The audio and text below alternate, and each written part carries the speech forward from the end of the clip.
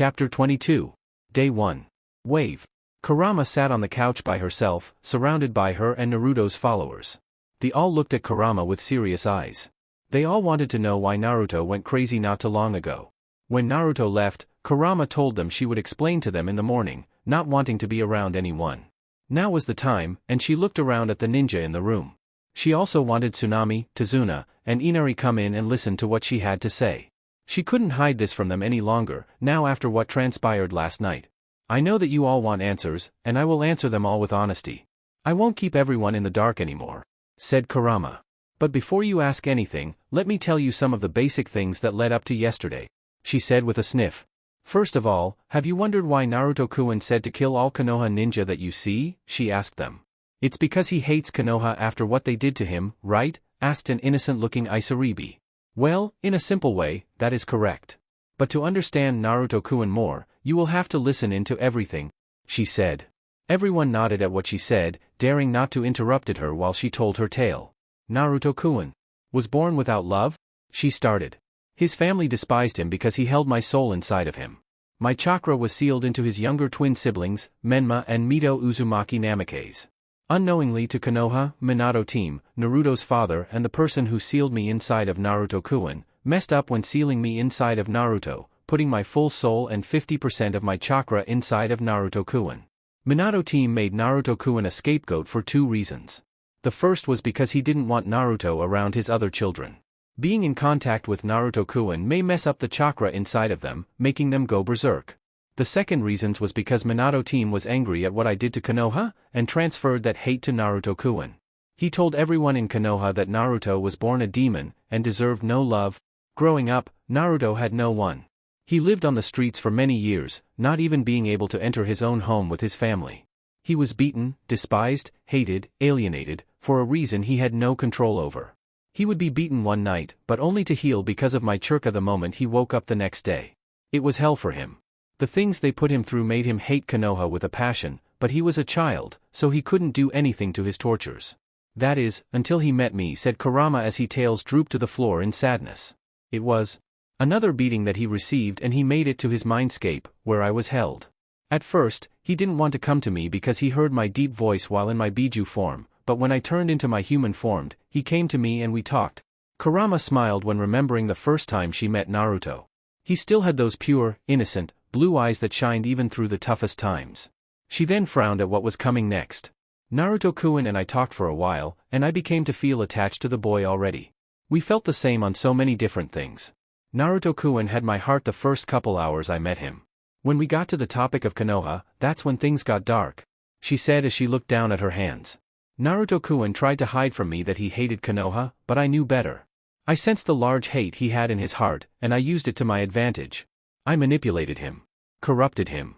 A poor boy who only wanted to trust somebody in his hell of a life. So I gave him what he wanted. Trust. But only for a limited time. I gave Naruto-kun some of my chakra and turned Naruto-kun into a half-demon, and what he did was crazy. He killed all of those people with no hesitation. All 55 of them, dead in seconds. Naruto-kun just met me, but he was already under my influence, she said. Minato team found out about the massacre that happened in the alleyway, and had to do something about Naruto, which he did. He caged Naruto up? He said, getting a gasp out of the people who didn't know about Naruto's past. Minato team locked Naruto-kun up at the bottom of his house. He put yokai seals around Naruto-kun as he was chained down to the walls. He had nowhere to go, with no outside help. Not seeing light for 2 years. It was the perfect place to put Naruto-kun. It was also the perfect place for me to take over as well, she said. I did things to Naruto-kun that shouldn't have been done to anyone. I betrayed him. I told him that he could trust me, but I just used him for my own personal gain. I tortured him. Raped him. Messed up his mind. All types of things that was too much for anybody to handle. But not Naruto-kun. He was stubborn, wanting to live his own life. I didn't want that to happen. So I told him that he was going to be my mate, and I would train him to live up to my standards. He couldn't fight my assault on him, since I was way stronger than him. He had to listen to what I said, or he would receive punishment, she said with a frown at her face. A tear came from her right eye as trailed down her cheek. Over the years, Naruto-kun was able to go to the academy, to learn how to be a ninja. I made him hide his power, though. I didn't want anybody knowing about what was going on with him. I just wanted people to think that he was a demon and to stay away from, which actually worked for 6 years. But then he met them," she said as she looked back up at the group that was listening to her. Sasuke Uchiha and Sakura Haruno. They were put on a team together with Naruto, led by Kakashi Hatake, forming Team 7. Naruto heard plans for the team, and could use them to make his 2 teammates loyal to him. Apparently, the council decided to only have Hatake train the Uchiha, but not to make him too strong. They didn't want the last Uchiha to leave Konoha like his older brother, and so held back on his training, while Naruto-kun and the pink-haired girl received no training at all. Naruto-kun told this to his teammates, and after some bickering, made those 2 his first students. He told them that he didn't want a weak team, and that they were going to prove Konoha wrong. The 2 endured rough training from Naruto-kun, but they prevailed and became the strongest genin in Konoha. My control over Naruto was going well, but that was before he came to Wave. And met Tsunami-san, said Kurama as she looked at the women. Tsunami-san was the first person to ever help Naruto-kun. The Uchiha and the pink-haired girl tried sometimes, but the result wasn't as great as what Tsunami-san did. Tsunami-san actually talked to Naruto-kun and gave him love, with no negative intentions, which made Naruto-kun confused. Me and Tsunami-san were saying 2 completely different things. Love and hate. Destroy and rebuild. Naruto-kun didn't get what was going on. To keep my dominance over Naruto-kun, I threatened to kill Tsunami's family. My plan worked, and I still had control over Naruto-kun. After a while, the Chunin exams came. Naruto-kun and his team flew through the exams. Naruto-kun even found people for his cause. It was during this time that I did something that assured my control over Naruto-kun, Kurama said as the tears started to pour down. Naruto-kun had found an opportunity to seal me up again, but the seal was too weak, and I broke it. Naruto-kun rebelled, and I didn't like that one bit. So I placed him under a genjutsu. I brainwashed him into loving me. He didn't think for himself anymore, depending on me for everything he did. Which was what I wanted. He kept growing. He proved this when he defeated Shikaku, my younger brother. He was proving himself more and more. Me and Naruto-kun's relationship continued to grow as well. Minato was getting desperate. Naruto-kun was saying that he was going to destroy Konoha, and so Minato locked up Naruto-kun up again.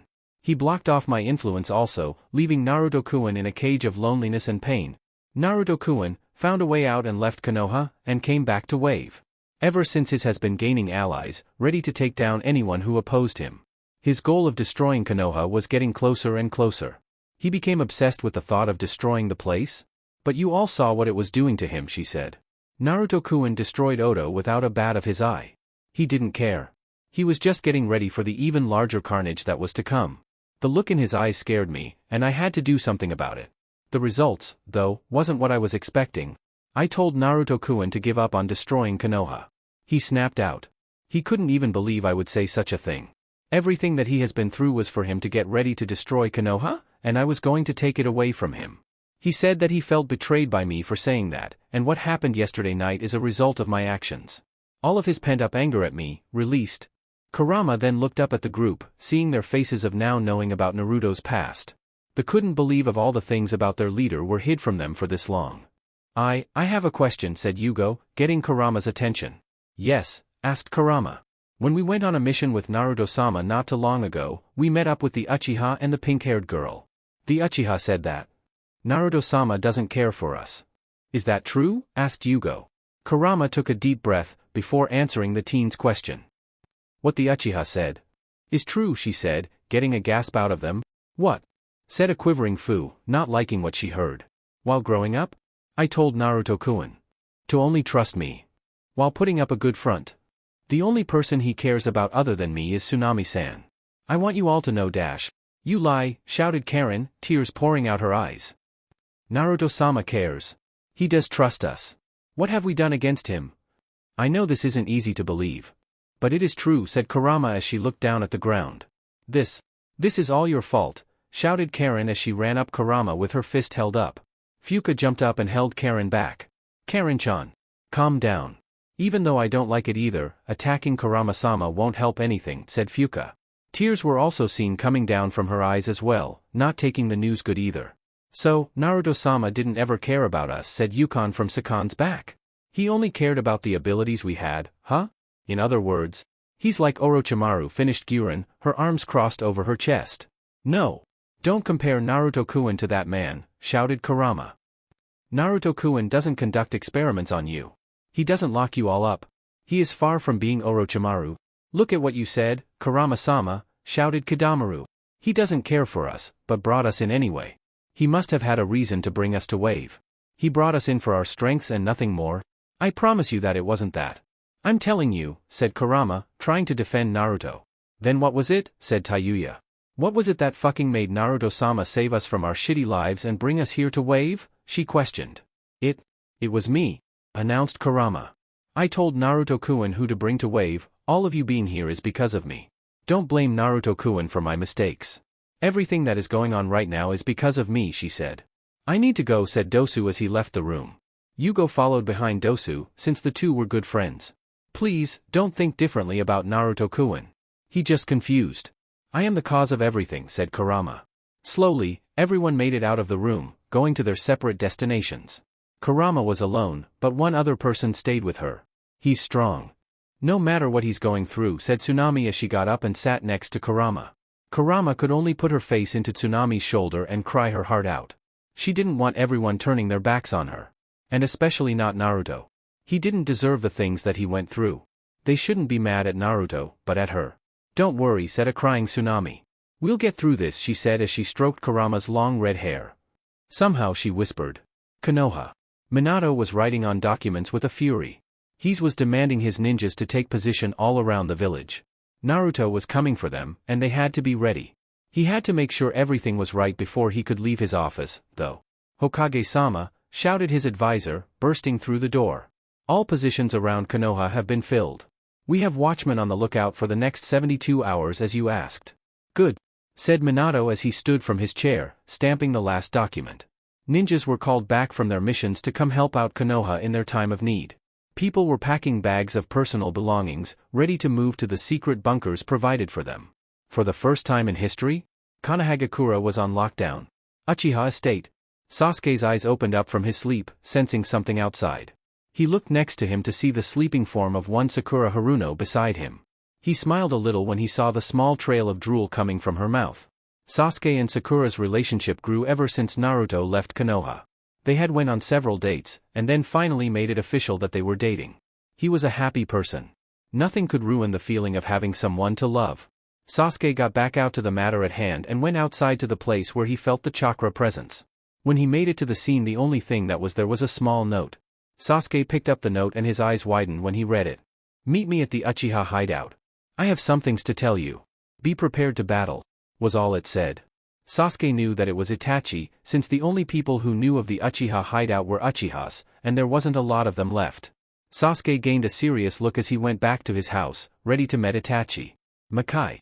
So that's what that bitch did? Shouted Mr. Reset, sitting in front of Naruto. When Naruto left Konoha and came into Makai, he went straight to Mr. Reset's house to explain the situation that happened. Yes. It makes me mad that she would join those humans, shouted Naruto, red chakra surging around him. Hey now, no exploding churka in my house. I still haven't paid it off, said Mr. Reset as he started to eat some cabbages. Mr. Reset, what should I do about her? I told her that I couldn't forgive her for what she did, and I hate her along with everyone that took her side. I'm going to kill them all, but I wish to get someone else's opinion of the problem I have right now, said Naruto. Well, started Mr. Reset, I was once crazy like you. Mr. Reset then looked Naruto up and down. Never mind, you're way crazier than what I was, he said, making Naruto sweat drop. Yup, I was just a small mole, threading people with my pickaxe, wearing my blue overalls and a construction hat with the light on it. Nobody could calm me down. But after a while, I realized that yelling and shit ain't helping me at all, so I separated myself and now live a happy life. Wake up, dig a little for exercise, read some porn, and eat cabbages. You just need to find a lifestyle that you're happy with. Fuck what everyone else says, he said as he gobbled down his cabbages. Killing and destroying makes me happy. Are you saying that I should do that for the rest of my life? Asked Naruto. I don't know, go find something else to do. I don't think that doing that for the rest of your life is a good thing. People will think that you're a fucking devil, said Mr. Reset. Didn't you just say that I shouldn't care about what others say about me? Asked Naruto with a raised eyebrow. No, I didn't say that, replied the mole. Yes you did, said Naruto. Who are you getting smart with? I'll get my damn pickaxe and stab you to death, boy. Now stop putting words down my mouth, shouted the bipolar mole. Who are you yelling at? said Naruto with a deep growl. Mr. Reset realized what he did and rubbed the back of his head sheepishly. Oops, sorry about that, boy. I used to do that to people. I guess I still have some of the old me in me, said the mole. Naruto could only sigh at the mole's antics. He really was confusing to him. So what should I do about Kurama, said Naruto with a growl of the name of his past lover. Honestly? Nothing, said the mole as he got up from his chair and opened up his frig. So you had a falling out with the bitch. Who cares? There are many free pieces of pussy out there. Just go find another female. So you just want me to forget about what she did to me, shouted Naruto as he slammed his hands on the table. That woman did so many things to me. And you're saying that I should just let that go? Yup. Simply said the mole as he pulled out some juice and started to drink from the carton. No. I'll kill them all. I don't care what you say, yelled an enraged Naruto. You'll lose. Naruto looked at the oversized mole with wide eyes. He'll lose. He never lost a battle in his shinobi career. Why would he lose against Kurama? I'll lose, said Naruto as he glared at the mole. Did you just tell me that I'll lose? Yup, you'll lose and I know it, he said as he sat back down. You'll be going up against Kurama-san, along with the people that you trained. Now, tell me if I'm wrong, but you told me that there was another Jinchuriki among your group, one with the Chome, the seven-tailed beetle. That's 2 Biju and a group of 8 S-rank ninja that you're going against. I know you'll lose. Say that again and I'll kill you, said Naruto with a glare. Then leave, said Mr. Reset. You said that you don't trust anybody, right?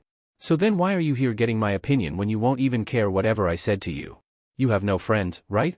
That also means me. If you are here to threaten me about giving you the thoughts that you asked for, then leave. I don't have time to deal with your bullshit. Go throw a tantrum somewhere else, said the mole as he looked up to Naruto. The two were in a heated staring contest, until Naruto growled and got up from the table, leaving the mole to himself. When you get your ass beat, just know that I told you so, was the last thing Naruto heard when he exited the house. With Dosu and Yugo. Dosu and Yugo just got done crossing the bridge that connected Wave to the mainland. Yugo had a large bag on his shoulder as he followed his friend. Dosu-san, where are we going? Asked Yugo. Don't worry, my friend, we aren't going far from Wave. Just somewhere where we won't run into a lot of people, said Dosu as they continued to walk. A little while later, they were in a clearing when they finally stopped. Yugo threw the bag on his shoulder on the ground when they stopped. Finally, said a voice from the bag. What came from the large bag was Kabuto. Why are we here? Asked the man, taking in his surroundings. We're letting you go, said Dosu as he looked down at the man. Why? Aren't you going to interrogate me more, then kill me? Asked a confused Kabuto. Please, killing you would do you good. Your master is dead. Killing you would only send you to him in hell. Letting you live is enough punishment, said Yugo. Kabuto growled at the two younger boys, before jumping away, ready to get as far away from Wave as possible. The two watched Kabuto jump away, before sitting down on the grass, looking up at the sky. It is hard to take in that Naruto-sama never cared about us, said Yugo as he looked at the clouds. He was the one that freed me, and to learn that he never cared? It's evil. Yes, but it wasn't his fault. He was forced to do so. Kurama-sama was the one that manipulated him so much. She didn't stop, and what we have today is a result of her actions. All we can do now is wait until Naruto-sama comes back to destroy Wave. Even though I don't like the sound of it, we will have to fight him if we wish to protect Wave, said Dosu. You are correct. I don't know if we will win, but I will do everything I can to protect what Naruto-sama has built, even if he is the one that wishes to destroy it all, said Yugo. There was a peaceful silence between the two. They used to come here with Naruto, just to chill and watch the clouds, away from everyone. This was the place where Naruto and Yugo learned to keep their anger in check. And Dosu? He came just to sit back. Everything was peaceful, but something killed the silence the two boys had between each other. Do you hear that? Asked Dosu, getting up from the ground. No, I don't. What do you hear, Dosu-san? Asked Yugo. Wings flapping, said Dosu. The two looked up to the sky to see two large white birds in the sky. There was a person on one of the birds, with black cloaks with red clouds on them. Akatsuki, growled out Dosu. Dosu-san, in front of us? Whispered Yugo. Dosu looked in front of him to see an approaching Akatsuki member with a swirled mask. Oh. So these are the wave ninjas that I've heard so much about, shouted the man. Dosu looked up to see an approaching object flying towards him and Yugo. I'll handle this, he said Dosu as he lifted his arms up. There was a large explosion and Deidara jumped down to the ground, seeing the change in landform the explosion caused. Heh, that was easy, said the blonde Akatsuki member. He was surprised when he saw that the two boys were perfectly fine when the explosion cleared out. "What's going on here?" said the Deidara. "I don't know. Must be some kind of awesome jutsu," muttered Toby. "Where are the Jinchuriki? I heard that Wave holds 2 of them, and I'm here to call at them both," shouted Deidara. "Yugo," said Dosu. Yugo nodded his head and all of a sudden disappeared. Said Deidara as Yugo appeared in front of the 2 Akatsuki members. Deidara jumped out of the way in time, but Toby wasn't so lucky as he received Yugo's sideways chop, cutting his at his midsection. "He is dead. Now tell us what you know about the Akatsuki. If not, you will be dead soon along with your friend," said Yugo as he looked up at Deidara with serious eyes. "Toby! What are you doing?" shouted Deidara. Toby's form slowly came from the ground, surprising Yugo. "Deidara-senpai. He's too fast. His teleportation jutsu is too quick for us," shouted Toby. "Sorry, buddy," said Yugo as he appeared next to Toby, "but that wasn't a teleportation jutsu. Just speed. Watch out, Toby," said Deidara as he scattered out small bombs around the area, falling towards Yugo. "Wah! What a whole second, partner," shouted Toby as he ran away. Dosu ran up in front of Yugo and put his 2 speakers in front of him. "Resonating echo barrier?" said Dosu as he made a sound barrier that deflected all of the bombs. They went off and Deidara had to jump back to avoid the blast that were bound to happen. Deidara jumped down next to Toby and watched as all of the bombs went off, blowing trees from the ground. "Those 2, they are made to battle as a team. Let's take them out of their comfort zone," said Deidara as he summoned his C2 dragon. "Toby, you know what to do, right?" asked Deidara as he jumped on the back of the dragon. "Yes sir," shouted the silly Akatsuki member. Suddenly, the dragon regurgitated a large amount of small bombs. "We're going with that, right?" asked Toby. "Yup, that is the plan," said Deidara as he sent a flying bomb towards the duo. "Barrier," said Dosu. He blocked the bomb, but was pushed back by the recoil. "Are you alright, Dosu-san?" asked Yugo as he helped Dosu up. "Yes, but his bombs are getting stronger. That one was also guided, so that means he can control his bombs when he releases them," he said as he got up from the ground. He looked up at Yugo and smirked from behind his bandages. "You're getting better at your senjutsu control. Sending senjutsu down to your feet for a large speed boost is smart," said Dosu. "Naruto-sama taught me that I can do a lot with my abilities. Enhancing my speed is just one of those said abilities," said Yugo. The 2 looked ahead to see that Deidara was in the air, but the other Akatsuki member was gone, along with the other dragon. "Where did the other one go?" said Yugo. "Don't worry about him, just focus on the other one. I need you to cause of diversion," said Dosu. Dosu nodded his head to the left and Yugo got what he was saying. "No matter how tough your defensives are, they'll be blown to bits, said Deidara as he dropped another bomb. The 2 jumped back away from the blast, but noticed that they landed on clay rather than solid ground. "Gotcha, thought Deidara while making a hand sign. The clay underneath the 2-wave ninja exploded, Yugo and Dosu disappearing in the blast. "Did that do it, asked Deidara to himself. He had to dodge to the left when a flying object passed by him. When he looked back, he was surprised to see Yugo with demonic wings coming from his back. "That's different, said Deidara. Yugo flew towards Deidara, ready to continue his assault. Deidara launched 2 different bombs at the approaching Yugo, but Yugo expertly dodged them both. Yugo punched at Deidara, but he commanded his dragon to fly off in a different direction. "Damn it, this isn't good," thought Deidara. "I'm not used to fighting a flying opponent. If he gets close to me then I know for a fact that he'll kill me. I'm not the best when it comes to taijutsu, thought the bomber. "Partner," shouted Toby as he came from the ground. "I've set all the clay landmines. We're ready to go," shouted the man. "Good Toby. Now get out of here," said Deidara. He focused back on his enemy, but then realized something. "Where is the other one, asked Deidara as he looked around. He finally saw Dosu in the middle of the clearing, gathering chakra. "I don't know what you're doing, but you won't finish, said Deidara as he made a massive bomb and dropped it down at Dosu. "Good job, Yugo," whispered Dosu as he jumped up towards the bomb. When he was close enough, he activated his jutsu. "Sonic boom," shouted Dosu and punched the bomb. It instantly exploded, but instead of the blast shooting in every direction, it shoot back up to Deidara. "What?" shouted a very surprised Deidara as he and his dragon flew from the area. How does one simply reflect an explosion? Deidara wasn't paying attention to his surroundings to see Yugo with curse mark enhanced fist falling down towards him. Yugo punched the dragon, and the immense force of the blow made the dragon along with Deidara plummet down to the ground. "Shit, the landmines." Deidara shouted in his head as he and the dragon landed on the ground. Huge explosions came to life, swallowing Deidara in it. Good job, said Yugo as he flew towards the falling Dosu and caught him. Thanks, said Dosu as he took a deep breath. The move he just pulled was really hard to do. He had to make sure that Deidara would get desperate and send a large bomb down on him so he could reflect it. Yugo would come into the distracted Deidara and land the final blow. It was foolproof. You can land over there, said Dosu, and getting a nod from Yugo. The two landed on the ground, not making any of the landmines exploded.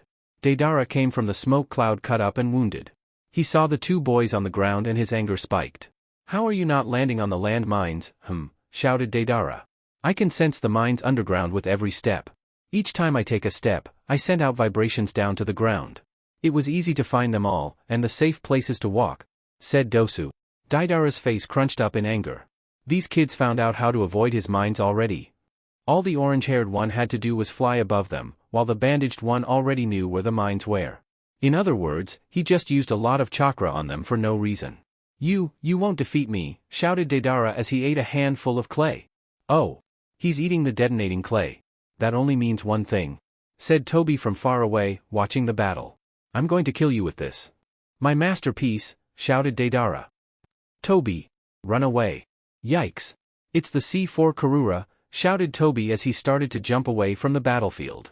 Deidara spit up a large amount of clay, and what form towered over Yugo and Dosu. What the fuck?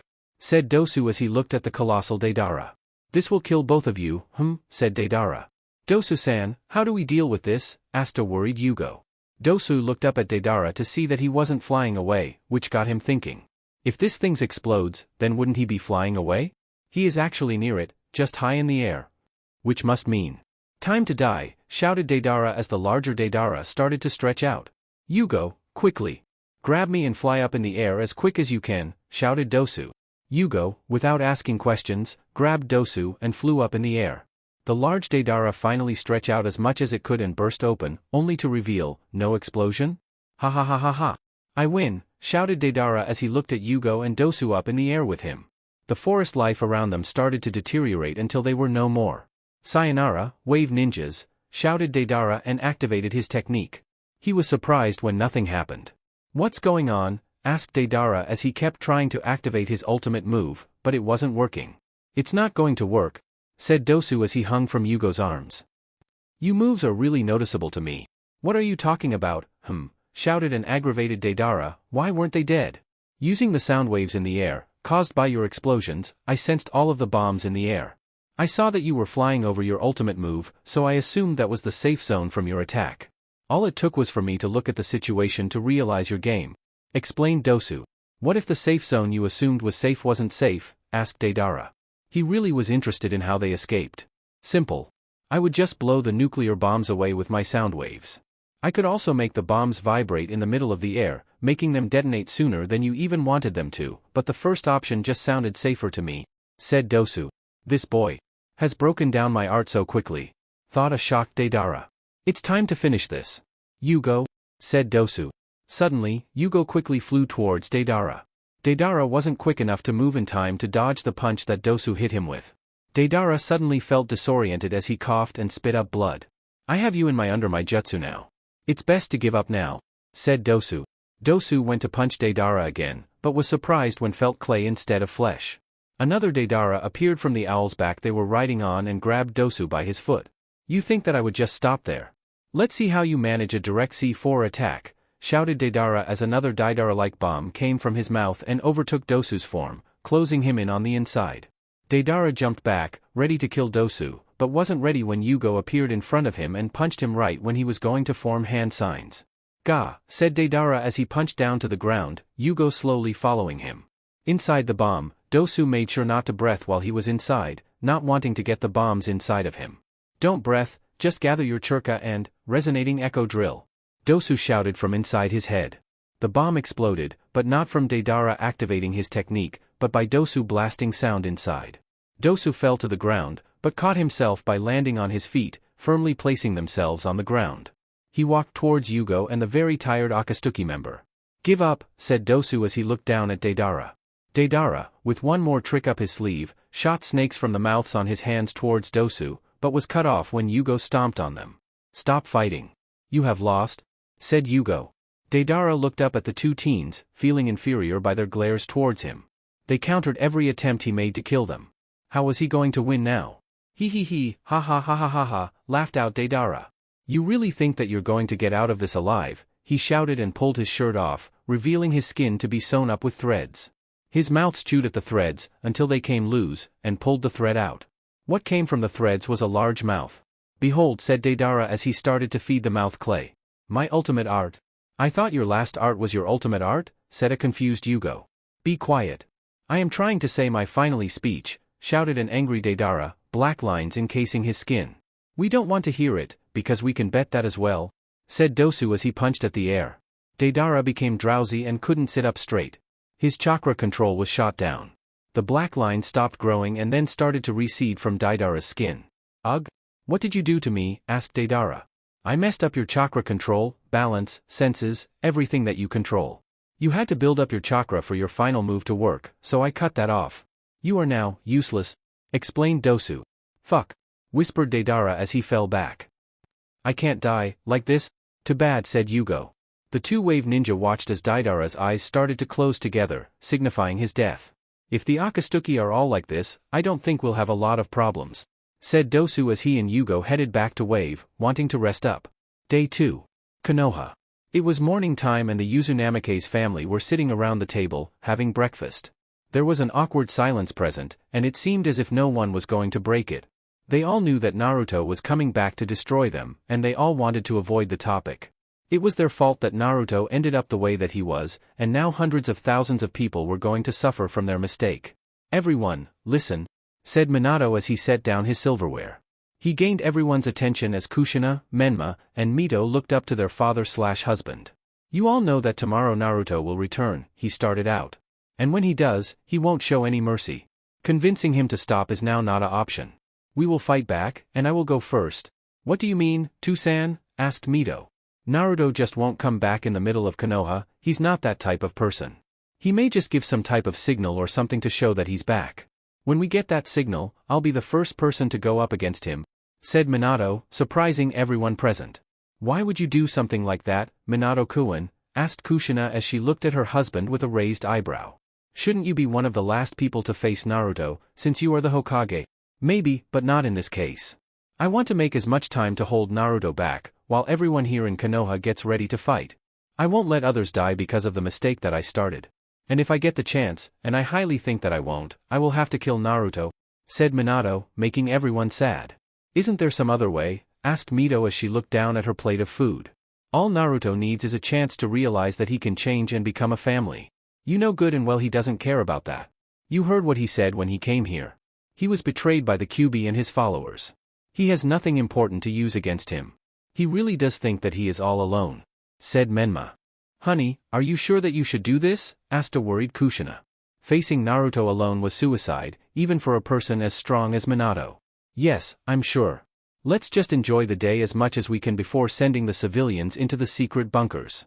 We are not promised life after tomorrow, said Minato. Wave.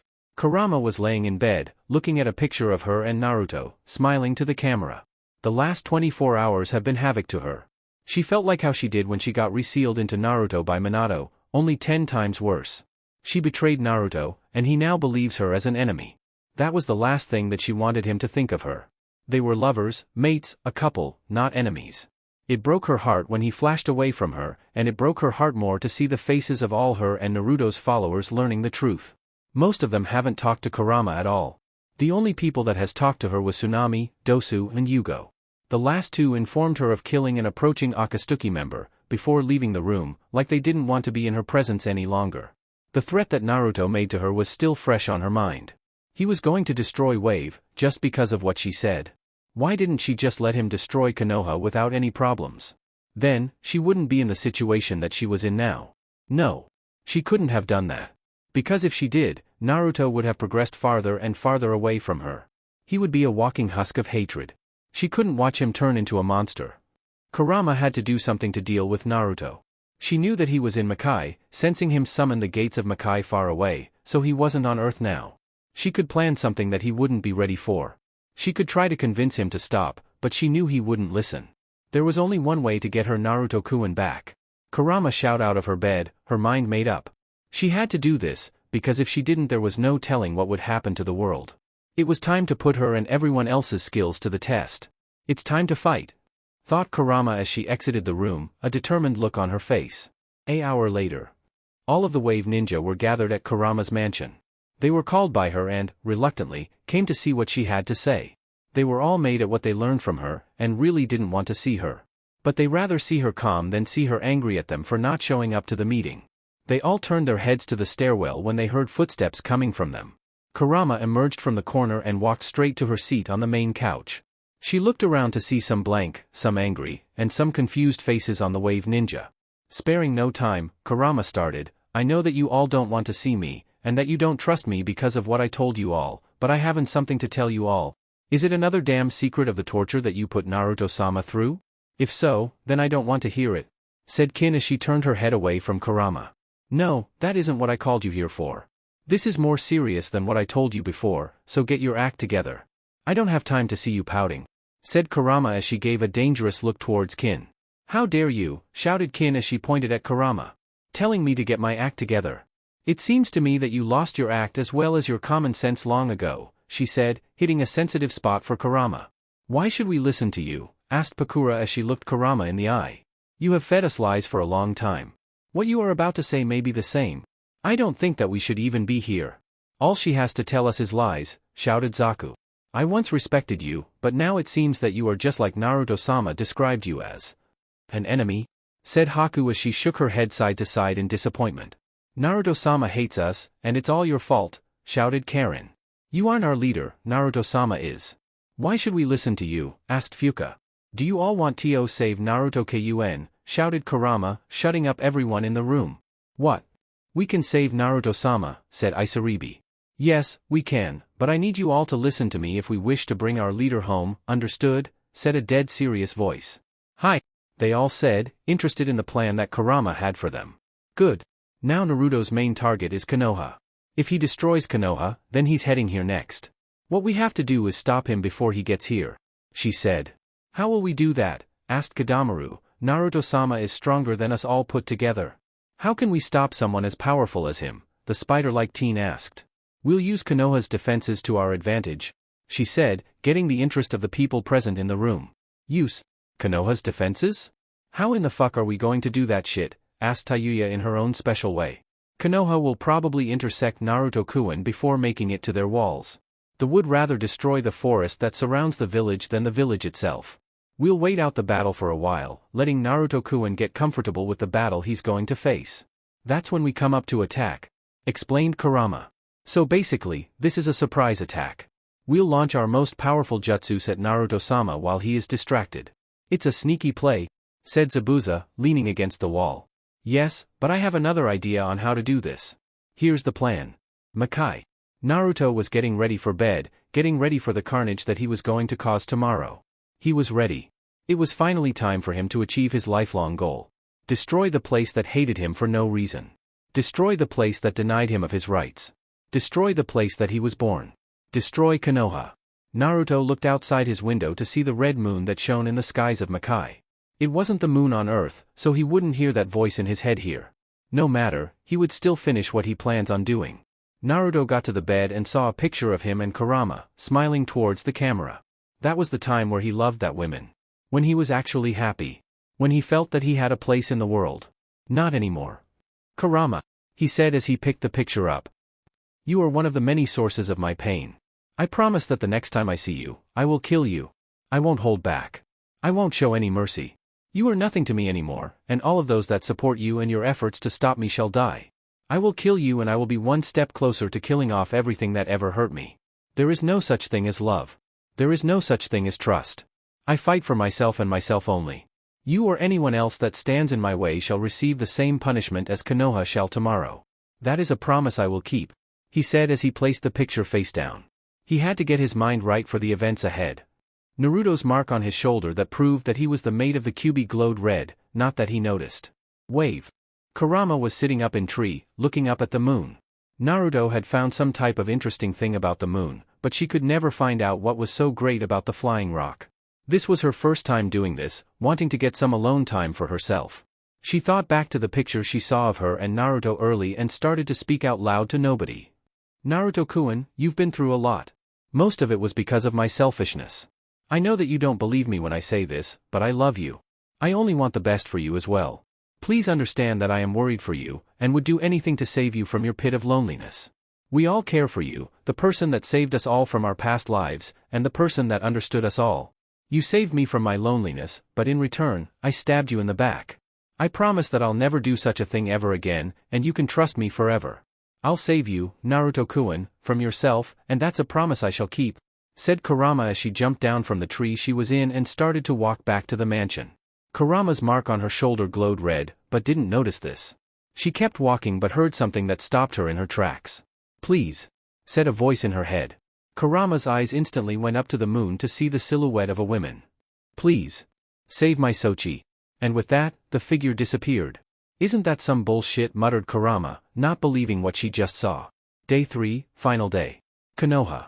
Minato stood in front of Konoha's gates and looked around him. Ninja were positioned all over the walls, ready for anything. The streets were abandoned, and Konoha looked like a ghost town. All of the citizens were moved to the secret bunkers that would protect them from the fight that was bound to happen. You get anything?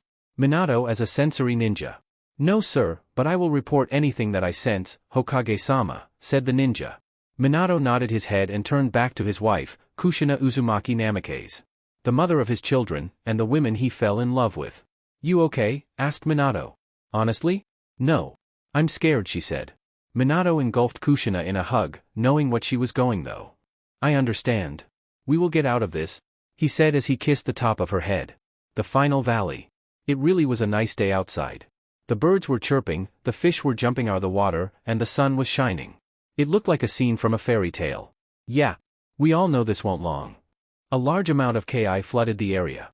In between the statues that made the legendary site, a large gate came from the river leading to the waterfall. The chains fell from the gates and they shot open. One Naruto no Yoko came from the gates, ready to bring havoc. Time, he said as he took a deep breath.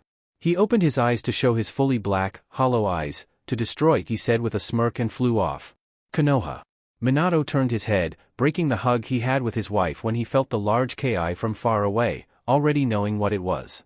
Hokage-sama. I sense something that has appeared around the border of the land of fire.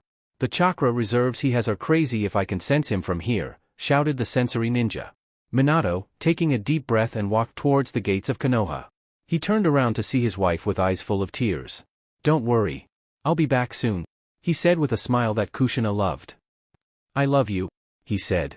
I love you too, she said with a sad smile. Minato turned away and jumped off into the trees, ready to face what might be his last battle. Time skip an hour later. Two chakra signatures were felt getting closer and closer together, until they finally met. Naruto and Minato stood face to face, eyeing each other. So, this is how you wish to die, started Naruto as he looked at Minato with amusement in his eyes. Honestly, I didn't think that I would be facing you this early. I came here to face you to see if there is any hope of changing your mind, said Minato. You know good and well you didn't come here to do that. You have your battle cape on, so I know that you came for a fight, which is good. You took my warning to heart, said Naruto with a smirk. With you, I have to take everything seriously, said Minato with a smile. The two had a short laugh between each other, and then Naruto gained a serious look on his face. You do understand why I am doing this, right? Asked Naruto. Yes, I do. I know I can't convince you to stop with words, so I'll just have to use my fist instead, said Minato as he got into a taijutsu stances. Know the best answer. Get ready, Minato, because here I come, shouted Naruto as he flew up to Minato, ready to start the battle. Chapter 23. Inside Konoha's forest. Minato and Naruto clashed together, Minato's kunai against Naruto's claws. Sparks went flying in every direction as the two were in a heated stalemate. Naruto slowly started to overpower Minato, pushing him downwards. Minato, wanting to escape, kicked up at Naruto. Naruto used one of his tails to block the attack. Minato was able to jump away before Naruto could catch him in his tails. Come on, Minato. One would think that you would be better than this, shouted Naruto as he looked at his opponent. Alright then. I shouldn't even go easy on you in the first part of the battle. That would be the same as me having a death wish. I have to go full out to survive this battle. Minato said as he grabbed a handful of kunai in both of his hands before throwing them all in different directions, some heading towards Naruto. "TCH, please," said Naruto as he swatted the approaching kunai away from him. Minato flashed in front of Naruto with a kunai aimed towards Naruto's neck. Minato was surprised when Naruto countered him quickly with him grabbing his arm. "If you think that such a trick will get me, then you are mistaken. After all, I also know the Hiraishin," said Naruto with a smirk as he started to add force to his hold on Minato. Minato cried out in pain as he felt his bones creak inside of him. He flashed away from Naruto and appeared at another kunai, a good distance away from Naruto. "That wasn't what I wanted," said Minato as he rubbed his wrist. "I know that you have something that can entertain me for some time, Minato team. After all, if you don't, I will just leave you here and go directly to Konoha," said Naruto. Minato looked up at Naruto, before flashing away in a yellow flash, disappearing from Naruto's sight. "Huh? I guess you really are stupid. If you think that you can trick me into looking for you, then you're more of a fool than I thought you were," said Naruto to the hiding Minato. Minato then appeared in front of Naruto in a taijutsu stance, and charged forward. Minato sent a left-hand hook to Naruto, but Naruto blocked it by catching Minato's fist in the palm of his right hand. Preparing for this, Minato used his left hand to grab a kunai and fill it with his lightning chakra. Minato swiped at Naruto, ready to behead him. Naruto tilted his head back, dodging the slice. Naruto then kicked up at the Hokage, hitting his stomach. Naruto's eyes widened when he saw Minato glow a white light, before exploding right in front of Naruto. The real Minato was placing clones all over the area, make them gather senjutsu and also giving him something to substitute with. Minato sent more clones at Naruto, knowing that the explosion wasn't going to be enough to kill Naruto. As expected, Naruto was perfectly fine. He covered himself in his yokai to protect himself from the head-on blast. When the smoke cleared, 8 more Minatos charged at Naruto. The first Minato dropped underneath Naruto and kicked upwards, while another Minato came from above him with a heel drop. Naruto grabbed both clones by their ankles with his tails, and slammed them to 2 other approaching clones, all of them dispelling. The rest of the Minato went in to stab at Naruto, but Naruto was ready. He dodged 2 of the stab attempts, and jumped over the 2 other 2. Naruto sent his tails down to slam on them all, but they all disappeared in a yellow flash. "Gah, such aggravating clones," said Naruto as he waited for the clones to appear again. He didn't have to wait long as one of them appeared behind Naruto, a Rasengan formed in its hand. Naruto quickly turned around and smashed his own red Rasengan at the clone. The clone had a white light consume itself, before exploding. "Again," said Naruto as he covered himself in yokai, protecting him from the attack. Minato didn't wait for Naruto this time, and a clone appeared at the seal that the last clone Minato made when he stomped on the ground, trying to attack Naruto. The Minato wrapped his hands around Naruto's ankles, holding him in place. "What are you trying to do?" asked a completely calm Naruto. "This," was all Minato said. Naruto looked up and his eyes widened at what he saw. "Udama Rasengan," 2 Minato clones shouted as they were only inches from Naruto's face. Quickly thinking, Naruto used his tails to make a dome around him, covering him in yokai. There was a huge explosion, as the branches from the trees were blasted away from the area, flying in the air. Smoke enveloped the whole area, and the real Minato watched as Naruto flew out of the smoke cloud and to another branch. "You really are troublesome," said Naruto as he looked at his father. "You are getting close to injuring me, which shows your strength, but it isn't enough," said Naruto as he uncrossed his arms, ready to fight.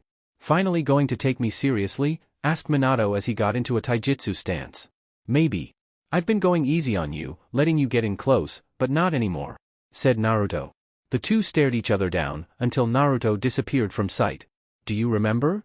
Naruto's voice echoed through the area. "I grabbed your arm to stop one of your attacks. Look at it." Minato didn't understand what was going on, but he did so anyway. What he saw was small holes bleeding, probably from Naruto's nails puncturing his skin. "You know that for me to place my enemies under a genjutsu, I have to have a direct contact for me to send my yokai into them. You are just another example," said Naruto. Minato started to feel dizzy, his world spinning around him. He fell down on the branch he was on, and started to cough. "What did you do?" asked a scared Minato. When it came to Naruto, you couldn't be scared about what he was planning for his enemies. "Oh, nothing," said Naruto as he appeared in front of Minato. He leaned down to Minato's ears and whispered. "Kitsune illusion, false reality," said Naruto as he disappeared again. Minato's eyes suddenly opened wide, having his energy return to him. He stood back up to see Naruto on a branch not too far from him, a smirk on his face. "Seems to me that your genjusta failed," said Minato as he got out his kunai. Maybe, said Naruto with a smirk, making Minato's victory feel fake. Something was wrong here. Minato appeared in front of Naruto and sent a punch towards his face. Naruto blocked it and kicked upwards. Minato lifted up his leg and stopped Naruto's kick with his foot. The two kept going with a fury of punches and kicks, neither one letting up an ounce of strength.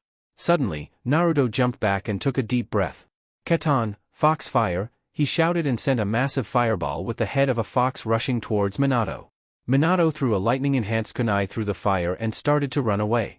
Before the fire could get to him, he disappeared in a yellow flash. Naruto saw a kunai headed for him and tilted his head to avoid it. Minato flashed right beside him with another kunai at hand. I'm sorry, said Minato as he used kunai and slashed through Naruto's neck, decapitating him. Naruto's head fell to the ground, his body following it. Minato looked down in sadness as he saw his eldest son's body hit the ground with a thud. Naruto, said Minato as he looked down the body on the ground. It's my fault for this happening to you. I should have done better. Please forgive me, and I hope that you go to a good place in the afterlife, no matter what you did here on Earth, because you only wanted to live your life how you wanted, but couldn't, said a sad Minato as a tear went down his cheek. Such a sad sight? Whispered Minato. Yeah. It sure is, said a voice behind him. Minato instantly looked behind him to see Naruto perfectly fine, leaning on the tree they were both on. What? Shouted Minato. What? Why are you shouting? I'm right here, said Naruto with a fanged grin. You're dead. Your body is right there, said Minato as he pointed to the ground below them. What body? Asked Naruto. Minato looked down to the ground, only to see no body. What did you do to me? Shouted an angry Minato, pulling out two kunai. Are you planning to stab me? Asked Naruto. Well, you can't. After all, I am just a tree. Suddenly, the Naruto Minato was looking at became a tree, confusing the man. What the hell? Said Minato as he looked around. The forest around him was restored from Naruto's last katana attack, there were no kwani on the ground, and the trees had no slash marks on them. Genjutsu, said an angry Minato. Naruto tricked him. The Hokage. He couldn't have this any longer. Minato started to gather his chakra, ready to release himself from the genjutsu he was trapped in. Release, shouted Minato. The world around him phased away, before it came back to him. Everything back the way it was. Good, now where is that boy, said Minato. Rasengan, shouted a voice from behind him. He turned around to see Naruto with a fully charged Rasengan right at his back. Minato couldn't dodge in time, and received the full Rasengan to his back. Argugaga, shouted Minato as he was blasted down to the ground. That shit really did hurt. Just that one attack could have decided the winner of this battle. Minato looked up to see Naruto perched up on one of the branches, looking down at Minato. You look hurt. Good. Naruto giggled insanely, giving Minato creeps. Minato saw one of his kunai behind Naruto and smirked. Yeah, but payback's a bitch, said Minato as he appeared behind Naruto with his own Rasengan. When it made contact with Naruto, he went through him. What? Shouted Minato as he looked behind him to see a smirking Naruto. Watch out, shouted Naruto as he pointed in front of Minato. Minato looked up to see another Naruto with his tails ready to slam on top of Minato. Tail smash, he shouted. Minato flashed away in time to dodge the attack. He appeared behind another Naruto, sitting on a branch. Now! Shouted Minato in his head and threw a Sanban at Naruto. Wait! A Sanban? Minato didn't use Sanban? The Sanban made contact with Naruto's neck and Naruto fell down to the ground. When his body made it to the ground, somebody came to the battle scene. Minato-kun, shouted Kushina, her sword strapped on her back. Are you alright? She asked. I got blasted with a Rasengan, but I'll be fine, he said as Kushina helped him up and put his arm around her shoulder. Something is going on here, though. I seems like everything is messed up. I just sent a Sanban at Naruto, and I don't even use them. I didn't have one in my pouch when the fight started, so how did it get there? He asked. I don't know. I did see you do that, though, she said as he looked down at Naruto's body. That's a sad sight to see, she said. Yeah, it dashed Minato's eyes widen when he heard that. He instantly turned around to see Naruto with a Rasengan ready to blast Kushina to bits. Rasengan, shouted both Minato and Naruto. The two clashed for a while, before both techniques exploded, sending them all back. What going on? I thought you killed him, shouted Kushina. Yeah, I thought I did too. Apparently, he has trapped us in some type of genjutsu, he concluded. Really? How did he get me in it? Asked Kushina. I don't know, but we need to watch our backs. He can appear at any time, said Minato as he readied himself, gather nature energy. Kushina also took out her sword and got in a kenjutsu stance, ready to defend her village. So now this woman comes to the scene, said Naruto's voice. That's even better. You both can die at the same time together. Then, I'll show your dead bodies to Konoha, weakling their wills, and killing them all. Ha ha ha. I can't wait, shouted Naruto. Here he comes, shouted the now sage mode Minato, sensing Naruto come up to them. Naruto appeared in front of the couple with his scythe ready to slash through them. Kushina parried the attack with her sword, letting Minato jump over her with 2 Rasengan. Rasengan barrage, he said and sent the Rasengan towards Naruto's face. Katan, Kitsune bombs, said Naruto as small fireballs with fox heads came from his mouth and towards Minato. Minato destroyed 2 of them, but flashed away with Kushina to avoid the very large explosion when the small bombs made contact with the ground. That was unexpected, said Kushina as she watched the explosions. Naruto flew upwards and appeared in the air. Katan, fox fire, he shouted and sent a massive fireball towards the couple. Suetun, water wall, countered Kushina as she sent a blast of water towards the fireball. The 2 attacks meet and caused steam to cover the area. Naruto flew in front of Kushina with his scythe, ready to slash at her. Kushina ran up to Naruto and dodged the slash and cut Naruto in half with her own sword, both halves of his body falling down beside her. Is it over? She asked as she looked away from Naruto's severed body, not wanting to see her son at such a state. She wasn't ready when Minato wrapped her up in his arms and flashed away to one of his kunai in a tree branch. What was that for? She asked. Look, he said as he pointed back down. She looked down to see that Naruto's head was shooting out flames where Kushina once was. We are still under his genjutsu. Any fatal hits you make on him doesn't mean he's down for the count, said Minato. You're right, said Naruto from behind them. The 2 couldn't get away from Naruto as he grabbed their necks and held them up in the air. Isn't this funny? He said as he giggled. Minato, you deserve to die. I will enjoy crushing the life out of you, shouted Naruto. Suetun, water dragon bullet, shouted a voice. Naruto dropped the 2 to avoid the approaching water dragon. A person landed in front of Minato and Kushina, coming to their rescue. Thanks, said Minato as he rubbed his head. He looked up to see who saved his life, only to see a familiar person. Kushina-chan? Asked Minato as he looked up at his wife. Yup, she said with her tongue out of her mouth a peace sign. I'm here to save your sorry ass, she said. So you made a Kage Bunshin before he caught us, good move, he said as he got up. What are you talking about? Asked Kushina with a raised eyebrow. I just got here. I didn't make any Kage Bunshin. Well, why are there 2 of you? Said Minato as he pointed at the 2 Kushinas. What are you talking about? Did Naruto-chan hit you on your head when you 2 were fighting? Asked Kushina, worried about her husband's mental health. No, really. There are 2 of you. You're standing right beside each other, shouted Minato. Right. Here? Asked Kushina as she placed her hand beside her. The second Kushina looked at Kushina reach out for her. Kushina tried to jump away, but it was too late as Kushina's hand phased through her. What? Shouted a very confused Minato. So you are telling me that you were never here, he shouted. Damn, said Naruto as he looked at Minato and Kushina. It looks like my fun is over. What's going on, Naruto? What did you do to Minato-kun? Shouted Kushina. He is still under my genjutsu. It is called false reality for a reason, said Naruto with a smirk. So everything was fake? Asked Minato. Not everything. Yours and my attacks were all real. But you would sometimes see odd things. Things that weren't supposed to be there. The point of my genjutsu is to make my opponent waste his or her chakra. Some parts of the reality was real, while some parts were of images my genjutsu was showing you. I was having fun while making them look funny as hell, he said with a laugh. Damn it, he's right, thought Minato. I am low on chakra now. I've tried to get out of this genjutsu once, so why isn't it working? Why couldn't I get out of the genjutsu the first time I tried to dispel it? Asked Minato. Simple. I just made you believe that you dispelled it. So when you realized that you were still in it, it made you even more confused than before. Adding Kushina to the genjutsu just made you believe that you were out of the genjutsu for a while. Even though I am fast, and I also can use the Haraishin, it still is hard to hit a man that can disappear in an instant. I had to do something to lower your guard, explained Naruto. So is he still in the genjutsu? Asked Kushina. Oh yes, he is and will be. He won't escape it.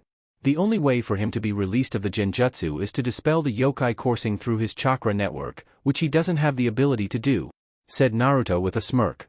But I do, said another voice that came to the area. You, growled Naruto as he looked at the person in front of him. In a red hoodie, with the kanji 49 in black on the back. She had the hood pulled on her head, her long red hair coming from the sides.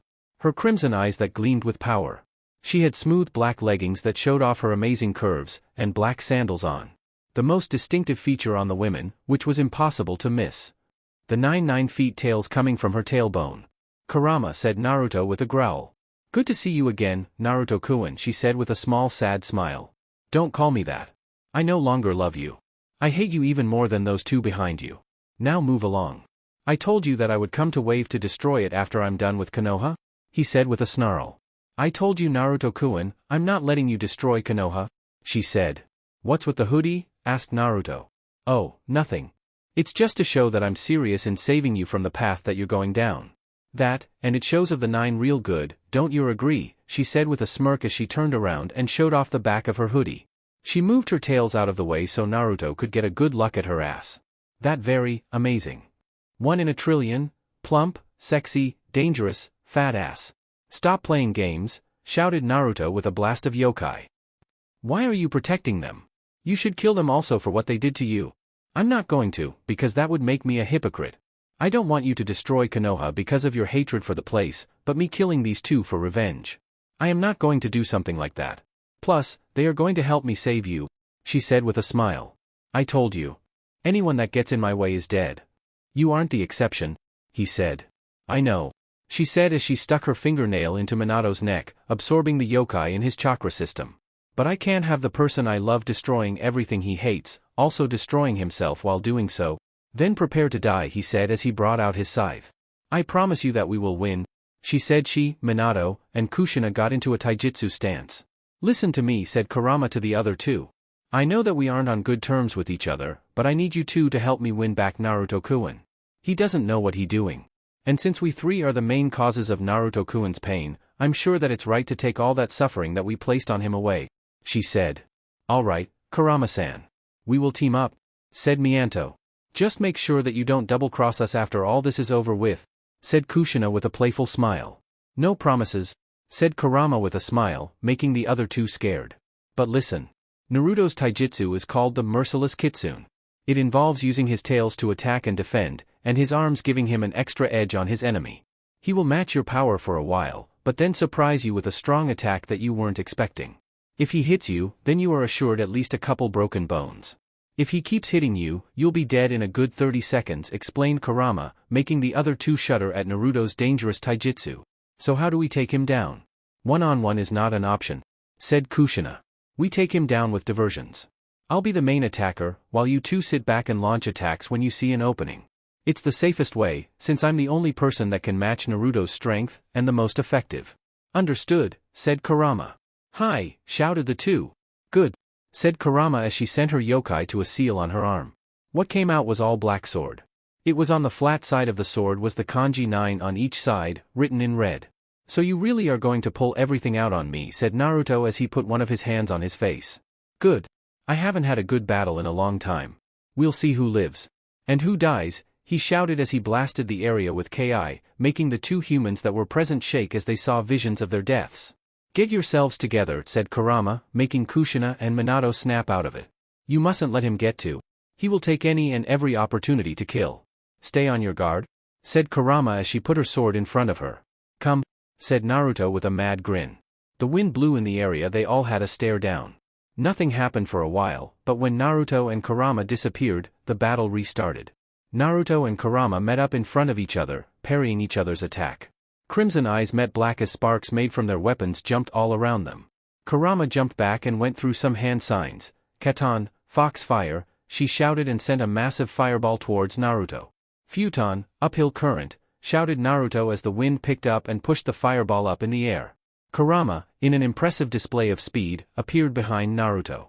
Mini Beast Bomb, she shouted as she quickly charged up a small black ball and sent it towards Naruto. Naruto turned around and covered his right hand with yokai. Fox Slash, he slashed at the black bomb. He cut it in half and caused a large explosion.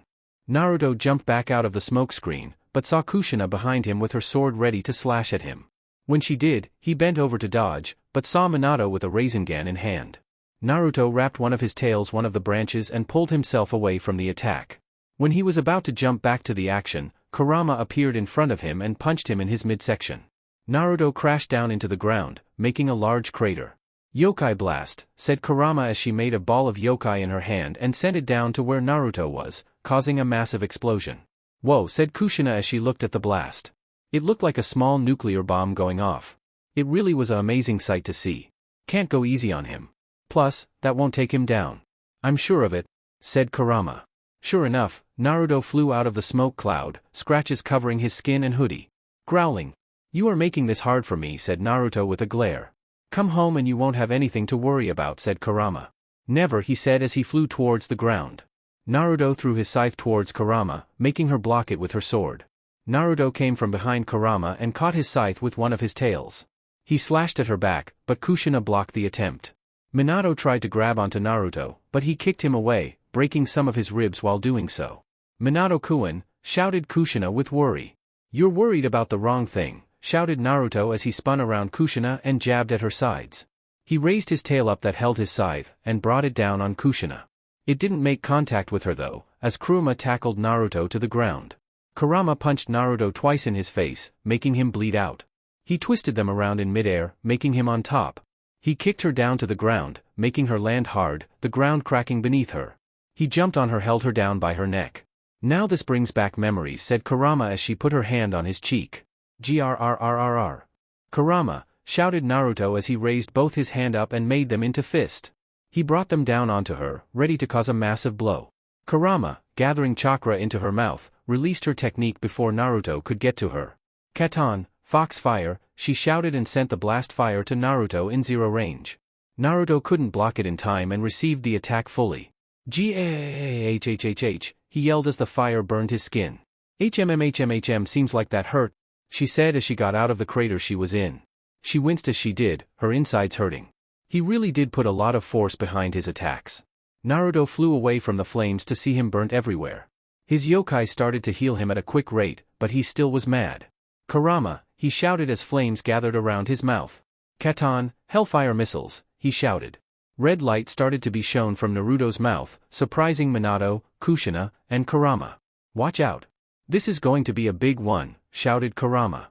They all readied themselves for the move Naruto was going to pull. Fire, shouted Naruto. Red missiles of fire came flying towards the group. They all dodged the assault, not want to get hit by one of the missiles of hellfire. Getting hit by one of those meant instant death.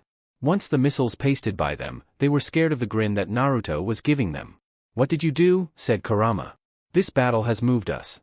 Do you realize how close we are to Konoha? Said Naruto with his grin growing in size. They all widened their eyes, realizing what Naruto was getting to. No, said Minato as looked back towards the direction of Konoha. Konoha. All of Konoha's ninja were surrounding the walls, ready to protect their village from any threats. They all saw the blast and tremors in the forest, but they were told not to move unless needed to. Do you see that? Said Niji to another Hyuga, both having their clan's dojutsu on, the Byakugan. Yeah, I do see that. Is that fire? Said the other Hyuga. Incoming, shouted Niji. Large missiles of fire are heading our way, he yelled. All of the ninja looked towards the forest. Once they all saw the approaching missiles, they instantly went on the defensive. Doton, Earth Wall, shouted a mass of Doton users. Many walls blocked the path of the missiles. Suetun, Water Wall, shouted more ninjas as they all shot a mass of water towards the missiles. Once the techniques clashed, the Konoha ninjas were all scared to see the missiles not weakening at the slightest. The flaming missiles went straight through the earthen walls and headed towards the village walls. Get out the way, shouted Ibiki, one of the ninjas on the walls. They all ran for their lives as the missiles broke through the village walls and into Konoha. The missiles destroyed houses and buildings, ripping through the ground and exploded on contact, causing more damage. Suetun users. Head into the village and drown out the fires. We don't need the fire spreading to other areas of the village, shouted Ibiki, ordering the ninjas. Hokage-sama and Kushina-sama may need some help, said one of the ninjas to Ibiki. Don't worry. We're headed there now, said Kakashi with Yamato, Mito, Menma, and Sakura behind him. All right, let's head out, shouted Kakashi. They all nodded and head to the battlefield. Time skip at the battlefield. The area was flooded with flames. The battle had escalated to a higher level, and the forest took all of the damage of the attacks the group of S-class ninjas were launching. Kushina pushed a branch off of her and Minato. One of Naruto's last attacks. They were both bleeding bad, not being able to keep up with the level that Naruto and Kurama were fighting at. Minato-kun, are you alright? asked a very tired Kushina. No, said Minato as he held onto his stomach. Naruto had slashed at him with his scythe, and the cut was deep, very deep. Don't worry. Kurama-san will handle Naruto-chan. Let's take a break, she said as they both sat down on the ground, watching Kurama and Naruto's battle. Kurama and Naruto was in an intense kenjutsu battle, matching every move the other did.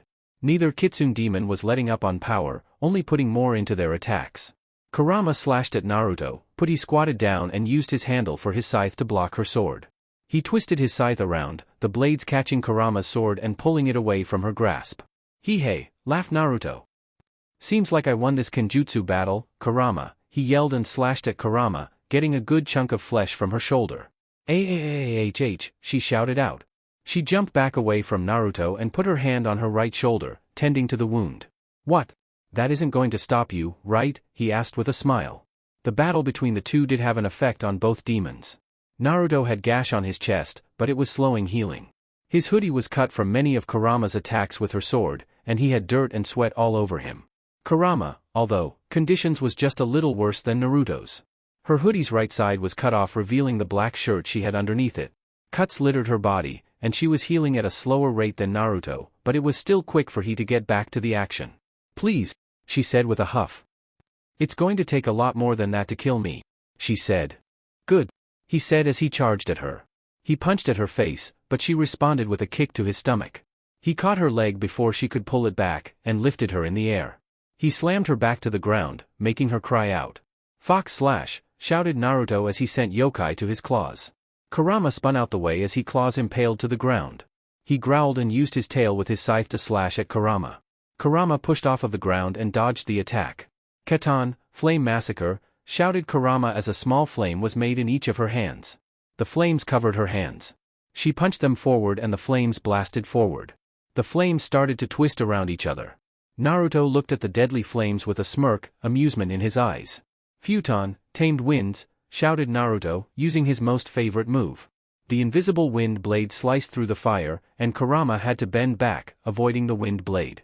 A lock of her hair was cut from the wind, falling down to the ground. Kurama ran into the woods and hid behind a tree, taking in deep breaths. He is good. I didn't know that he was this good. Where did Kushina and Minato team go? Don't they know that I need help? I can't handle Naruto-kun on my own. I know for a fact that he is stronger than me, and how things are going now, I'll lose. I need something that can help me out.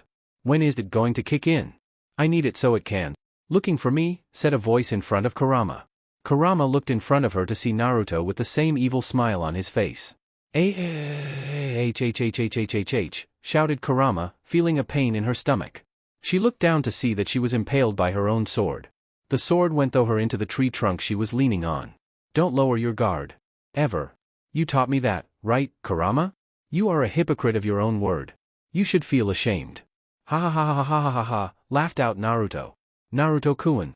She whispered as she put her hand on his cheek. I never want this to happen. To you? That's too bad, because you made me like this. Now suffer, he said with a sick smile.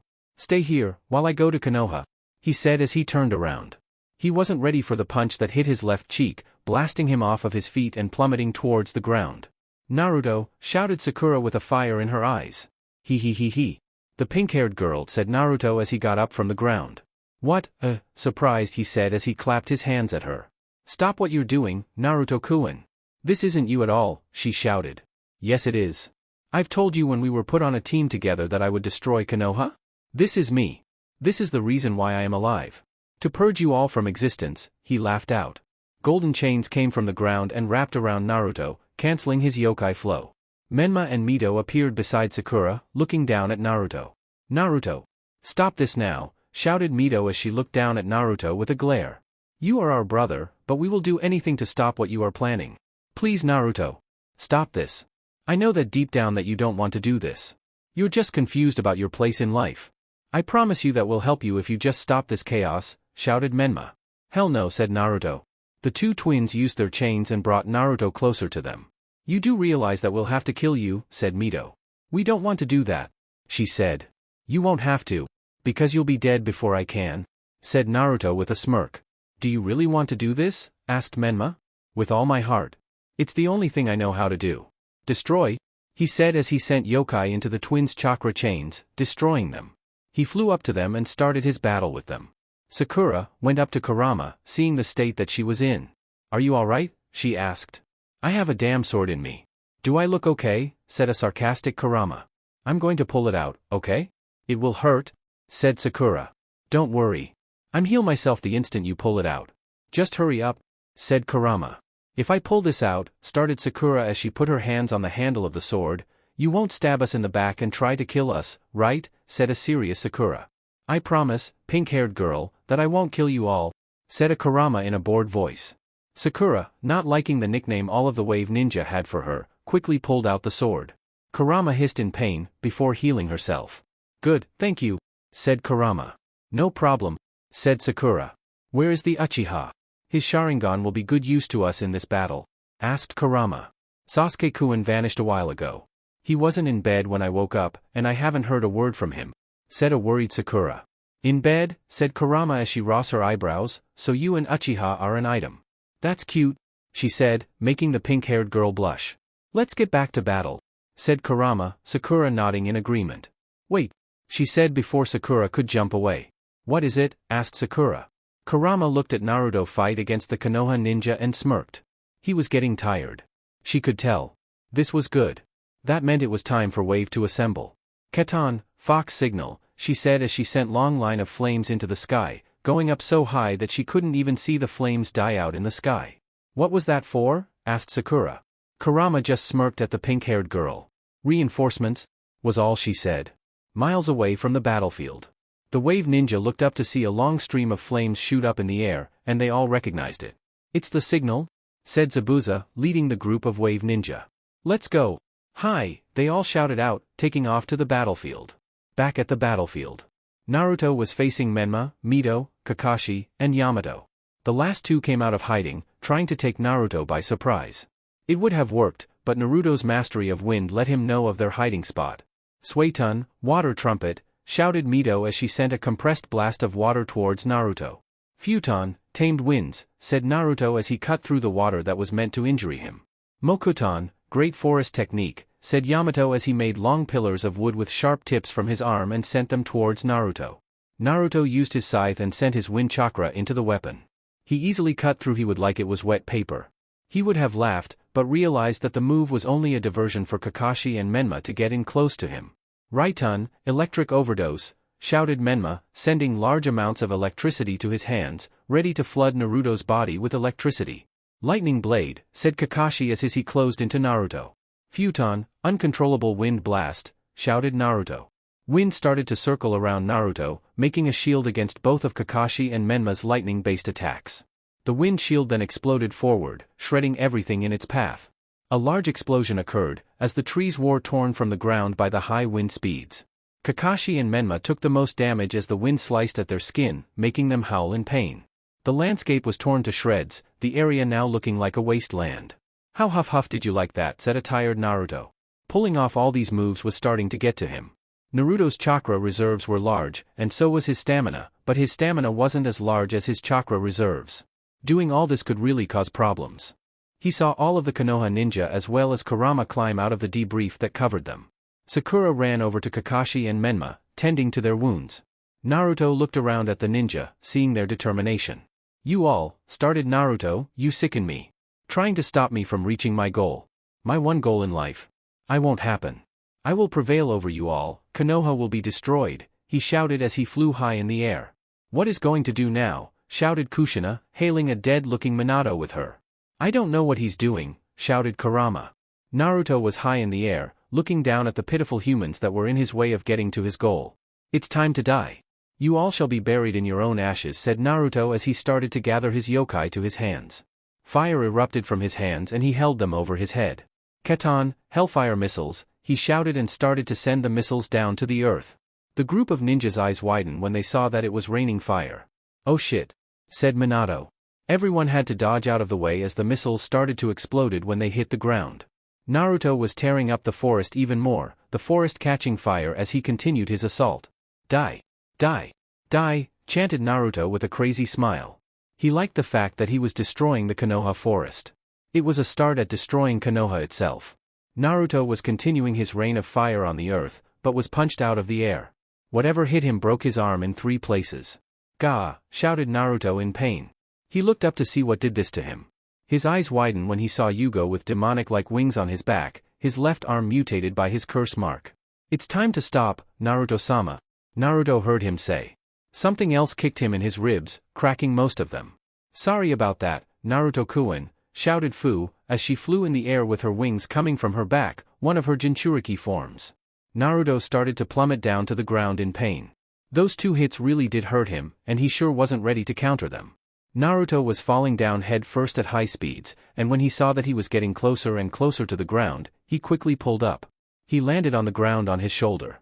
His body roughly rubbed across the ground, causing his shoulder to break as well. When he finally stopped, Naruto was cut up everywhere. Damn," said Naruto in pain. He was hurting everywhere, and he wasn't healing like he was supposed to. What was going on with his chakra system? Naruto slowly climbed out of the crater that he was in. He sent yokai throughout of his body, but he wasn't healing as fast. When Naruto made it out of the crater, he threw up blood. He started to cough as he fell over on his back. "What's going on?" he said as he put his hand in front of the sun, looking at his skin heal slowly. He sensed a lot of chakra signatures that he was familiar with. All of the wave ninja surrounded his body, looking down at him, but also keeping their distance. They all knew that Naruto could surprise them at any time. "Feeling weird," said Kurama as she made her way to Naruto's down form, a smirk on her face. "What?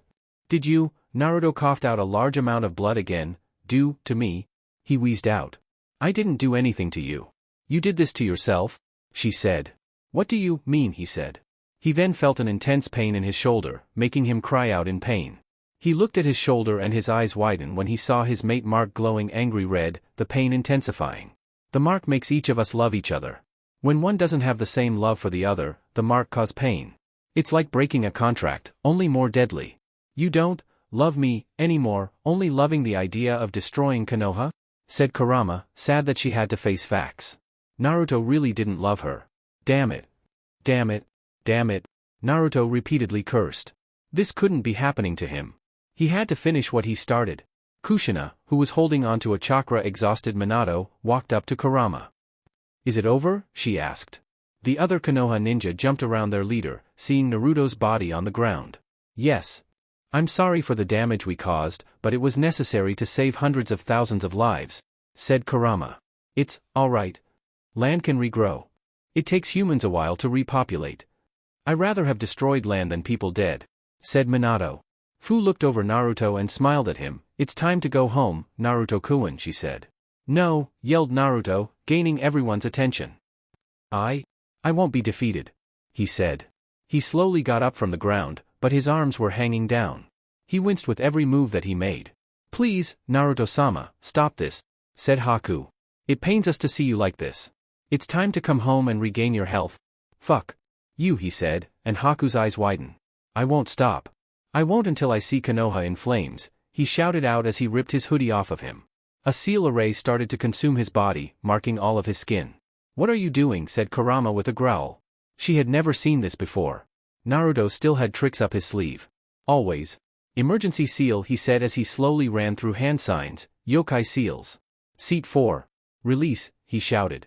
The seal all on his body glowed red, before fading away. Everyone was blasted back as yokai exploded from Naruto. The yokai formed into a fox over Naruto, giving him a demonic look. "You think you won," shouted Naruto with an insane grin.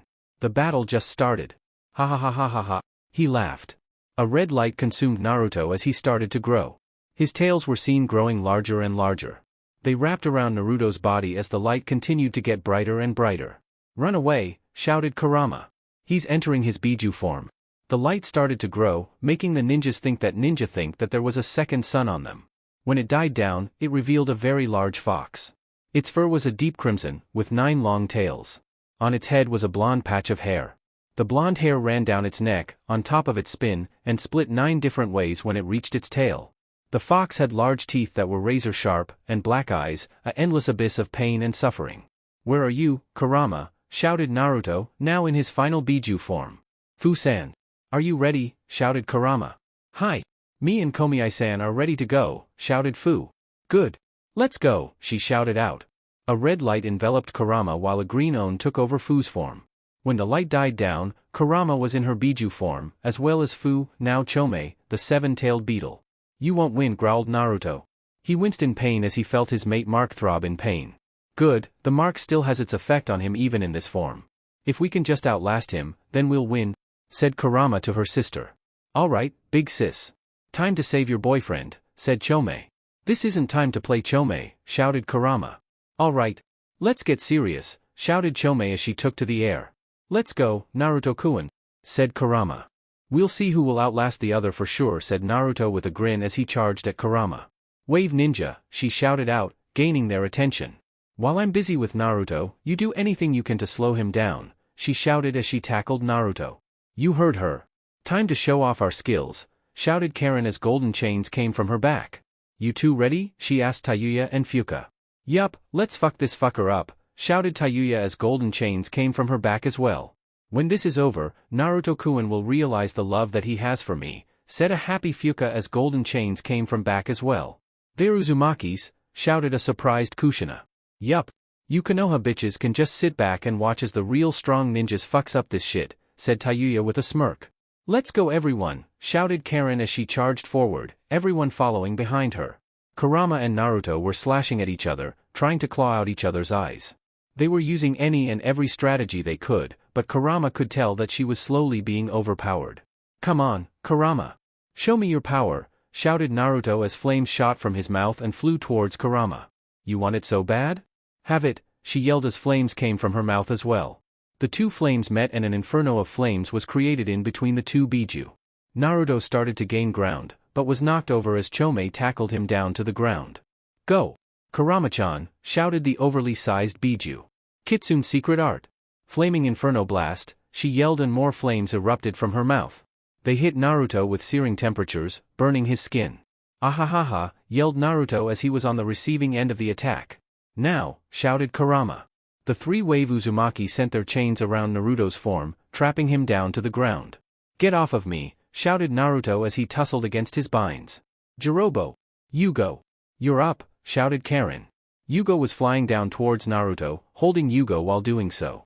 They landed on Naruto's stomach, ready to launch their attack. Crumbling palm, the two shouted as they used their palms and pushed it against Naruto's stomach. Naruto coughed up blood as he felt some of his ribs crack at the attack. He sent his yokai to the chains that held him down, making them go slack. He lifted himself up, so see Chome circling above him. Here I come, shouted Chome as she charged at Naruto. Naruto smirked before jumping in the air and curling up in a ball. He covered tails in flames and swatted Chome out the air, making her catch fire and land on Kurama. Ah! Fire, fire, fire. Get it off of me, shouted Chome as she panicked. Time to end you, shouted Naruto as a ball of flames was made in his mouth. Not today. Suetun, great waterfall technique, shouted Zabuza as he manipulated the water in the air and made it rain on top of Naruto's head. It doused Naruto's attack, but did very little as Naruto was many times larger than the attack. You annoying humans, shouted Naruto as he looked down at the wave ninja. He opened his mouth quicker, fired a large fireball. Incoming, shouted Kin. I got it, said Dosu as he channeled a very large portion of his chakra to his arms. He jumped up to the approaching fireball. When it was close enough, he shouted. Sonic boom, he yelled. Sound waves hit the fireball and pushed through it, making the flame dispel. The sound waves kept traveling to Naruto's face, hitting him in his face. Jia, said Naruto as he felt drowsy. Another pain went through his body as his mark throbbed again. I have to end this, shouted Naruto in his mind. He turned his head and saw Konoha not too far from where they were. He gained a mad grin as he started to gather chakra into his mouth. A black ball formed in front of his mouth, and condescended until it was small, and he ate it. Zabuza, shouted Kurama. All right, he yelled as he ran up to Kurama's tail. He ran up Kurama's body and when he made it to the tip of her nose, he jumped off, channeling chakra to his sword. Smoke started to come from Naruto's mouth, signaling that he was ready to release his attack. All of his tail straightened out as he finally opened his mouth, a black missile coming from his mouth. Biju bomb, he shouted, his sights on Konoha. Zabuza was in front of the quickly approaching attack, and he was scared out of his mind. Come on Zabuza. You're the demon of the mist. Parents tell horror stories to their children about me. This shouldn't scare me. You have a daughter and a woman at Wave that you have to come back to. All you have to do is stop this attack. he shouted in his mind with determination in his eyes. His sword gained a blue hue, before chakra enlarged in its figure. Clever slice, he shouted as he brought down his chakra-enhanced Kubikura Bocho? And cut the Biju bomb in half. What? Shouted Naruto as he saw the two halves go to the sides of Konoha, making huge explosions, but Konoha wasn't in range of the blast. Kurama finally helped Chome get the flames off of her, and smirked at Naruto. Seems like your plans aren't going as well as you thought, she said. Naruto growled, but then fell to the ground. The pain of the mark was increasing in pain. He couldn't handle this for long. I told you that I'll destroy Konoha and I will, he yelled and started to charge up yokai in his mouth. He ran up to Kurama and Chome, ready to push through them. Let's stop him, shouted Kurama, getting a nod from Chome. The two ran up to Naruto, ready to tackle again, but surprised when Naruto stopped running, bent down, and flipped right over the two Biju. Well, look at that. A flipping, giant, demonic fox, said Yukon as he watched from Sakon's back. Naruto landed the flip and smirked back at Kurama, before launching his attack on Konoha. Yokai Blaster, he shouted, sent a red shot of yokai towards Konoha. "No," shouted Kurama as she saw the sight of yokai blast making contact in the middle of Konoha, destroying everything. Yes. Yes. Finally. Konoha is dead, he yelled happily. He was so happy that he didn't see the smoke clear, to see the rubble pushed up against the walls, but no people at all. Naruto looked at the scene with a smile, but started to grow into a frown when he noticed this. This isn't right. Where is the screaming? The suffering? Where are the citizens? Yelled an angry Naruto. Safely protected, said Minato, as he was perched up on a tree. I evacuated them to safe bunkers away from your assault, he said with a smirk. You said to be ready, so I was.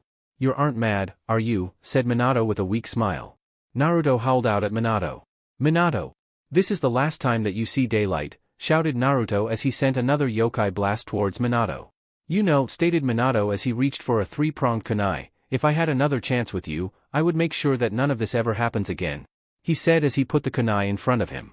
I remember that, shouted Kurama in her mind, remembering the same position he was in 16 years ago when she was forced to attack Konoha. Flying Thunder God, guiding thunder, said Minato. The yokai blast met a large ceiling array and started to go into it, until it vanished altogether. There were some of Minato's kunai right underneath Naruto, and the yokai blast came right from them, hitting Naruto's underbelly. It exploded upon contact, swallowing Naruto in the explosion. AAHHHHHHHHHHHH was all that was heard from inside the blast. Naruto must have put a lot of chakra behind the attack, seeing as the blast lasted for a good minute. The smoke cleared to show a battered and bruised Naruto. Patches of his fur was missing, and he was bleeding from many cuts on his body. There was no getting up from that. Naruto-kun, whispered Kurama as she walked up Naruto and started to sniff him. He was still alive, which was good, but he was heavily damaged. It's time to stop this, Naruto-kun, she whispered. No. He shouted out, scaring Kurama. He hit Kurama across her face with his tails, making her fly back and hit the ground. Kurama-chan, shouted Chome as she went to go tend to her sister. I won't stop. I told you that. You won't hold me back. No one will. I shall prevail. Naruto was cut off as a searing pain erupted from the side of his stomach. He looked down to see a purple arrow impaled in his stomach. It's time to stop this, Naruto, shouted Sasuke as he finally made it to the battlefield. A purple armor covered his whole body, and on its arm it held a bow, in the other another arrow was being made. Uchiha, growled Naruto. It seemed like he couldn't catch a break with these people. Everywhere he went there were more problems that stopped him from his revenge. Naruto started to twitch, until he fell down, succumbing to the pain that was going through his body. You, said Naruto, where were you? With my brother? Explained Sasuke. He knew of your plans of destroying Konoha, and had to stop you. He couldn't stop you, though, because he was dying of an unknown disease. He passed on his power to me, knowing that I would be the one stop you. Really, said Naruto. Did he say that you will die in process? Asked Naruto as he used one of his claws to slash at Sasuke. He was surprised that his claws didn't pierce through the shield, but just swat Sasuke away. Damn, I'm hurt bad, said Naruto as he got back up on all fours. He started limping his way towards Konoha, but Kurama and Chome blocked his way. All of the wave ninja were on the Biju's backs, ready to keep fighting. Naruto-kun. Just give up, said a sad Kurama. Can't you see what you're doing to yourself? Everyone hates seeing you like this, she shouted. I don't care. I must keep going, Naruto wheezed out. Sasuke landed on top of Naruto's snout and flashed his Mangekyo Sharingan at Naruto's empty eyes. "Tsukuyami?" said Sasuke. Naruto's eyes instantly widened, before he fell down to the ground. Tsukuyami realm. Naruto, in his regular form, was in a room. He looked at the wall to see pictures. Pictures of everyone he knew. Those he met in Konoha, Kurama, his old family, his new, the Wave Ninja, the Sand Trio, Mr. Resit, the Akatsuki members. Everyone. In the middle, there was a picture of him. Him as a 6-year-old. Frowning. Sad. Lonely. "You had it rough?" said Sasuke, as he appeared next to Naruto. "More rough than anybody I ever known. I can't even compare my life to yours. You had to go through all that pain. Alone. Even when you thought you had someone, they only betrayed you in the end," said Sasuke. "Yes, that is why his wish to kill them all," said Naruto, still looking at the picture of him in the middle. It seemed like that was so long ago. "Yeah, I understand you, but what about the people that you care about?" asked Sasuke, not even looking at Naruto. "I have no one that I care for," said Naruto with a glare as he looked over at Sasuke. "Stop lying. You know deep down that you care for those people that you saved. You made bonds, but you are running away from them. You're scared, aren't you?" asked Sasuke as looked at Naruto's wide eyes. "Scared?" asked Naruto. "Scared of being betrayed again, aren't you?" said Sasuke with a small smile. Naruto backed away from Sasuke. "No. I have no bonds. There is no such thing as love, friendship, no of that. It's all lies," said Naruto. "That mark on your shoulder is proof that what you are saying is wrong," said Sasuke. Naruto covered up the mark and snarled at Sasuke. "What do you know?" he shouted. "You aren't me. You haven't lived my life. You don't understand me and neither does anyone else up there," he shouted as he pointed at the wall. "Really?" said a voice behind him. He turned around and his eyes widened when he saw a 6-year-old Naruto. His blue eyes, small frame, spiky blonde hair. "What are you doing here?" asked Naruto. He looked back at Sasuke, but he wasn't there. The room turned in an all-white space that seemed to go on forever. "You say that no one can relate to you, but what about me?" asked the young Naruto. "You can't answer me? You can't even answer yourself? You are me, you do know that? Before all the power, before becoming a demon, before saving Wave, before being put of a genin team, before meeting Kurama-chan, before being locked up for 2 years, before killing all of those people. We were weak. Scared. Confused. Worried. Isn't the same emotions going through your heart right now? What's the difference between you and me?" asked the younger Naruto. "You're weak, you do know that? As of right now, I am stronger than you. Unlike you, I wanted to survive and beat those that stood in my way, but I had to fight those stronger than me. The ninjas in Konoha, starvation, sickness. All of those were stronger than me, but I prevailed. I showed them that Naruto Uzumaki Namikaze kept getting up," said the younger Naruto. "And when we met Kurama," said another voice. Naruto turned his head to see a 10-year-old Naruto. "We were stubborn. We fought her because we wanted to live the life that we wanted, not what she wanted. Even through all the pain, our mind was set on one thing. Freedom. And when we were chained down, twice," said another voice. A 12-year-old Naruto appeared. "We broke free. We also sealed Kurama-chan back in her seal, even if it was for a little while, you felt free. For that short time, you were the happiest person in the world. You shouted out that you were free, and actually believed it. You want that again, don't you?" asked the 12-year-old Naruto. Naruto looked away from the group of younger Narutos, looking down at the ground instead. "Yes, but it won't happen again, my life is set, there's no fighting what I was made for," said Naruto. "Do you hear yourself?" shouted another voice, a very familiar voice. Naruto looked up to see Kurama, tears flooding down her eyes. "You stood up against me.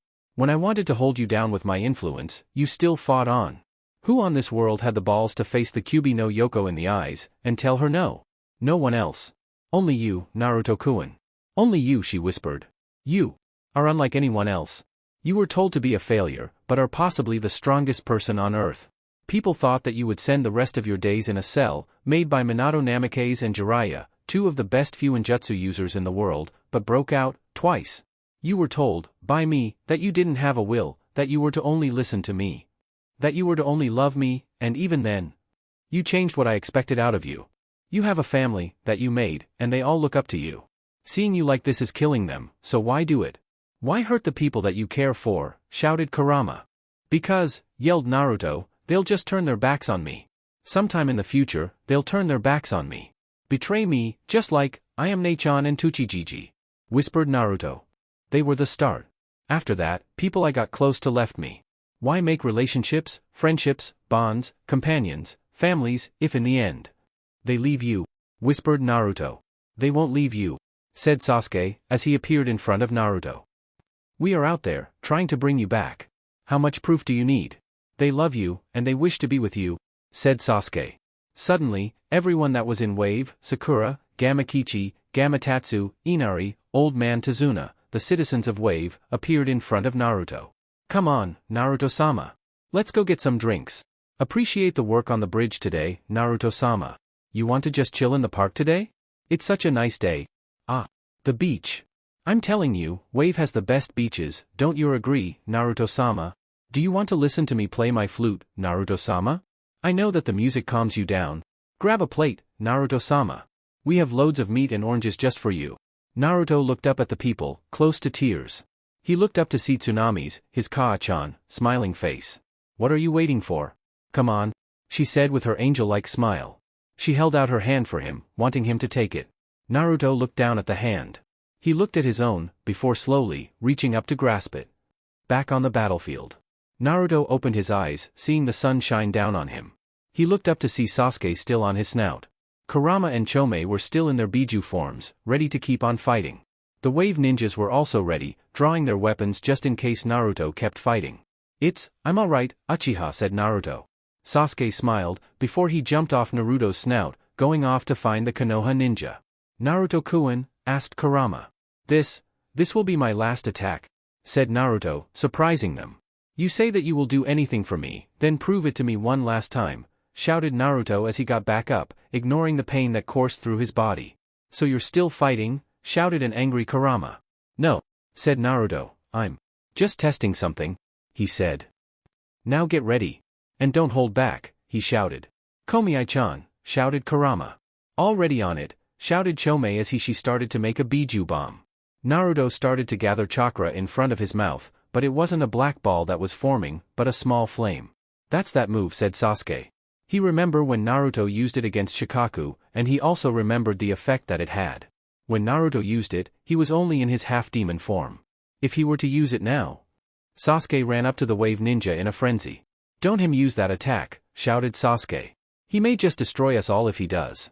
Trust me when I say this, because I've seen the power behind that jutsu, said Sasuke. The Wave ninja started to group together, trying to find a way to stop Naruto. What could we do? He's too far away to run up to. Plus, if we run up to him, then we'll get caught up in the blast, shouted Anko. Yakumo was looking at Naruto's fox form, trying to find a way to save them. Her eyes widened and she turned to the group. I've got it, she shouted. What is it, Yakumo-chan? Asked Guren. We need to shut his mouth. The technique that he has right now will explode right in front of him, along with Kurama-sama's and Komi-sama's Biju bomb. It will be enough to take Naruto-kun out, she said. But how are we going to get that far? Asked Kadamaru. Zaku-kun? Said Yakumo, as she pointed at the boy. What, me? Asked Zaku. You can get underneath Naruto's mouth and blast it with your wind jutsu, shutting Naruto-sama's mouth. You can just blast the wind away from you to escape. Can you do it? Asked Yakumo. Hell yeah I can, shouted the spiky black-haired boy. Be careful, said Kin as she put her hand on his shoulder. I'll be alright, if I get a good luck kiss. He grinned. She laughed at him, and then gave him a quick kiss on the lips. Now go. Go save Naruto-sama, she yelled at him. Yes ma'am, he saluted. You go. Jirobo. I'm going to need a lift, shouted Zaku. The two grabbed Zaku's body and got into position. Ready, set, go. Shouted Zaku, and the two teenagers threw the younger boy towards Naruto. Elvisuami, said Zaku as he flew through the air. He started to pump chakra to his arms, and wind started to blast from the holes in his hands. Soon enough, Zaku was able to control where he was going. Zaku was now flying. Alright, time to get to work, he said as he flew underneath Naruto's chin. Naruto didn't notice Zaku going towards him, which was good. Alright, got to do most on this one. So let's do this, he shouted as he pointed his hands at Naruto's chin. Extreme decapitating airwaves, shouted Zaku. He was blasted away from the force of the move, but the results were what he wanted. Naruto's mouth was clamped shut, and was no longer able to control his jutsu. Go, shouted the Wave ninja to the two Biju. Biju bomb, they both shouted and sent the two black orbs to Naruto. Naruto just smiled, seeing the two deadly attacks fly towards him. His own jutsu started to fall to the ground, and he was 100% sure that it was going to explode on contact. I'm through, he said as the two Biju bombs made contact, his own jutsu exploding. The whole area shook as the power of the three attacks were godlike. The explosion covered the whole area. Chomei and Kurama had to step away to avoid getting caught in the blast zone. Naruto was in the middle, but his body couldn't be seen as the many times larger explosion engulfed his figure. They all watched the deadly fireworks show in front of them, knowing that Naruto couldn't get back up from this. When the explosion was done, and the dust was cleared from the area, Naruto was gone. Where did he go? Asked Kurama. Down there, shouted Suigetsu. In the middle of the largest crater they ever seen, was Naruto, in his regular human form. He was battered, bruised, blood spilling from his body. Most of his cloths were tattered, not being able to stay in one piece after all the damage he went through. Naruto-kun, shouted Kurama, as she reverted back to her human form, Chomei also doing the same, going back in her seal. Naruto laid there, not making a move. He couldn't move. A good 75% of the bones in his body were broken. He couldn't feel his arm's body at all, even moving his mouth hurt. His scythe was somewhere around here, but he wasn't going to go look for it now. He heard feet hitting the ground and knew who they belonged to. Naruto-kun, shouted Kurama as she slid down next to Naruto, making sure he was all right. Kurama-chan, he muttered out, making her smile. Yes, it's me, Naruto-kun. We're going home, she said. I'm so sorry. For everything. He wheezed out. It's all right. I was the one that caused this. You were just doing what you were told to do all your life. I'm sorry for being such a bad part of your life. Kurama cried out. No, best, Naruto said before going into a coughing fit. Naruto-kun. We need to take you home now, she shouted out with tears trailing down her eyes. And oh wait, he said. All of the wave ninjas surrounded the couple, wanting to see their leaders. I can heal him, said Karen, stepping up. No, I shall heal. Naturally, said Naruto. Why? We can help you get better quicker, asked Kurama. I need to remember what pain is, he said. There were more feet landing on the ground, and all of Konoha ninjas walked up to the group. Stand back, said Guren, making a crystal sword. We aren't here to cause any more trouble, said Minato, who was leaning on Kushina. He was suffering badly from chakra exhaustion, and couldn't stand on his own. Guren glared at them for a while, but then dropped her guard. Is it over? Asked Mito. Yes, I yield, Naruto gasped out. So are we good? Can Konoha and Wave be allies? Asked Minato. No, Naruto answered immediately. I still hate Konoha, with every fiber in my body, he said. He then looked up at Kurama, giving her a small smirk. But I won't destroy it. I've seen what revenge has done to me. Good, you fool, Kurama whispered out as her tears started to fall on Naruto's cheek. Uchiha, pink-haired girl, Naruto shouted out, making him cough again. Come, here. Sasuke and Sakura walked up to Naruto, the wave ninja making a pathway for them.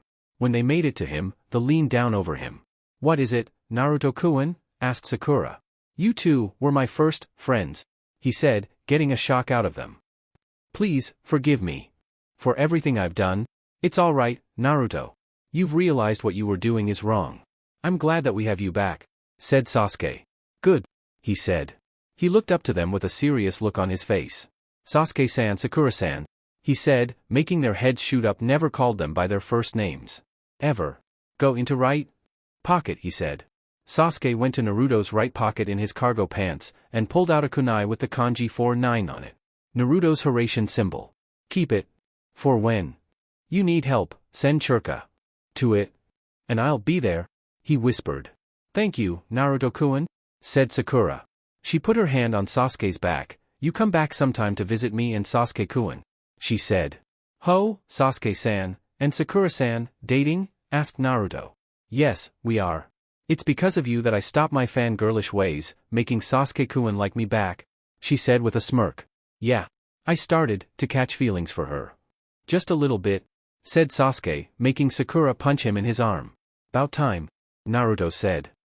I was wondering if the Uchiha was gay, Naruto joked. You and jokes don't mix, Naruto, said Sasuke with a smile. I won't do it anymore, he said. Wave ninja, he shouted, coughing out again. Kurama cuddled his head in her lap, making him more comfortable. Hi, they all shouted. I'm sorry, PL. Please forgive me, he said. It's alright, Naruto-sama, we can never get mad at you, said Pakura, all of the wave ninja agreeing. Naruto looked up to Kurama, seeing her smiling face. He had to smile as he said, I love you. I love you too, Naruto-kun, she said as tears of happiness ran down her cheeks. She had her Naruto-kun back, and she was going to take care of him. Naruto's eyes started to glow red, until his all-black eyes gained the crimson color they once had, the slit in the middle returning as well. The hatred finally shattering. Good. Let's head back, to, Wave, said Naruto. A red light took over Naruto's form, and when it died down, a small, red chibi fox was in his place, with even smaller 9 red tails. What happened to him? Asked Fu.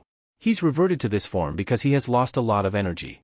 He will continue to grow as he gains his power back, said Kurama as she picked up the small fox in her arms. We are leaving. Even though we are technically enemies, I thank you all what you did today. You helped in the fight to bring back my Naruto-kun, she said as she bowed to Minato. He nodded his head, and Kurama turned back around. Wave, she shouted. Let's go home and jumped off, all of the wave ninja following her. Take me, Naruto whispered out, to my, Ka-chan. Time skip Wave. Tsunami heard a knock on her door. She was just about to wash the dishes, but didn't want to keep whoever was at the door waiting. When she opened the door, she saw Kurama standing there. Kurama-chan, she asked. What are you doing here? Kurama didn't say a word, but just handed the red little ball of fur to her. She didn't know what it was at first, but when she realized that it was a baby fox with 9 tails, her eyes widened. Ka-chan, said Naruto. Sochi, she asked with tears in her eyes, glad that he referred to her as his mother. I'm sorry. Tsunami started to openly cry out, glad that Naruto was back to her. It's alright, Naruto. You're back where you belong. Chapter 24. 2 weeks later Konoha. Konoha was going through the rebuilding phase. With all of the buildings gone, they had to start from the ground up to get back to the status as the strongest village ever. After the battle, the citizens and the younger generation of ninjas came out of hiding to see their homes gone. There was a lot of emotional drama going on through the people, but together, they would get out of any situation. The ninjas of Konoha were split half in half. One half were to stay in Konoha and help with the rebuilding of the village, while the other half went out on missions to gain profit for Konoha, so they could pay for all the damages. So far, there were some houses built, but not the large number of houses before the attack that Naruto sent that destroyed Konoha. Some Suna came to help with the relief effort, but it would take some time for the village to actually see change in their situation. Speaking of Naruto, the village came to one conclusion: they wanted Naruto dead. What he did to Konoha was unforgivable. He destroyed what the first Hokage made. Almost 100 years of history, destroyed by one blast of yokai. They were all mad at Naruto, and wanted to send ninjas out to kill him. Granted, no one stepped up to the job of killing Naruto, knowing good and well that he could kill them with just a blink of an eye. Minato couldn't control his people of Konoha because he was bedridden. The injuries that he sustained during the battle were too great, and it would take a while for him to be back to the once great Yellow Flash. Because of the absence of Minato, due to injuries, there was a meeting going on right now, deciding on the fate of Konoha and the position of Hokage. So what should we do? Asked a civilian of the new civilian council. Minato made an effort into getting rid of all of the old civilian members, and to put good and responsible members in the council, some that he could trust. We intend to continue pursuing the Akatsuki with assistance with our allies, said Koharu. With the village so decimated, we of the Land of Fire shall also provide our full support in rebuilding the village, said a representative of the daimyo. First, we'll raise the funds, then assess the strain with other lands, he finished. There is a more pressing matter at hand.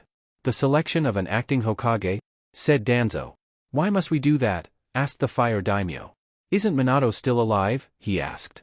True, said Shikaku with a sigh, but Hokage-sama has been injured heavily during his battle with his son, the newly named Naruto no Yoko. With him stuck being bedridden, due to injuries, a new leader must be selected, as Hokage, that is, when Minato-sama is better, finished Shikaku. We must proceed with the selection, said Hamaru. Without a leader, people may fear of the lack of order, and others may just act rapid. Without a leader, we are unable to steer the village forward as it stands. Plus, it was Hokage-sama's son that caused the destruction of Konoha, so he must be blamed for allowing Konoha to be destroyed. I'd like to second that, said the daimyo. I've heard some things about the treatment of the boy. What he did to Konoha was an act of revenge, because of what the people of Konoha did to him as a child, not just Minato, said the daimyo with a serious look on his face. I am questioning if I should even aid Konoha at all, seeing as they think it is good to torture children for something out of his control, he said with a glare. Please, reconsider, Daimyo-sama, said Koharu, we need your assistance in this time of need. Yes, I admit that Konoha hasn't done its part in raising the boy properly, but in the end, Konoha was destroyed. What would it look like to other nations that Konoha's daimyo won't help the village that is inside his lands? They would think that we would no longer have your help, which could encourage even more attacks on Konoha. I'll think about it. But you all aren't out the red zone yet, said the daimyo. Thank you, daimyo, said Koharu with a sigh. They just dodged a bullet there. But back to the subject of the Hokage selection, said Danzo. I nominate Hatake Kakashi, said Shikaku, making Danzo angry. Ho, the White Fang's son. Yes. That sounds mighty fine. You all, he asked the council. For sure. He's well known, powerful, and virtuous. But perhaps a bit too young? Wasn't the fourth made Hokage at a younger age? Whose disciple was the Hatake? Asked a councilman. The fourth, stated Koharu. And the fourth was Jiraiya's disciple, and Jiraiya, the third's. No problems there, said the daimyo. And it was the teachings of the third that led to this current crisis, shouted Danzo, surprising the people in the room. The son of the fourth was the one who destroyed Konoha. He wouldn't have done so if he hadn't had escaped the cell the fourth and Jiraiya made. They were too soft on him. And that generational softness allowed our allies the Sand betray us in Orochimaru's Operation Destroy Konoha, he yelled. With the lost Uzumaki on the run, and the rising threat of the Akatsuki, we need someone who shall enforce the shinobi law to the fullest. Who should be made Hokage during such times? It should be me, shouted Danzo as he stood from his chair. Why not let Danzo be the acting Hokage? Asked one of the daimyo's advisors. Yes, I have decided. Danzo, you shall now be the temporary Hokage, shouted the daimyo, making Danzo smile. Fuck, thought Shikaku. Wave. Kurama eyes opened up and she yawned. She sat up in the bed that she was in, and looked down at her partner. A small, 1-foot fox was laying down on its side, tails curled up around itself. She smiled as she looked down at Naruto. Naruto was still going through the phase of healing himself, and regaining his strength. He really did a number to himself, fighting against the mark on his shoulder while attacking and receiving damage during the fight. He would be like this for a while, but she knew he would regain his strength soon and become the powerful demon king that he once was. Naruto-kun, it's time to wake up, she whispered in his ear, rubbing his belly while doing so. The small red fox eyes slowly opened up, revealing the crimson eyes with the black slit running down the middle. The rest of the eye was black, giving the fox an intimidating look. Naruto uncurled himself and stretched out, loosing his joints. He crawled up to Kurama and licked her face, making her giggle. In the form that Naruto was in, he couldn't talk. His vocal cords were seriously damaged from all of the yells of pain, and the mark on his shoulder making him go through pain. He was slowly healing, which was good for now. Time for breakfast? She said as she scooped up Naruto in her arms and took him downstairs to the kitchen. She sat him down on top of the table, and got a bowl from the cabinets that said Naruto on it. She got out some orange juice from fridge and poured it in the bowl. Go ahead, drink up, Kurama said, but Naruto shook his head in denial. I know you don't like drinking from a bowl, but it's the only way you can drink, she said. Naruto growled at her, but then bent down and started to drink down his favorite orange juice.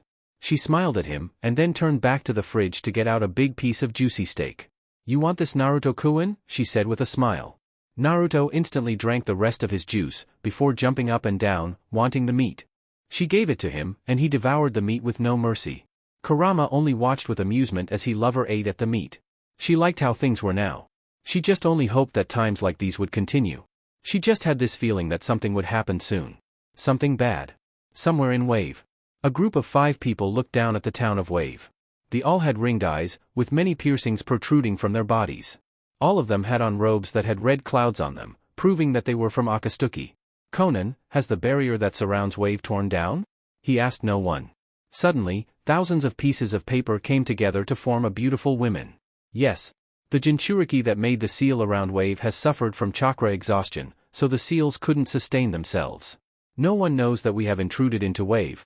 Good, said the man in the middle as he looked down at the village. We shall proceed with the plan, quietly, said the man. They all nodded and jumped off, ready to proceed with their mission. Konoha. Oh my god, shouted a red-haired girl, looking down at the valley that was once Konoha. I didn't think that the rock I did would do such a thing, she said worriedly. There's no way that happened, said a busty blonde. Come on, let's go find someone to talk to, she said. The three Kumo ninja walked around the ruined village, until they finally found what they came for. "Hello?" asked Samui as she moved the curtain from the tent out of the way. What she saw was Minato, sleeping in an air mattress, and a red-haired woman sitting down beside him. "Yes? Who are you?" asked Kushina. "I am a representative from Kumo with a message from the Raikage," said Samui. "Well, Minato-kun is not well. He is currently in a state of comatose," said Kushina. "Comatose?" asked Samui, getting a nod from Kushina. "I'm sure you must have heard why the village is in such a state." When Samui nodded her head, she continued, "When we were facing our son, he received a lot of damage, and suffered from chakra exhaustion. With the stress that was already on his shoulders, he wasn't able to go through all of this without some negative consequences. But never mind that, I'll receive the letter, since I am his wife," finished Kushina, reaching out for the letter. "The Raikage is in a rush, and needs an instant reply," said Samui. "That won't be necessary," said Danzo, entering the tent. "For I am the new Hokage." "What?" shouted Kushina with wide eyes. "How come?" "The council has made me the acting Hokage until the actual Hokage recovers. So I will be receiving the letter," said Danzo, sending a devious smirk at Kushina. "All right then," said Samui, giving the letter to Danzo. Danzo quickly read through the note, his eyebrow rising when he did. "Oh, so that's what's happening. A Gakage meeting. On the subject on the Akatsuki and killing Naruto no Yoko? I shall be there as soon as possible," said Danzo. "Thank you, sir," said Samui, and left the tent. "What is your plan?" said Kushina with a glare. "I know that you wish to become Hokage, but what else are you up to?" "Nothing. All I'm worried about is the safety of Konoha, and making sure that it stays on top as the strongest ninja village." "Do you have a problem with that?" he said with a smirk. "You won't get away with this," she said. "What are you talking about?" "What I'm doing is perfectly legal," he said. "Plus, I'm only an acting Hokage, not the actually thing, sadly. But no matter, my time as Hokage is all I need to proceed with my plans," he said as he walked out the tent. "That man," said Kushina under her breath. "He's up to something?" "I have the same thoughts," said Minato, getting up from his bed, wincing in pain. "I knew you were listening in. How do you feel about the situation?" Kushina said. "I agree with the council, there needs to be an acting Hokage, seeing the predicament I am in, but not Danzo. And knowing the Raikage, he plans to do something at the Gakage summit," said Minato. He started to cough, making Kushina lean down to him, comforting him. "Minato-kun, are you all right?" said a worried Kushina. "I'm fine," he said as he wiped his hand over his mouth. "I need you to get Yamato, Menma, Hinata, and Mito for me," he said. "Why?" asked Kushina. "A mission," Minato finished as he went back to sleep. "With Sakura and Sasuke." Sakura and Sasuke just received word of Danzo's coronation of temporary Hokage. Even if it was temporary, being the Hokage for a certain amount of time still gave the man power. He doesn't even trust his subordinates, like Sai, and put a curse seal on all of their tongues. The two were walking hand in hand, talking about Naruto. "I hope he's okay," said Sakura. "Don't worry, he is Naruto after all. He can do anything, and get through anything," said Sasuke. Both teenagers looked up to the side to see a sword pointed at them. "Keep talking about this Naruto fellow, said Karui. "Nope," said Sasuke, not even scared of the sword pointed at him. "You better, or else," said Karui with a glare. "Or else what? Fight us? On Konoha grounds. Even if you did win, which I highly doubt you would, it would be taken as an attack on the Leaf, killing the last Uchiha and the student of Tsunade the Slug Sannin," said Sakura. The two Kumo ninja growled at the two and Karui pulled her sword back. "Why do you want to know about Naruto?" asked Sasuke. "Him. He killed off 5 squadrons of our best bolt ninja," she shouted. "What?" said Sakura. "He killed them all. For no reason.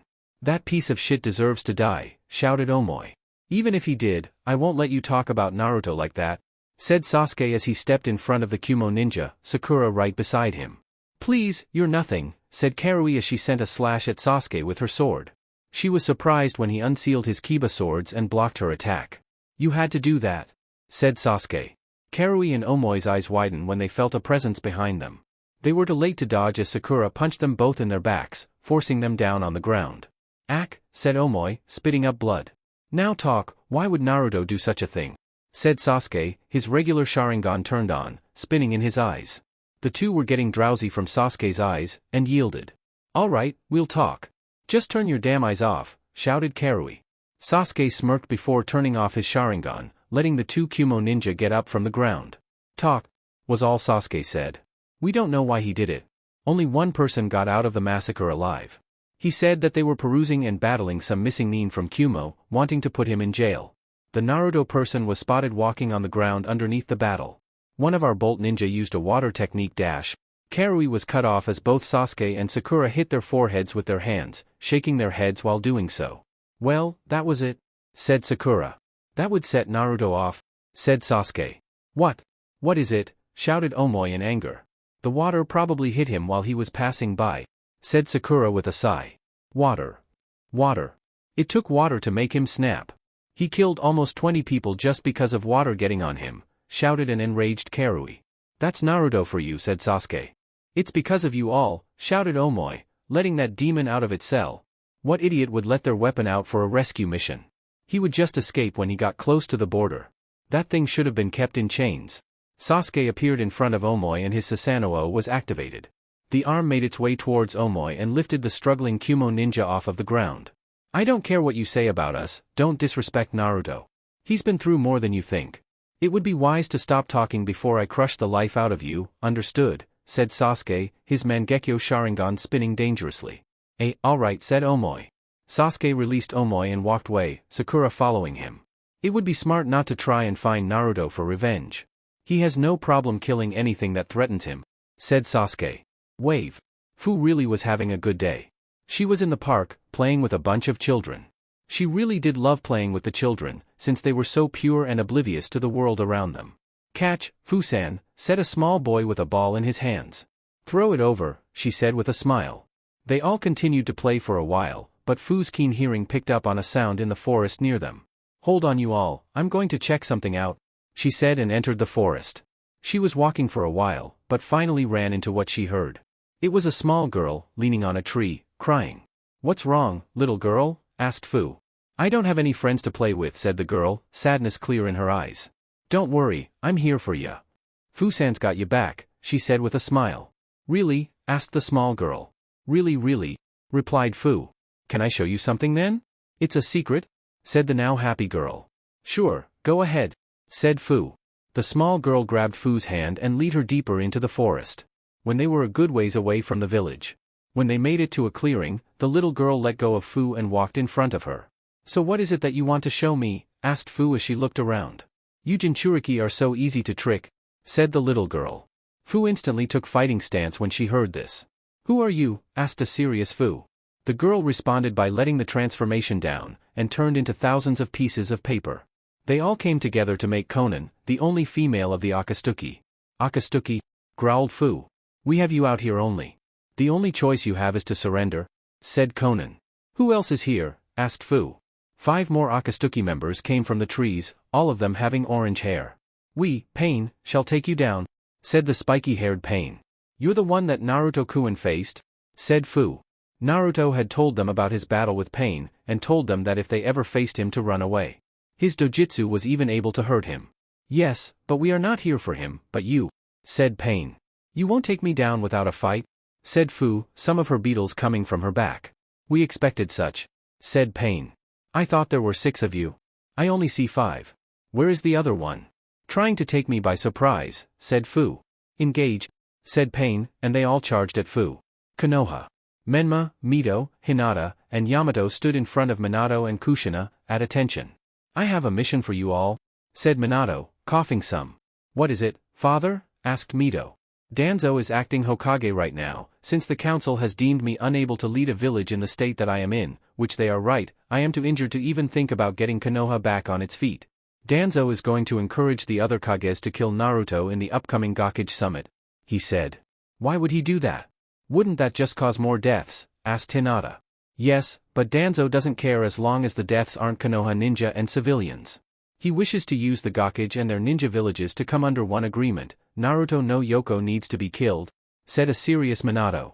If I may, said Yamato, what are we supposed to do for the mission that you are assigning us? To take out Danzo? Asked Yamato. No, I don't need something like that to come back and haunt me in the future, said Minato. What I need is for you all to follow the Kumo ninja that are in the village right now. When they leave, you stay your distance to not get caught. When they meet up with the Raikage, tell him the situation and to beware of Danzo and Naruto, said Minato. Hi, they all shouted. Good. Now start your tale. I have heard that those Kumo ninja wish to leave Konoha sometime around noon tomorrow, said Minato. They all nodded their heads and left the tent, ready to start the mission they were given. Wave. Fu was huffing as she looked at her opponent. He was good, but she was starting to get on the winning side. She had took out one of the 5 bodies in front of her. The body that always tried to reach for the top of her head was the one that she took out. Probably some fuck your mind up jutsu, thought Fu. Fu was covered in her Kabutomushi exoskeleton armor, and has only received minor damage. The only problem was that had spent through a little more than half of her churka reserves. You are a strong opponent, but I must end this. People will notice that you are gone any longer, said Pain. Yeah, I'll like to see you try, said Fu from her armor. Her diamphita, the Bushman arrow poison beetles, flew from the red compartment on her back and surrounded Fu, ready to attack at any time. Suddenly, the mechanical Pain flew up to her, using the rocket blaster from his feet. A drill-like weapon grew from his hand, ready to pierce at Fu's defense. Just what I needed, shouted Fu as she charged forward. When the two got closer enough, sharp stingers' wings came from her back. She circled around Pain and sent the stingers through the Pain's head and back. Want to meet the new beetles I have finally found and used in battle? Asked Fu with a sick grin on her face. Suddenly, very small beetles came from the red cylinder on her back. They traveled down Fu's body and to the Pain that was still impaled by Fu. They are called dermestidae, or bad for you, flesh-eating beetles, she shouted. The beetles started to quickly eat at the Pain. Fu let them have the body and made her way to the last 2. Are you 2 ready? She asked. She got her answer when they made their way towards Fu. The spiky-haired Pain jumped in front of Fu and muttered 2 words. Almighty push, he said. The effect was massive. Fu was stripped of her armor and all of her beetles flew back from the force. Fu landed on the ground, twitching in pain. Aw damn it. I'll get you back for that, she shouted as he got back up. She couldn't move quick enough as the bigger Pain went around Fu and held her in a headlock. What are you? She instantly felt her chakra leaving out of her, and quickly. You must realize now that I am absorbing all of your chakra now, said the Pain in front of her. You? I thought that you all were individuals. Which means you're being controlled? She quickly assumed, making Pain scowl. I knew that my beetles weren't crazy when they told me that chakra was coming from you all and to somewhere else. Pain growled at Fu, making her laugh. Hey, shouldn't have said it, she laughed out weakly. No matter. You won't be able to tell anyone, because you'll be dead, said Pain. Where's the other one of you? Asked Fu. I know that Naruto-kun said that there was one of you that only summoned, so where is he? Getting ready to take us to the Akatsuki base, of course, said Pain, making Fu's eyes go wide. Somewhere, far, far away. They'll come for me, Fu countered. They can come back for a dead body if they wish. I'll leave your corpse on the front door, said Pain. Fu! Fu! Where are you? Shouted an approaching Suigetsu. Everyone is at Fuka's house for dinner. Where are you? He said as he looked on the scene of her in a headlock with 2 mysterious-looking guys, and 2 bodies around them. Get that body, shouted Fu, yelling at Suigetsu. Get at least one of the bodies and take it to Karen, shouted Fu. Suigetsu, without asking any questions, rushed to one of the dead bodies and grabbed it, holding it tight. What's going on, Fu? Shouted Suigetsu. Goodbye, she said with a sad smile. Then, the 2 alive Pains, the captured Fu that was still trapped in the larger Pain's arms, and the other 2 bodies poofed away, what seemed to be a summoning jutsu. Damn it, Fu! I'm coming for you soon, said Suigetsu as he ran back into Wave, dragging the dead body back with him. Fuka's house. Fuka lived in a 2-story house, which looked very fancy. The house held a homey feel to it, and felt even better when family was inside, having a good time. Which was actually happening right now. All of the Wave Ninja meet up at Fuka's to have a big buffet, just wanting to be near each other. Here you go, Jirobo, said Enko as she dropped a 20-pound turkey in front of him. Cooked perfectly from the rutai to the tuti. One big-ass turkey. It looks like heaven, Jirobo said with stars in his eyes, drool coming down in large portions from his mouth. All right now, don't die of dehydration with all that drool coming from you, laughed Sakan. Everyone was having such a good time. Nothing could ruin such an amazing time of family, friends, food, Tayuya's cursing, laughing, and all that other good shit. Yeah right? Suigetsu bust through the doors, dragging the body behind him. What the fuck did you just do to my door? Shouted an angry Fuka, her hair rising in her anger. Fu's been captured by the Akatsuki, shouted Suigetsu. All of the forks, plates, and cups fell to the floor. Well, except for one. Yummy yummy yummy, sang Jirobo, not hearing Suigetsu. Stop eating, you fat fuck, shouted Tayuya, slapping Jirobo on the neck. Fu's been captured. When did this happen? Shouted Kurama. Just now. It was far out from town, so she must have been lead there, said Suigetsu. What is that you're carrying behind you? Asked a scared Isaribi. This is one of the bodies of the enemy that Fu was fighting, said Suigetsu as he raised the body up. When the small Naruto saw this, he went crazy. He ran up to the dead pain body and started to bite at it, and whack it with his tails. The scene would have been funny to most, but now wasn't the time for laughing.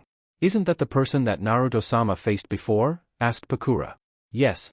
He said that he had ringed eyes, right, said Kurama as he looked at the eyes of the man. It's been a long time since I've seen those, thought Kurama. Fu told me to take the body to Karen.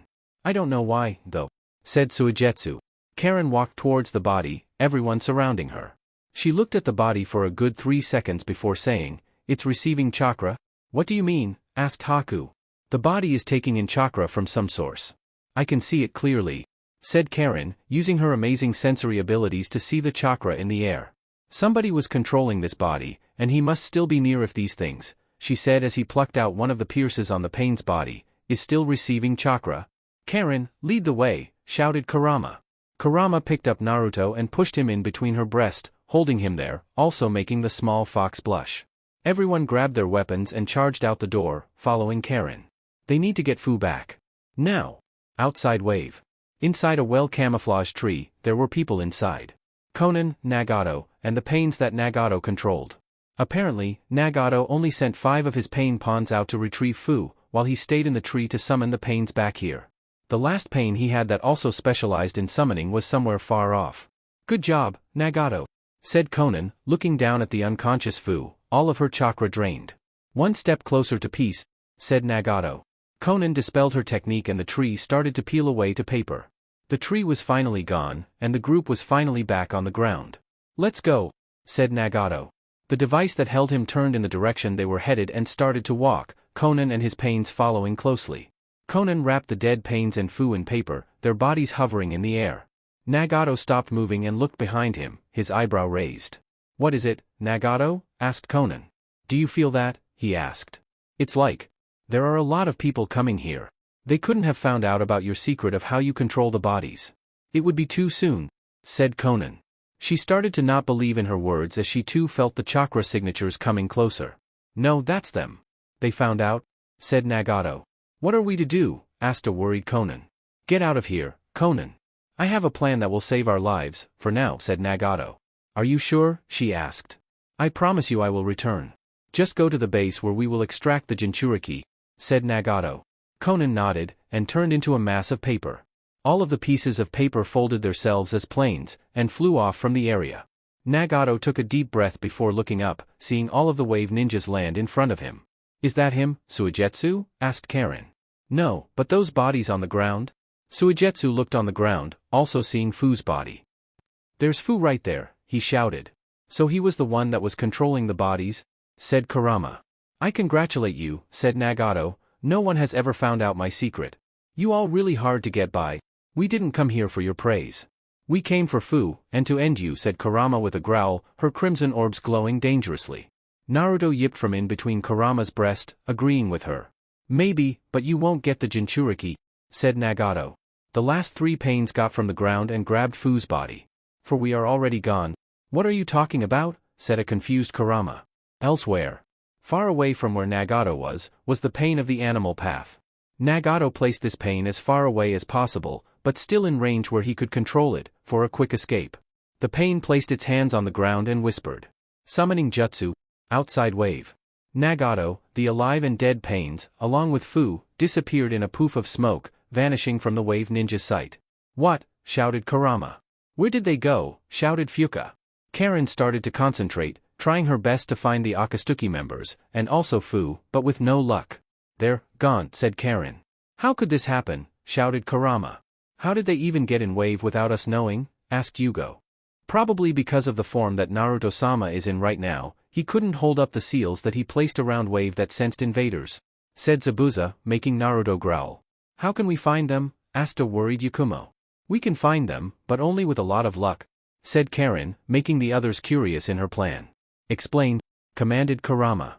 Well, this chakra receiver can still receive the chakra that man was releasing, but only if we get in range of his chakra output. If we somehow find his chakra output somewhere on this world, then the receiver shall lead the way of the enemy's location, possible the rest of the Akatsuki as well, said Karen. Kurama thought for a while, wondering what to do. She had to find Fu. They couldn't just let the Akatsuki have her, because if they completed the extraction of Chome, they would be one step closer to doing what she thought they were doing. She looked down at Naruto that was still trapped in between her breast, and an idea popped in her head. Karen, she said. You will lead a team that includes Yugo, Yakumo, Zaku, Fuka, Pakura, and Anko. We shall go back to the body of that man we still have in Wave, and take as many of those chakra receivers as possible. You shall search every area possible until you come up with a trail of the enemy's location. When you do, she stopped talking as she pulled out one of Naruto's Hiraishin kunai, then send Churka to this. It will activate a large teleportation seal to another kunai I have. All of the Wave ninja shall be teleported to your location, and we raid the Akatsuki together, she told them. Hi, they all exclaimed, and headed back to Wave. Kurama looked down at Naruto, who was now sleeping, trying to regain his strength. I just hope this works before she's dead, thought Kurama as she jumped off in the trees. The next day, Samui, Omoi, and Karui were jumping in the trees, headed to the location of where they were told to meet up with the Raikage and report their visit to Konoha. They had no idea they were being tailed by Hinata, Mito, Menma, and Yamato. Team Samui landed on the snowy ground, feeling the Raikage's Churka signature coming close. Sure enough, the Raikage and his group landed in front of them. Raikage-sama, we have returned from Konoha, said Samui. Samui-san, it seems that you've been tailed, said Sure. Show yourselves, you Konoha dogs, he shouted. All of the Konoha ninjas came from their hiding and stood in front of the Kumo ninja. Why are you all here? Asked Darui. A's eyes widened when he saw Menma and Mito, knowing exactly who they were. You're that son of bitch's children, he yelled. Raikage-sama, said Karui. I can't believe the Yellow Flash sent his own children to kill me. That is just the ultimate insult, yelled the angry Raikage. Please hear us out, we are not here to kill you, just to give you a warning for your benefit, said Yamato. How do you know that you're telling the truth, said Karui, rather loudly. It's about Naruto. No Yoko, finished Mito, a little hesitantly. What is it about, huh? I'm going to find that boy and kill him 3 times over. I don't care that he is your brother, I shall end him, yelled A. No please, said Mito. You can't kill him. He will kill you all instead. He is too strong. What are you saying? That Kumo is too weak to get rid of such a annoyance, said A. No one is, said Menma, stepping up. We are here to warn you about Danzo and what he may tell you in the Gakage summit. My father is too weak to attend the summit because of my brother's last attack on Konoha. I've heard, said A. Shouldn't that encourage you all to increase your search for him? He destroyed Konoha by himself. Why are you defending him? Because Konoha doesn't want to be blamed for the damages that Naruto may cause, said Yamato. He is strong, most likely the strongest person alive right now. No one can win one-on-one with Naruto. He is just that good. What we don't want Danzo to convince you all is to search for Naruto together and try to end him, only for it to end the other way around. Ha ha ha ha ha, laughed out a very sarcastic Raikage. You're scared of the boy, we shall end him. We would be doing Konoha a favor at the most if we killed Naruto no Yoko. I don't see that point of you all coming here. Please listen, Raikage-sama, shouted Hinata, making all of the Konoha ninja eyes widen. They never heard Hinata yell. Naruto is on a league on his own. He will destroy anything that gets in his way. Konoha was only lucky because some of Naruto's own allies came to fight against Naruto and bring him back to Wave. If he kills any more of your ninja, we don't wish to be blamed for not properly holding Naruto down, causing another war, she yelled. Also, Naruto is considered a friend and family to some in Konoha. We don't wish for his demise. He won't kill any more people, because the next time I see him, he shall die. You do understand that demon is evil. Worse than a Biju. He doesn't deserve to live. He probably killing something right now. Wave. A small, fox Naruto sneezed all of a sudden. It felt like someone was talking bad about him. Like I care, thought Naruto as he continued to drink the orange juice from his bowl. Back to the Raikage. His life needs to end. I'm doing this for the benefit and safety for my people, he says. You defend and criminal that broken laws, stolen from villages, killed a mass of people, and destroyed a whole village. You think that people are just going to let that slide? You are all weak-minded if so, said the Raikage as he and his group of ninjas passed by the Leaf Ninjas. Damn it, said Menma, slamming the ground beneath him. What will happen now, whispered Mito, looking off in the distance. 2 days later. The Hokage, Raikage, Emizukage, Tsuchikage, and Kazekage sat around a round table, their Kage hats in front of each them. All of the Kage had a serious look on their face, ready to take care of the business they were called for. My name is Mifune, and I shall preside over the meeting. Now, let the Gakage summit commence. Mifune shouted out. I'll start. Listen up, said Gaara, the youngest among the group of Kages. Oh ho oh, laughed the old Tsuchikage. My have the Gakage changed. To be named Kage at your age is quite impressive, Kazekage-sama. Yet despite your father's obviously brilliant guidance, he seems not to have taught you etiquette. Probably it's one of the reasons I was chosen as Kazekage, said a stoic Gaara, not amused at the slightest. Ha ha ha. Cheeky fella, laughed the old man. Please, Tsuchikage-sama, don't interrupt. Kazekage-sama, please do continue, said Mei, the Mizukage. I am a former Jinchuriki, so I know of the powers of the Akatsuki, seeing as I was once captured by them, started Gaara. I had my Biju extracted from me was almost killed by them. That is why I very much do consider the Akatsuki a dangerous threat. I've applied to you, the others of the Gakage, for aid and cooperation numerous times been roundly ignored. Except for the previous Hokage. After so many of the Jinchuriki have been taken, to collaborate now is simply too little, too late. Humph. The hidden villages of the Great Five Nations cannot afford to alert others that their Jinchuriki have been taken. It's an embarrassment. Covert rescue and recovery missions are the norm. No one seeks the aid from other lands when Jinchuriki disappear, yelled the Tsuchikage. Is that so? Said Gaara. So is that why the Hidden Rock village remained silent when both of their Jinchurikis were taken by the Akatsuki? Are your status and appearance to others that important? Asked Gaara, making the Tsuchikage mad. Biju being taken should not result immediately in mass terror. It takes significant skill, knowledge and time to achieve control over them, said Mei. It is necessary for a Jinchuriki to mature together with his or her Biju to adapt to it. And even then, control is difficult. Isn't that right, Kazekage-sama, said the Oanoki, getting back at Gaara. To begin with, said Danzo, the only few who've ever achieved true control over Biju are Uchiha Madara and first Hokage Hashirama, plus 4th Mizukage Yugura, and Reikage-sama's younger brother, Killer B. However, we have enough dash. Danzo was cut off as the Reikage slammed his hand down on the table in front of them. Enough with this nonsense, he yelled. The sudden attack on the table made all of the ninja watching the summit come from their hiding, protecting their Kage. This is a place of discourse. Please refrain from behavior that lacks civility, said Mifune. After everyone went back to their original spots, the Reikage started the summit back up and running. Leaf, stone, sand, mist. The Akatsuki is composed of rogue shinobi coming from your villages. And that's not all. I have proof the among you, including your predecessor shadows, are those who have even utilized the Akatsuki. You say that they are a problem, but apparently, you didn't have a problem with them when they were completing missions that you gave them. Since your shinobi were too weak and incompetent to even take the mission, you hire criminals to do so, shouted A. The Akatsuki may be a problem to you all, but not to me, for my brother, B, is safe in Kumo, training to get better to stop the Akatsuki that will one day come for you. What have you all done to stop the Akatsuki? A then turned to Gaara. You say you were once a Jinchuriki and while you were one, you were also Kazekage. The Akatsuki just simply walked in Suna and beat you to the ground. In the mist, your Biju was free to do whatever it wanted, resulting in its capture as well. In the Hidden Rock, you, old geezer, actually let your Jinchuriki out of the village whenever they wanted. Just idiotic. He then turned to Danzo and his eyes gained a fire in them. And Konoha is worst of all. That bastard, the Yellow Flash, actually lied to his whole village and said that his son was a demon. Huh. What an idiot. He goes even farther saying that his other two children were heroes, but the one called Demon actually held more of the Kyuubi than he thought. The Kyuubi Jinchuriki broke out of Konoha on his own if I may add, and found a better life in where he now resides in Wave. The only reason the Akatsuki took the Nibi Jinchuriki away from Kumo is because of the Jinchuriki actions herself. She ran off in the sewers alone, resulting in her capture. But Kumo had the offense and capabilities to take care of 2 Akatsuki members, while it seems you all can't, yelled A. The truth is that it is too late to worry about the Jinchuriki. The last 3 are hidden away, and the Akatsuki won't reach them. We have something else to deal with on our hands now, the main reason I called you all here, said A. Which is, said Oanoki. The Kyuubi Jinchuriki, said A. I'm sure you all have heard about him, and how he destroyed Konoha, said A, giving a smirk to Danzo.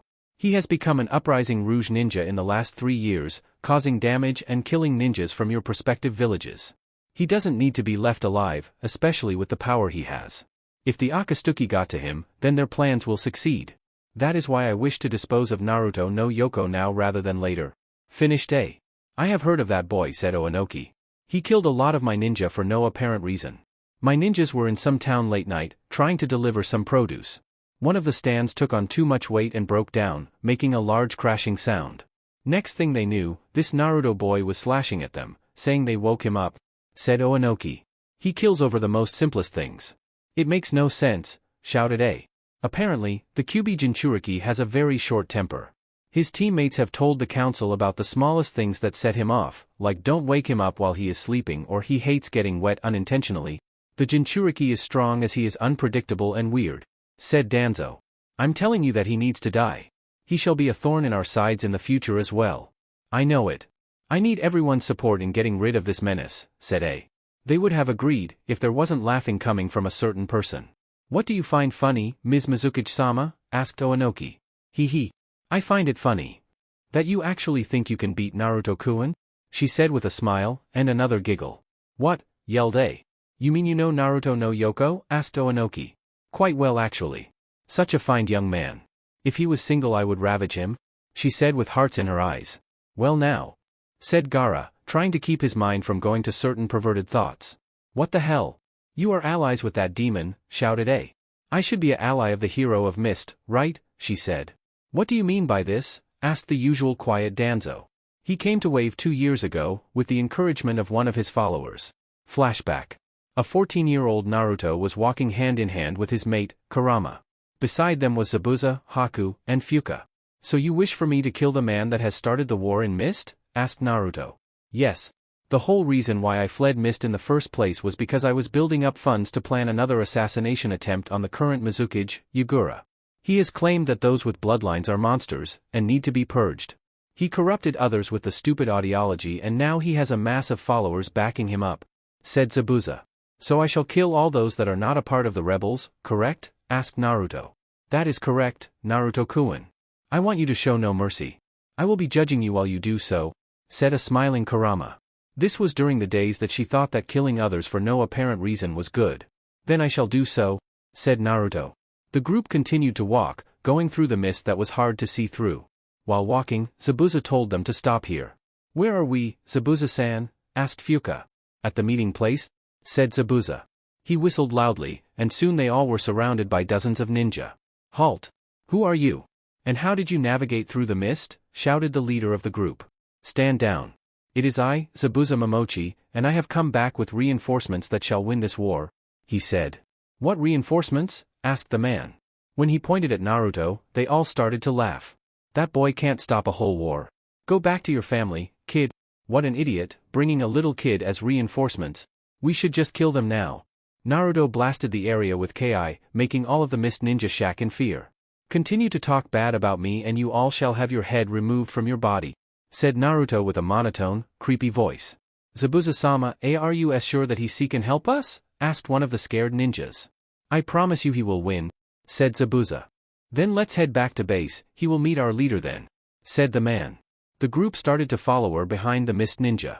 Zabuza stepped up to the leader, wanting to ask him a question. Who is the leader of the rebellion? Asked Zabuza. What he got in reply were a bunch of giggles and laughs as they all looked at Zabuza. Oh, you know her really well, Zabuza-sama, said the man. Zabuza only raised his non-existent eyebrow at their actions. The group made it to an area where the mist wasn't as bad as it was earlier, and so lots of ninjas, tents, weapons, the perfect hiding place for a war. So this is your main base? Asked Haku. Our only one. All the other ones have been destroyed, said the man. As they were making their way through the base, people were looking at them, recognizing Zabuza and Haku. The group made it to a rather large building in the middle of the hidden base. The man told one of the guards to get the leader, which he nodded his head to and ran inside. Wait out here, we'll get you when she is ready, said man. They all nodded and the man also entered the building. When do we start killing people? Asked Naruto, looking up at Kurama for an answer. Soon, I promise you Naruto-kun, said Kurama. Fuka, Zabuza, and Haku shivered as they looked at the bloodthirsty couple. After a while of waiting, they were called inside. They went up a flight of stairs, and made it the final door in the hallway. Once they entered, Zabuza's mouth dropped to the floor, his bandages not being able to hold his falling mouth. Oh hell no, he shouted as he looked at Mei behind her desk. Zabuza-kun? Is that you? She said as she got out of her chair. Zabuza turned around and went to the door, but a tail wrapped around his waist.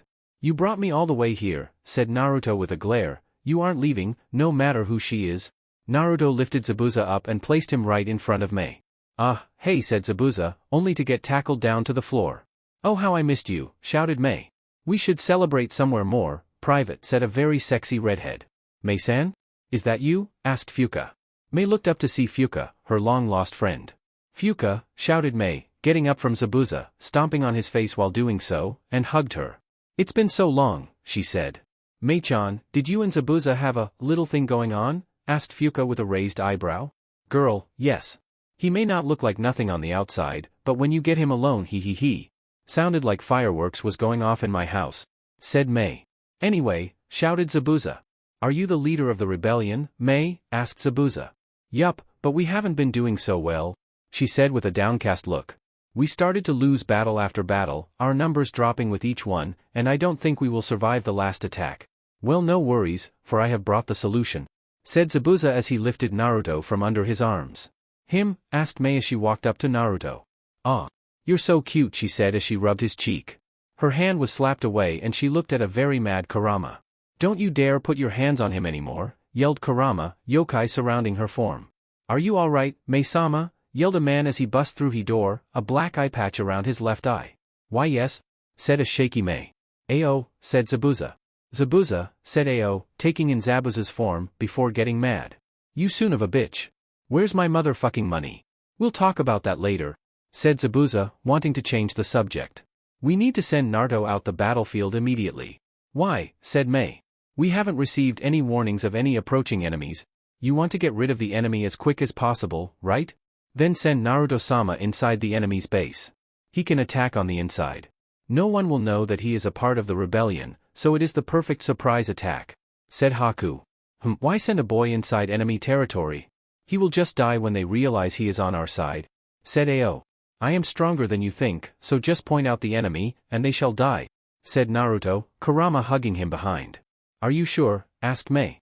Yes, said Naruto. Well, if you wish, said Mei as she went through a drawer and pulled out a map. The enemy is currently a good 8 miles north of us. You can't miss it. The mist isn't as dense as it is here, said Mei. I shall head there now, gather your followers and tell them the final battle shall happen in the next 30 minutes, said Naruto as he and Kurama started to walk out the room. Wait. You must know of their leader, Yagura, isn't Jinchuriki. He has full control of his Biju, shouted Mei. Naruto just looked back and gave Mei an insane smile. Good. 30 minutes later. Naruto stood on top of the wall that surrounded the enemy base. It was much larger than the rebellion base, which was good for him. It would make it much easier for Naruto to sneak in and attack. He could feel the rebels a good mile away from him, ready to fight. Naruto looked up at the sun and took in a deep breath. Time to go to work, he said as his eyes flashed crimson, a bloodthirsty look on his face. Chapter 25. Kirigakure. Naruto was calmly walking through the village, his hoodie on over his head. He withdrew in his tails, so he wouldn't draw any attention. He wasn't running into any problems while walking through the main part of the village, as he was mixing into the crowd of people. Seems to be a lot of guards posted around, thought Naruto as he looked on top of buildings to see ninjas all on patrol, making sure that no one causes any problems. Naruto kept walking until he came upon the largest building in the village, and could feel the most powerful chakra source in the village. Must be their Jinchuriki leader, thought Naruto again. He made sure no one was looking, and walked inside the building. The building itself was pretty plain. A simply check-in desk, some chairs, lounging room, some fake plants here and there, and doors and stairs leading to other areas of the building.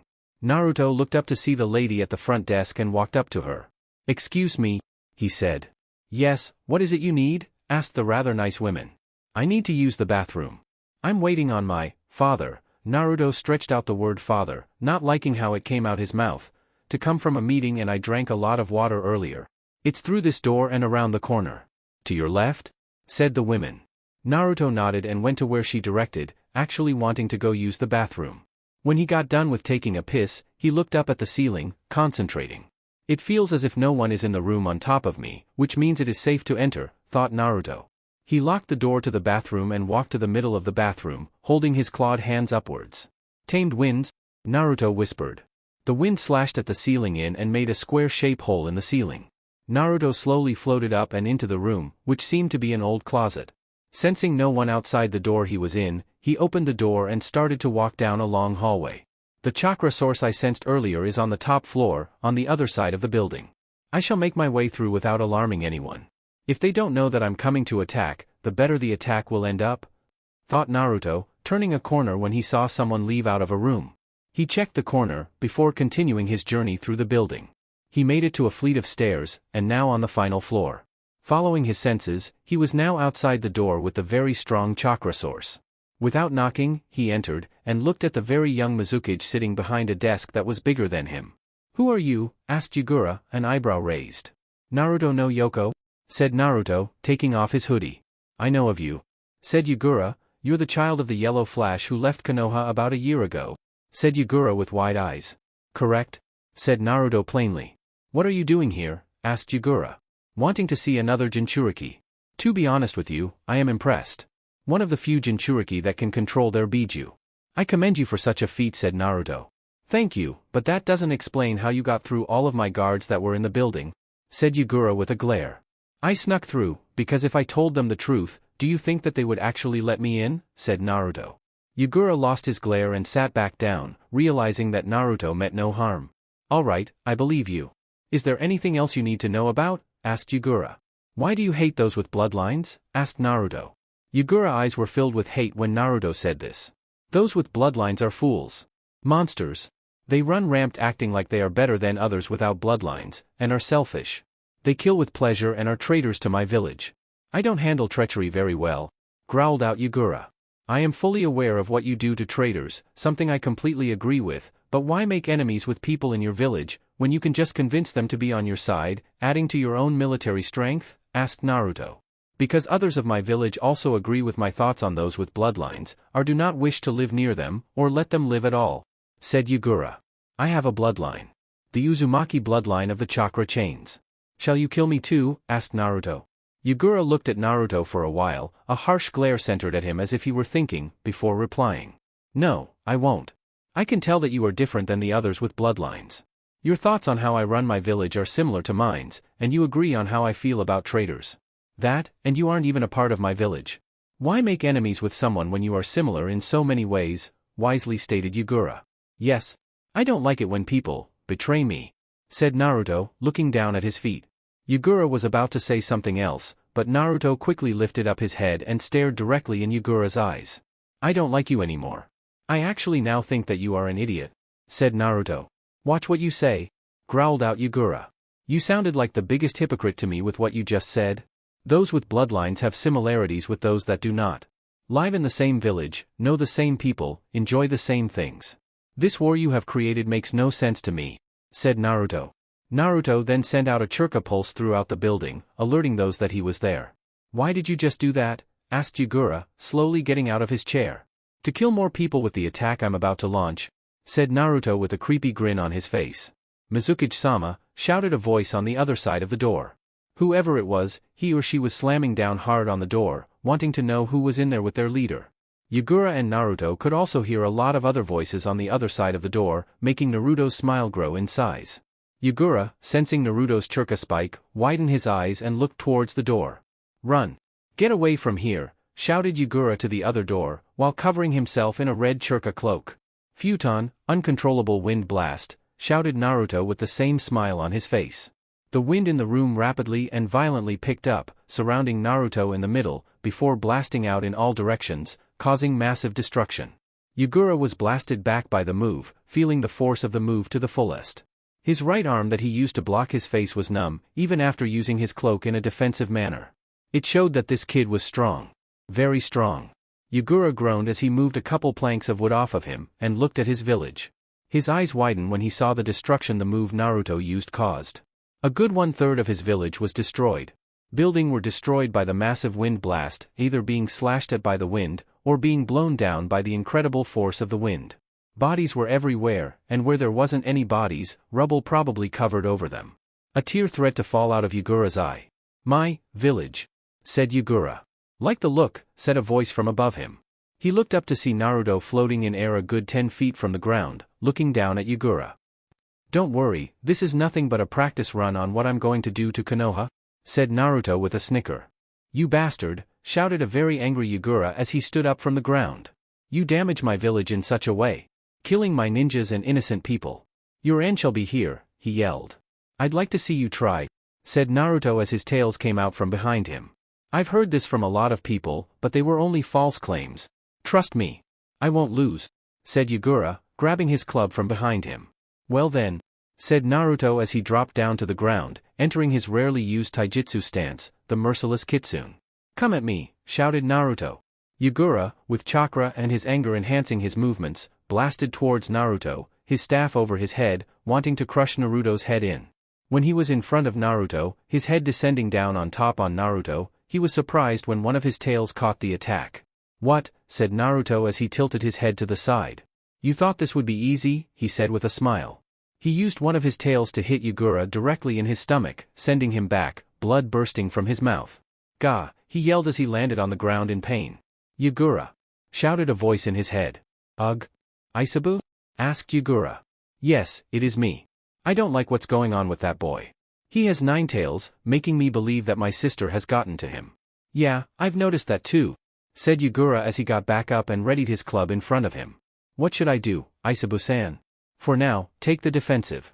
You're better at defense than offense, and when you see him slip, you attack with an attack backed up with my yokai, wisely stated Isabu, making Yagura nod his head in agreement. Done talking with the turtle? Asked Naruto. When he didn't get a reply, he only chuckled. Funny, I thought you said that we understood each other. But you don't understand me. You are weak while I am strong. You can't even tell you are in a long-lasting genjutsu, said Naruto as he flew towards Yagura, his claws pointed forward towards him. What? Thought Yagura as he blocked Naruto's swipe of his claws. I'm under a genjutsu? Yagura had no time to think as Naruto punched him in the face. Yagura shrugged off the attack and blocked another one of Naruto's attempts to punch him with one of his tails. Yagura brought his club to the side, before making a large arc with it, making Naruto jump back. Using the distance, Yagura went through some hand signs. Suetun, water dragon missile, he shouted, sending a rather large water dragon towards Naruto. Why does everyone know this technique? Thought Naruto as he coated his claws with yokai. Fox slash, he said as he cut right through the middle of the dragon, still headed towards Yagura. Sushin, water mirror technique, shouted Yagura. He then made a mirror of water, reflecting Naruto's approaching form. Naruto was surprised when another Naruto came from the mirror, yokai covering his claws as well. The two met and a large explosion accrued. Do you think that got him? Asked Yagura as he jumped back from the explosion. I don't know, keep paying attention and stand guard, ordered Isabu. The smoke cleared to reveal Naruto perfectly fine, a yokai cloak covering him. That was a sneaky move. I really wasn't expecting that at all, said Naruto, the yokai shield disappearing. It alright though, my main reason of why I am here is accomplished, said Naruto. What are you talking about? Yelled Yagura, mad that yet another secret Naruto had planned against him. A distraction, said Naruto, lowering himself to the ground. You were so focused on me, you never even knew what was going on around you, said Naruto. Yagura looked around to see rebels fighting against his ninjas. Yagura's forces were already small in numbers, and him not being able to help only put them in a worse position. You, growled Yagura, red chakra surrounding him. You really do think you're slick? He growled out. Not think. I know I am. That's what kitsune are best at, said Naruto. Well, prepare to adopt a new action. Dying, said Yagura as his cloak fully covered him. He was all red, and it seemed to be a shell-like structure on his back. Oh, reverting to your stage 2 form, eh? I think you're underestimating me, said Naruto. Naruto then disappeared, surprising Yagura. You need to remember that I don't show any mercy, whispered Naruto from behind him, sending a futon, Rasengan to Yagura's unprotected side. Yagura was launched to the side of the destroyed battlefield. Yagura didn't stay down long, as he got back up, madder than ever. Coral Reef, shouted Yagura, slamming his fist down onto the ground. Coral spiked up from the ground, and soon started to travel where Naruto was. Naruto easily dodged the attack as he flew over it and shot off towards Yagura. Yagura used his 3 tails behind him to swat at Naruto, which he dodged easily in the air. Naruto circled around Yagura, ready to blast him with another Rasengan, but was surprised when his attack met the shell on Yagura's back, no damage caused. Yagura jumped back, trying to slam into Naruto. Naruto, anticipating the attack, flew upwards and took a deep breath. Katan, Fox Fire, said Naruto as he blasted a massive fireball with the head of a fox towards Yugura. Yugura, defending against the attack, withdrew into his shell, blocking all of the flames blasted on him. TCH, that shell, thought an annoyed Naruto. That shell really was getting on his nerves. It was tougher than it looked, and none of his attacks were getting through it. It seems that some damage was done to him when I attacked on his side, but not as much as I wished. Maybe his belly is the better choice to attack. A turtle's shell isn't as hard on its belly than its back, thought Naruto as he landed on the ground. Thinking on how to win, mocked Yugura as his head popped from the shell, along with his other limbs. Yes, that shell is an hindrance, said Naruto. He then gave Yugura an insane smile as he pointed his palm out to him. I guess I should just get rid of it. Futon, tornado killer, said Naruto. Wind picked up around Yugura, picking him up from the ground. The wind started to spin around Yugura until he felt a slash on his arm. Ow, thought Yugura as he looked at the gash that he knew would leave a permanent mark. His eyes widened when he felt another slash of wind on his legs. Is he trying to slice me up? Thought a very worried Yugura. He was about to enter into his shell, but it was too late. The wind picked up a slash at Yugura everywhere. His legs, face, stomach, arms, and even his shell. The slashes of wind were also carrying some of Naruto's yokai, giving his wind blades another advantage against Yugura's defense. Marks appeared on Yugura's shell, and they turned into cracks, and then, ultimately, shattering at the assault of wind. G-H-H-H-H-H-H-H-H-H-H-H-H, shouted Yugura in pain, as he was forced out of his churka cloak, back to his human form. He had cuts everywhere, and was bleeding in dangerous levels. His back suffered the most, as his shell was ripped off of him, and no skin survived the attack. Still want to be cocky? Asked Naruto, looking down at Yugura. He couldn't reply as the pain he was going through was indescribable. He couldn't move, only lay on the ground, defeated. Can't talk? Oh well, the Akatsuki will know of your defeat and will collect your body. To pass the time though, I shall enter the purge of your village's weak ninja, said Naruto, as he walked away. Yugura, hearing this, snapped. He couldn't let him do such a thing. If he let this boy go now, he would destroy everything that he cares for, something he wouldn't let anyone do. He would give up his life to protect his village. Tails formed around Yugura's form, enlarging him. He grew and grew, until his transformation was done, and Aisabu stood fully in all his might, looking down on Naruto with his one eye. So you finally came out? Said Naruto as he looked upon the great turtle. On the wall of Mizugakure. Kurama was sitting down on the edge of the wall, watching the scene of Naruto looking up at her younger brother, Aisabu. Ah. It's been a while since I've seen him, said Kurama, the wind blowing through her long hair. Should we do something to help Naruto-sama? Asked Fuka, standing guard behind Kurama. No. He can handle himself, said Kurama, watching the scene with interest in her eyes. Naruto was going to prove to her again that he was worthy of her. With Naruto and Aisabu. Hey there, said Naruto, looking up at the giant turtle. Where is Kurama? Asked Aisabu, not even replying to Naruto's greeting.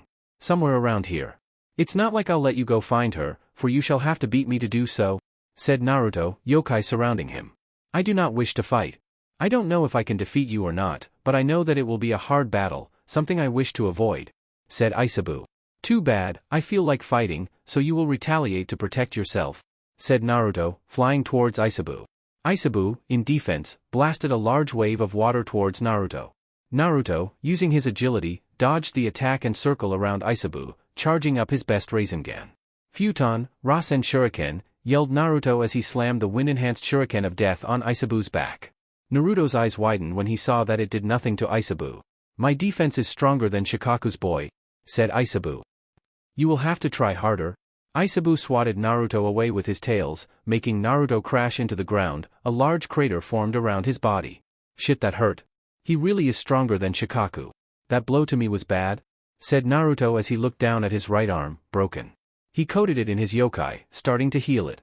Naruto's eyes widened when he saw Aisabu curled up into a ball and started to rush over to Naruto. Damn, said Naruto as he moved in supersonic speeds, blasting up in the air to avoid being crushed by the giant turtle. Naruto was about to launch an attack, but had to move out the way at the last second when Aisabu jumped up in the air, still curled up, and headed towards Naruto. Naruto took a sigh of relief when he saw Aisabu land back on the ground. I have to do something about him. I don't think that using any fire attacks will help here, and that shell of his is too tough to slice through with my wind. I have to think, everyone has a weakness, muttered Naruto as he looked at Aisabu uncurled himself. Do you understand that you can't break though my shell? asked Isabu. Please stop this and let us go our separate ways. I do not wish to continue to fight. No. I shall prove my strength. I won't give up, said Naruto as he looked down at Isabu. Naruto looked at Isabu's eyes to notice one was closed shut while the other one was open. Naruto started to plan his attack. Maybe if I attack at his face, then he will receive damage. It seems like that is the only place where he actually has soft skin, so if I use a strong enough move, it could cause major damage, thought a wise Naruto. He took a deep breath, before disappearing altogether. Still wish to fight? Isabu said to himself as he looked around. He wasn't going to let down his guard for a moment. He knew this child was strong, so he had to stand his guard. Futon, uncontrollable wind blast, shouted Naruto from behind Isabu. The wind picked up and slashed all around Isabu's body, but no damage was done. Isabu was pushed to the side some, and Naruto closed in when he saw this. Suiton, great water mass bullet, shouted Isabu, as he shot 3 very large masses of water towards Naruto. Fox slash, shouted Naruto, sending yokai to his claws. He approached the incoming bullets of water, and slashed right through all 3 bullets. Naruto cancelled his attack and switched to his other hand, which held a Rasen Shuriken in it. Futon, Rasen Shuriken, he shouted and threw it at Isabu's face. The attack was about to make it, but Isabu curled up into a ball, protecting himself from it. Isabu rushed towards Naruto, and crashed into him, sending Naruto flying through the air. Jia, shouted Naruto as blood flowed from his mouth. That attack really was backed up with a lot of force. When he finally stopped himself, he noticed something weird going on with Isabu. What is he doing with his chakra? Thought Naruto, feeling the drop of chakra all of a sudden. I see you have found my weakness, said Isabu. It seems I must prevent you from ever getting close to me, he said. Suddenly, to Naruto's surprise, another Isabu, just as big as the original, appeared next to him. Three-tailed clone? Isabu announced. I have to deal with another one, shouted Naruto. Dealing with one Isabu was more than enough, but now 2. Naruto had to take it up a notch. Time to go to work, said Naruto, as his yokai surrounded him. He blasted towards the Isabus, ready to face the difficult task in front of him. Suiton, great water mass bullet, shouted the clone Isabu, sending a barrage of the overly oversized bullets of water towards Naruto. The original Isabu curled up into a ball again and traveled behind the bullets. Naruto, swerving left and right, was dodging the bullets to the best of his ability. He couldn't get hit by such a move that was filled with chakra. It would mean the end for him. When he made it through the barrage, he saw Isabu headed towards him. Red chains came from Naruto's back, ensnaring Isabu. Take this, you overgrown turtle, shouted Naruto, as he pulled hard on the chains. Because of this, Isabu was swung around and was now headed towards the clone Isabu. They crashed into each other, both of them groaning in pain. First the smoke screen, thought Naruto as 2 clones appeared beside him. They were charging up Rasen shurikens in Naruto's right and left hands. Rapid fire, shouted Naruto as he sent the shurikens towards the turtles. When the 2 left his hands, the clones helped him make another 2 instantly. He hurled one after the other, creating a large blast on the 2 bijus. Time to go, thought Naruto as he and his clones shot into the smoke screen, their sight targeted to the clone Isabu. When they saw it, they all shot to his face. Katon, Fox Fire, shouted the 2 clones as they sent the fire blast into the clone's eye, making it scream out. The real Naruto sent yokai to his hands and shot forward. Fox Slash, he said as he entered the fire. He made it to the clone's face and pierced through his face, causing a huge explosion of water as the clone dispelled. Good, huffed Naruto. He noticed that the smoke screen faded away, and he could see the real Isabu. Suiton, Spear Rain Pour, said Isabu, but did nothing. What are you planning? Asked Naruto. He was about to attack again, but both of his clones dispelled. What? Said Naruto as he looked up at the sky, and moved away just in time to dodge a spear of water from impaling him. His eyes widened when he finally figured out what Isabu did. The water from the clone? Naruto summed up. He looked up at the sky to see that spears of water were everywhere, ready to impale anything in their way. Naruto started to dodge around, but the spears were in too close of each other, making him resort to using his tamed winds to slice through the spears. He missed one of them as it made its way to Naruto, slashing at his arm. Naruto yelled in pain as a deep gash was made on his left arm and his side of his stomach. When it finally stopped raining spears of water, he turned to Isabu, and his eyes widened even larger when he saw him in the final steps of releasing his best technique. Beast Bomb, shouted Isabu, as he shot the compressed yokai ball towards Naruto at high speeds. Naruto couldn't dodge in time, so he had to block it in some way. Naruto sent a load of yokai into his tails, and pushed them forward, meeting with the Biji Bomb. Naruto was blasted back from the force of the attack, but finally stopped himself in air. He was battling against the blast, holding it back from exploding. "Ugh, I can't hold on for long," said Naruto. His tails were being pushed back, the force staring to be a bit much. "I can't lose," muttered Naruto as a look of determination came upon his face. He sent even more yokai to his tails, and to his whole body, adding more strength to his muscles. "I won't lose to the likes of you," shouted Naruto as his tails finally won the struggle and sent the bomb back to Isabu. Isabu's one eye widened significantly as the bomb hit his shell, exploding on contact. Huff, huff, huff. Naruto was taking in deep breaths. That really took a lot out of him, but he knew he wasn't finished yet. "It's time to end this," muttered Naruto as he flew over to Isabu. The explosion from the Biju bomb was finally over, and a heavily injured Isabu appeared from the smoke cloud. His shell was scratched up, and he looked very weak. The perfect time for Naruto to strike. Isabu's eye widened when he felt chains wrap around his form. He looked up to see Naruto in the sky, the red chains coming from his back. "It's time?" Naruto huffed out as he started to pull on his chains. Veins appeared all over Naruto's body, and he clenched his hands in concentration. He was trying to pull up Isabu, and it was very hard to do so. "Come on, move," said Naruto. The turtle was extremely heavy, but he had to do this to finally finish this match. Isabu noticed that he was hovering off the ground a little, and now realized what Naruto was planning. "Come on, and move," shouted Naruto as he found the strength to haul Isabu in the air. He brought Isabu up in the air, over his head, and slammed him back on the ground, his underbelly exposed. A large number of Narutos appeared with Rasen shurikens in their hands, and threw them all at Isabu's underbelly. Isabu screamed out as he felt the pain course through his body. Fatigue and the pain was starting to get to him. He looked up and saw another Naruto approaching his face. "For the finish," yelled Naruto as he threw his last Rasen shuriken at Isabu's face, exploding on contact. When the explosions finally settled, an unconscious Isabu was shown on the ground, defeated. "Finally," said Naruto as he started to fall from the sky. "Finally won," he said in his mind with a smile on his face. He was about to hit the ground head first, but Kurama came and caught him before that could happen. "You know you could have died if you made contact with the ground?" said Kurama as he looked down at her mate. "I knew you would catch me," muttered Naruto, making Kurama smile. The rebels all surrounded Naruto and Kurama, giving him their thanks for helping them win the war. Mei approached Kurama and Naruto, smiling. "Thank you so much for your help, Naruto-san. If we may, can Wave and Mist have an alliances between each other?" she asked. "Yes. I see no problem with having allies," said Naruto, making her smile brighten. "Thank you very much, Naruto-sama," she said as she bowed down, everyone else doing the same. Flashback end.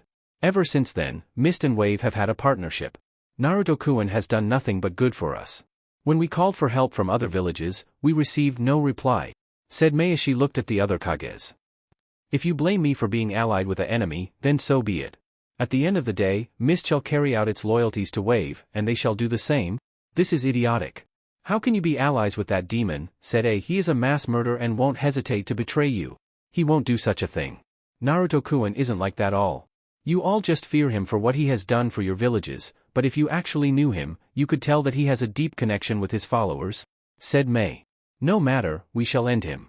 He is a threat to the peace of the shinobi world," said Danzo. "I agree fully," said a voice. All of the Gakujin Mifune looked up to see a man with a spiral mask on his face, adorned in a Akatsuki cloak. "Akatsuki," growled out Mei. She has a hatred for the Akatsuki, going after Kurama and Naruto, two of her best friends. She would never allow the Akatsuki to get to them. "Who are you and why are you here?" asked Oanoki. "Oanoki? It's been a while," the man said with a deep voice. "You know him?" asked A, very suspicious of Oanoki. "No.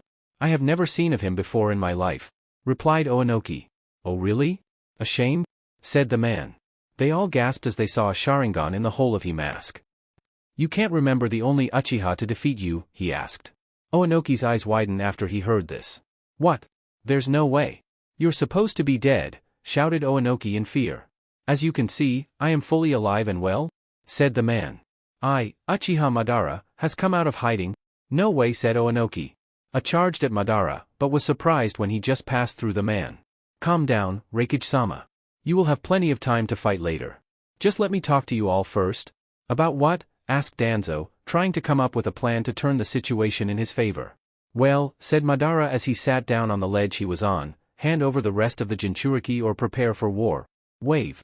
Kurama was sitting down in her backyard, in a lawn chair. Naruto was laying in her lap, sleeping. She was brushing through his fur, making him sigh of relaxation in his sleep. They still haven't heard a word from the search group, and she was starting to get worried. She knew how long it took for a Biju to be forcibly removed from their Jinchuriki, and she was worried they wouldn't make it in time. No. Kurama said in her mind. Get rid of those thoughts. They will find her.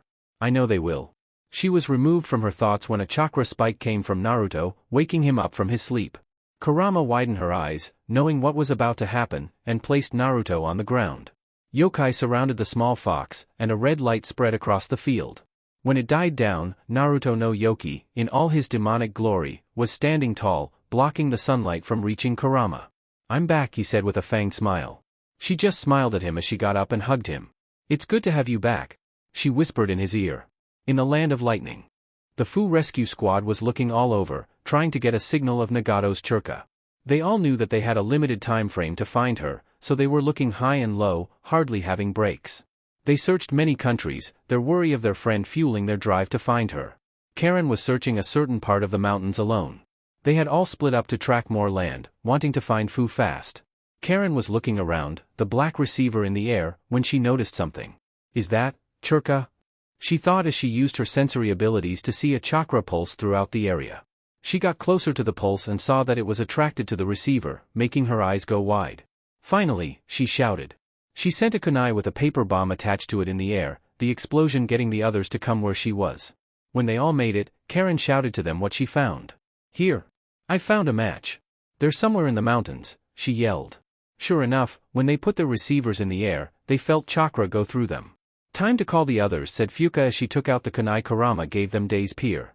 She stabbed it in the ground and sent chakra into it, making a larger sealing array form beneath them. All we do now is wait, said Yakumo, looking down at the seal. Wave. A sealing array appeared in a room inside Kurama and Naruto's house, sending a chakra pulse out to alert the others. Soon enough, all of the wave ninja made their way to the house, in the same room the sealing array was. Good to see everyone here, said Naruto, entering the room with Kurama in hand. They all nodded to Naruto, glad that he was back to his regular form. They all stepped on the seal, and Naruto went through some hand signs. Flying Thunder God, Guiding Thunder, he said. They all disappeared in a red flash, instantly long gone from Wave. In the mountains of Kumo. The group appeared on top of another seal, a red flash also proving they teleported there. Naruto stepped up, surprising the group that summoned them. Naruto-kun, you're fully healed? Asked Fuka. Yes. I am no longer stuck in my small fox form, for I have gained all of my power back, Naruto stated. Fuka saw the angry look Kurama gave her when she called Naruto Naruto-kun. She just smirked at the red-haired women. She really was possessive. Where? Was all Naruto said to Karen. She pointed deeper in the mountains, leading east. Naruto used his mastery of his wind and brought everyone in the air. They all would make it quicker if Naruto flew them over to the spot. Right here, shouted Karen, pointing down at a mysteriously large rock.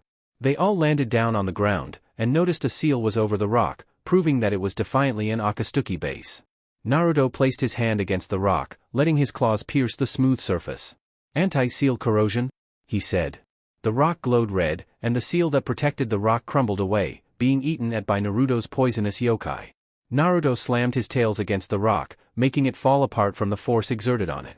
All of the wave ninja jumped inside, and saw the sight of 8 people standing on top of the fingers of a weird statue. Fu's body was surrounded in a veil of chakra that was being absorbed by the open mouth of the statue. Yugo, thinking quickly, made his demonic-like wings come from his back and rip Fu away from the sealing process. The Akatsuki members turned to the wave ninjas. The 6 paths of pain, Konan, Zetsu, and Kisame were present, only that Kisame, Konan, and Zetsu seemed to be faded, like they were holograms. Hello Akatsuki, said Naruto, stepping up. Kisame, instantly remembering Naruto, eyes widen. Oh hell no. I'm out, he said as he faded away, making Naruto chuckle. He also remembered the Shark Man and the beatdown he gave him years ago. I didn't think you would find us. How did you? Asked Pain. Those chakra receivers lead us to you. All we had to do was find that chakra that the receivers picked up on. When we found that, we just followed the chakra path, said Karen, a smirk on her face.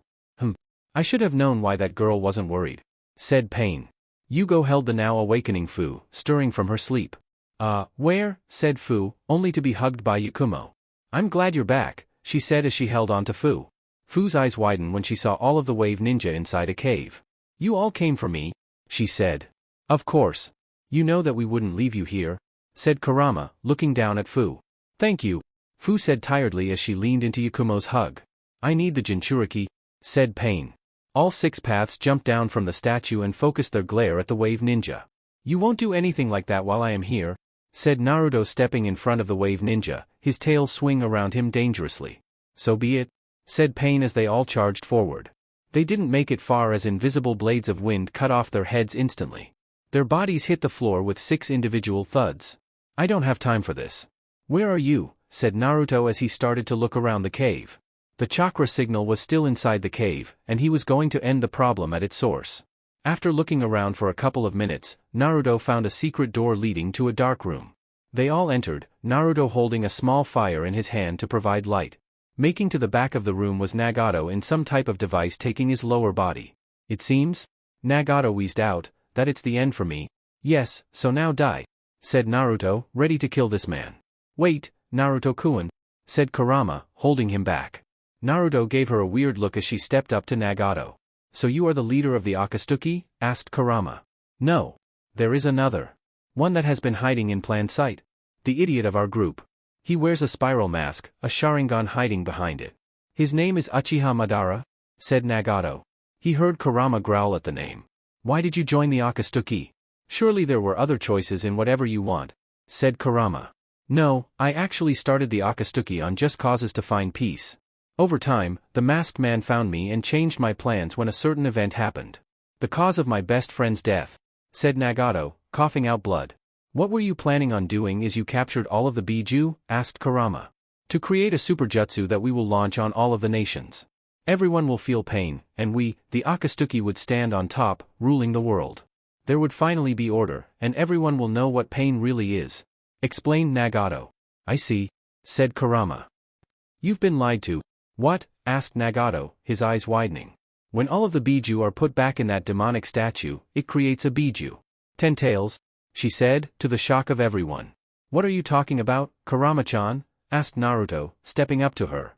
I been suspecting it for a while, but now that I know that this man has the Rinnegan, and that they are taking Biju, it only leads to one conclusion, said Kurama, shaking her head side to side. Madara wishes to bring back the 10 tails. I don't know how he found out about it, or how he is even alive, but he wishes to bring the 10 tails back and use its power for one certain thing.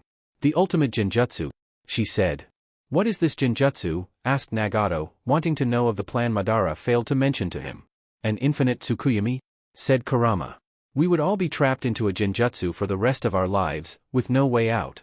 I don't know why he would do such a thing, but he probably just hates how the world is run right now, and wishes to change it. She finished. So I was going to be betrayed at the beginning?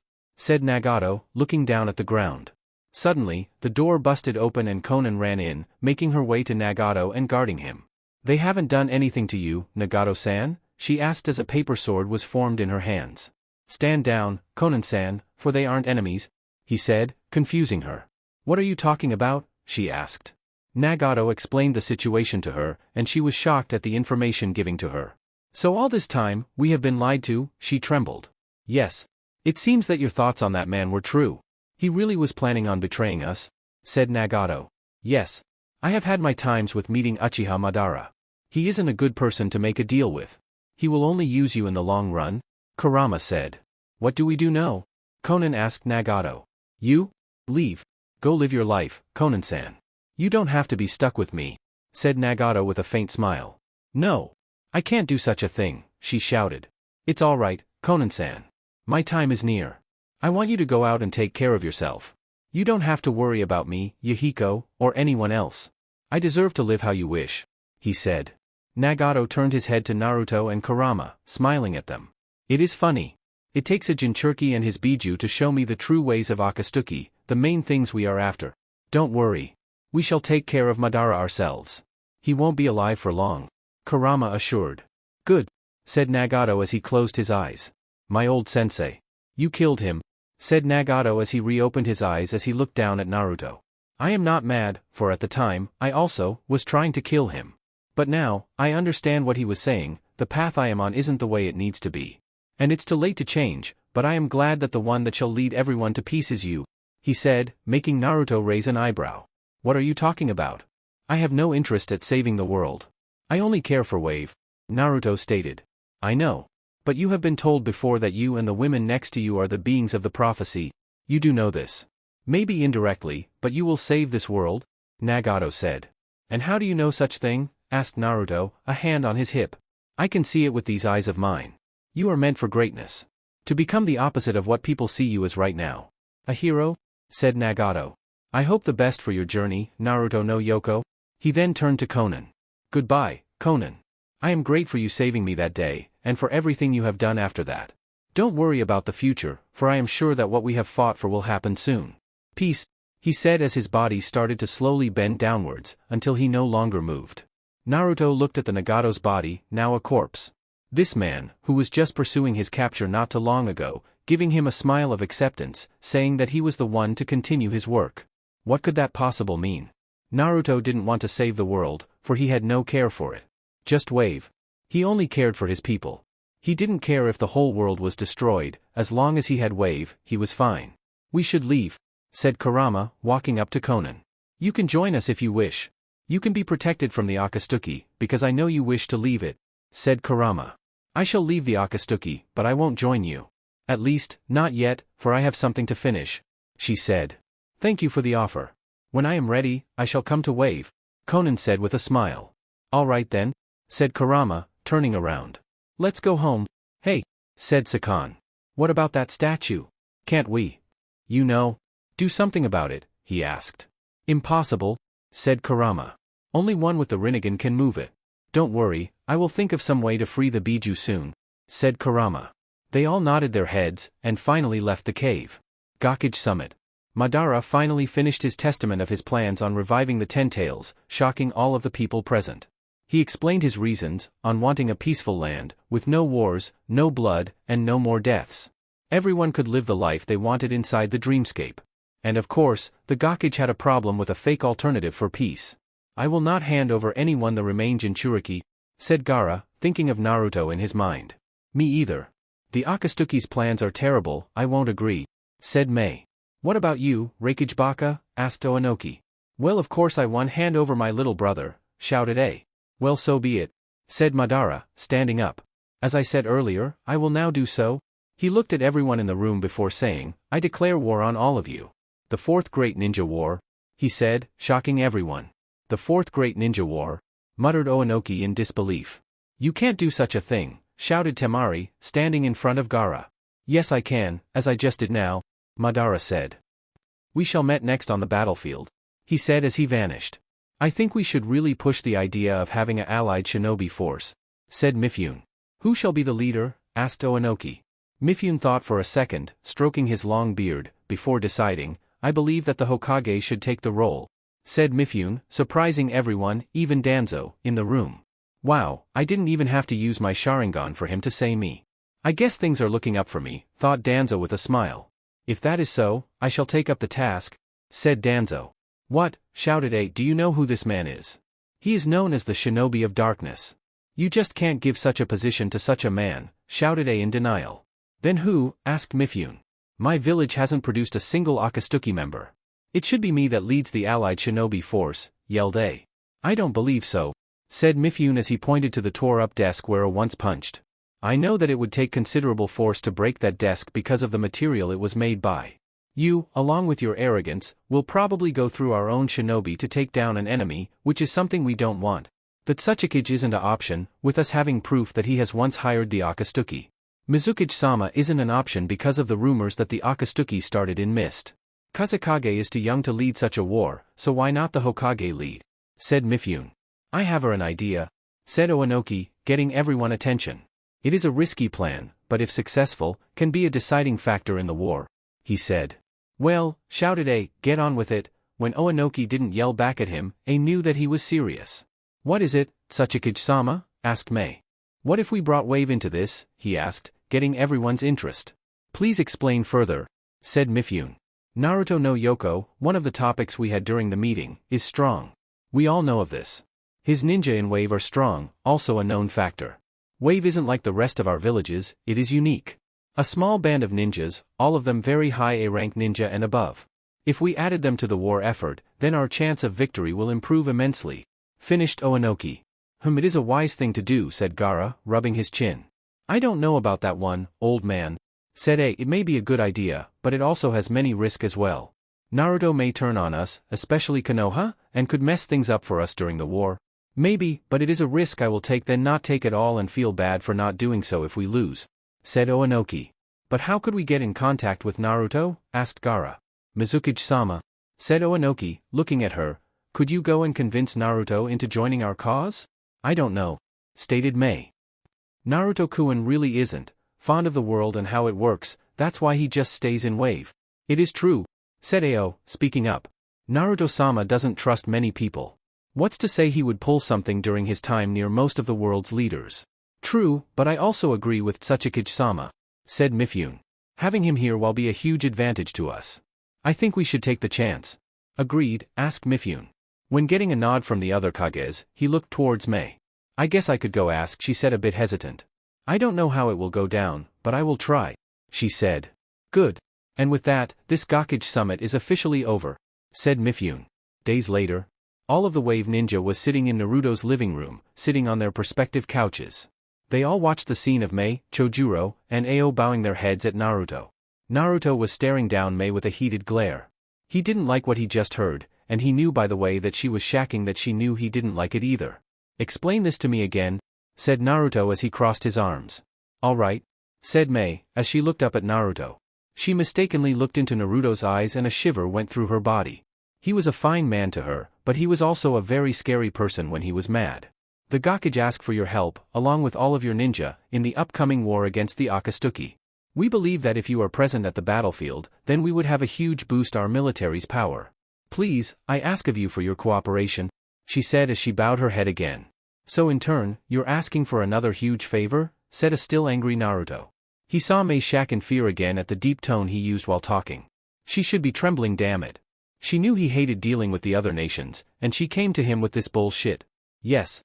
I know it sounds unorthodox to ask for such a favor after we still haven't repaid you for your last efforts for the future of Mist, but please listen dash.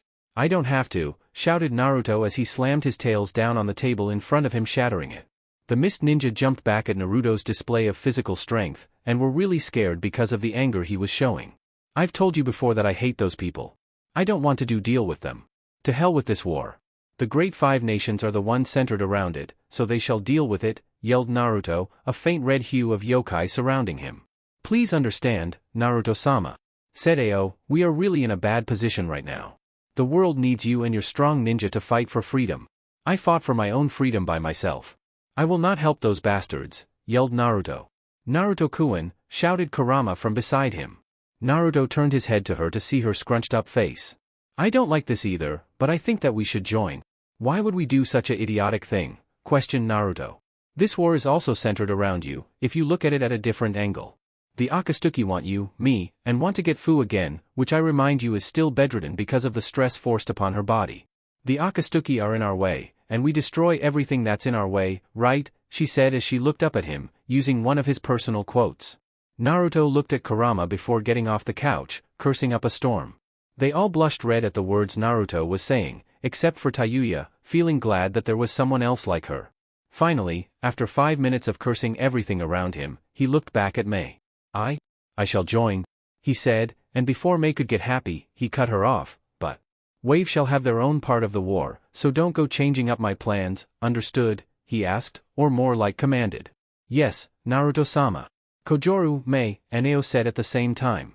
Good, Naruto said as he sat back down. You all may leave now, for I have some things to plan, he said as his smile grew on his face. Chapter 26. Konoha dash? A figure in a dark room could be seen throwing cloths in an overly large-sized bag. Going from drawer to drawer, getting all the cloths they needed. I can't stay here anymore, thought the person. I won't stay here anymore. I can't stand it here any longer. I should have left when Anko-sensei disappeared.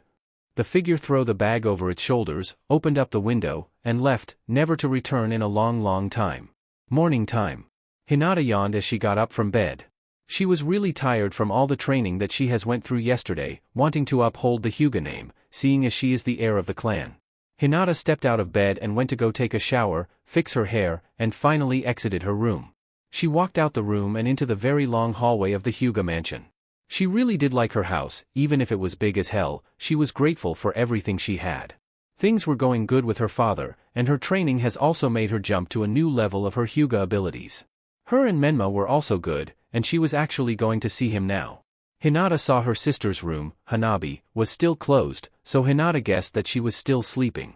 Hinata hurried down the stairs to eat breakfast, before heading out to go help out with the construction of her village. Hokage tent. Minato stood in front of Danzo, hearing what happened at the Gakage summit. Minato had recovered over the time Danzo was gone at the Gakage summit, making Danzo hid his anger, and Minato stepped back up to his title as the fourth Hokage. Danzo told Minato everything, not wanting to lie to the man that had more power to him at the moment.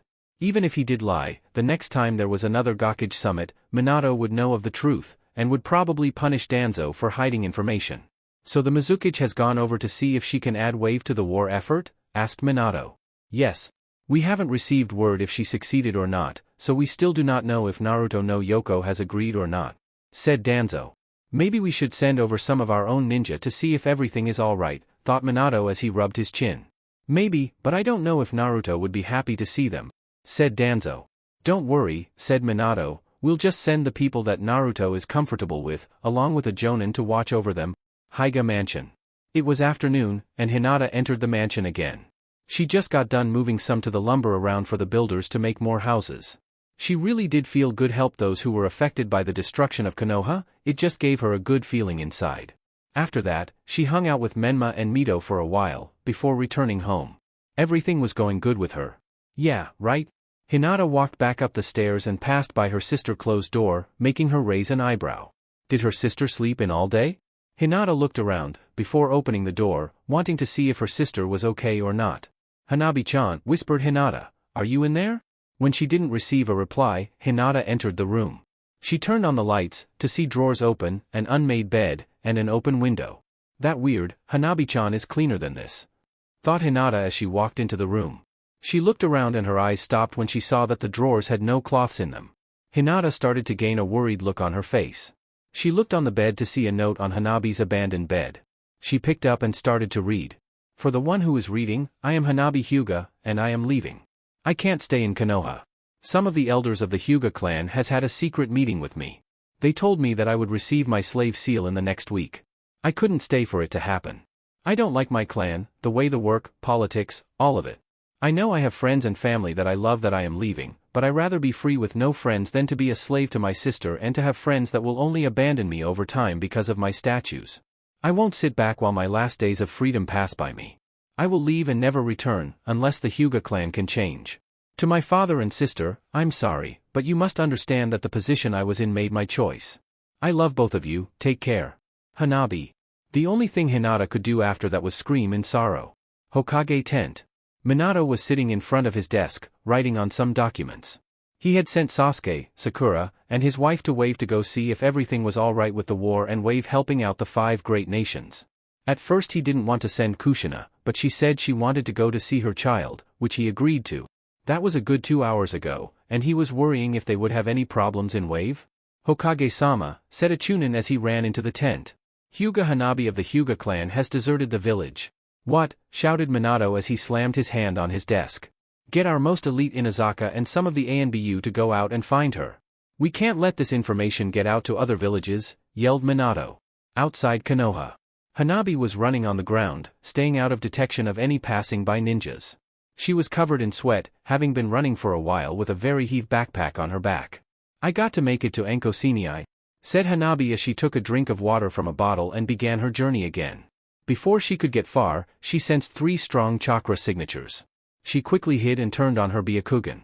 I can't wait to go to Wave, said Sakura with a girlish squeal. We get to see Naruto again and chill and eat some of their probably delicacy food. Oh, it's going to be great. We aren't on vacation, Sakura-chan, said Sasuke with a chuckle. Well hell. We need a vacation. All that damn work I've been doing at the village. It's time to kick back and relax, Sakura said. Kushina was talking as she was jumping ahead, kind of scared as they got closer to Wave. Oh, I don't know what to say. What to do? Should I just say hey, Naruto-chan? It's your Kaa-chan? No, I can't do that. He hates me. What to do, pondered Kushina in her mind. Kushina-sama, are you okay? Asked Sakura. I'm alright, just thinking, she said. Sakura nodded as the three continued to wave. Hanabi sighed in relief as they passed by. Good, it seems they aren't aware of me leaving. That means I can carry on with my own pace, she said as she jumped up in the trees and followed behind the group. Konoha. I have a scent, said one of the Inazaka. Me too. It isn't as strong as I want it to be. She must have left earlier today, said another Inazaka. They all followed the scent to one of the Konoha gates, also noticing that the scent got stronger as they kept moving. It seems she's not using the trees, sticking to the ground to lower detection, said Tsum Inazaka, leader of the Inazaka clan and mother of Hana and Kiba Inazaka. She's smart, said Hana. She looked at the gate and noticed the direction it was facing. Doesn't this gate lead to Wave? Asked Hana. Everyone gained wide eyes instantly. Oh no, said one of the ANBU. You don't think, said another. We must leave now. No holding back, yelled Tsum as she jumped to the trees, everyone following her. Great Naruto Bridge. Should have known they would have named it this, said Sasuke as he and the other two females looked up at the sign that named the bridge. He has his own bridge? Naruto, you are so unpredictable, said Sakura with a smile. They all started to walk on the bridge, not noticing the eyes that was watching them. Konoha ninjas, growled out Suigetsu as he watched from the water he was merged with. He always stayed in the water, making sure that the travelers that entered weren't coming with evil intent. He didn't feel any evil intent coming from them, but they were still Konoha ninjas. The group of Konoha ninjas' eyes widened as they saw the water move around them, shaping into spears. They were surrounded, with no way out without being impaled. Hey there, said a worried Sakura, holding her hands up. The spears of water closed in on all of them, making them back up to each other. There wasn't any room to move now. Why are you here? Shouted a voice. We are from Kono-. I know that you leaf bastards. Now tell me why you are here, shouted the voice. I am Sakura and this is Sasuke and Kushina. We come dash. Who the fuck is Sakura, Sasuke, and Kushina? Demanded the voice. Us, shouted Sakura. Hold on, Sakura-san, whispered Sasuke as she stepped up a little. The water spears got closer to Sasuke, making him gulp. Watch where you stepping at. I'll impale you to death and eat your remains, yelled the voice. I am the Uchiha and the girl over there is the pink-haired girl said Sasuke. Instantly, the water drills deformed and returned to the ocean. Then why didn't you say that in the first place? Shouted a voice. A boy jumped from the water and on the bridge, landing right in front of the group. I'm Suigetsu Mangetsu, said Suigetsu with a thumbs up. Hey there, said Sakura with a wave. Sorry about the spears and stuff. Naruto-sama just doesn't like Konoha ninja, but y'all are cool, said Suigetsu. Thanks, said Kushina with a smile. Wait a second, shouted Suigetsu as he finally noticed Kushina. Instantly, the water spears appeared around Kushina, making her put up her hands in surrender and worry. Who in the fuck is you? Shouted Suigetsu. Wait. She's cool, shouted Sakura in worry. How the fuck am I supposed to know? Shouted Suigetsu. She's here with us, right? Shouted Sakura. The water spears went back to the water and Suigetsu was rubbing the back of his head sheepishly. Oh yeah. If she is here with you too, then she must be cool, said Suigetsu. Why are you all even here? He asked. We came to see Naruto, said Sasuke. Oh, he's at his house. You can't miss it, said Suigetsu. I'll see you all later, he said as he jumped back into the water, vanishing.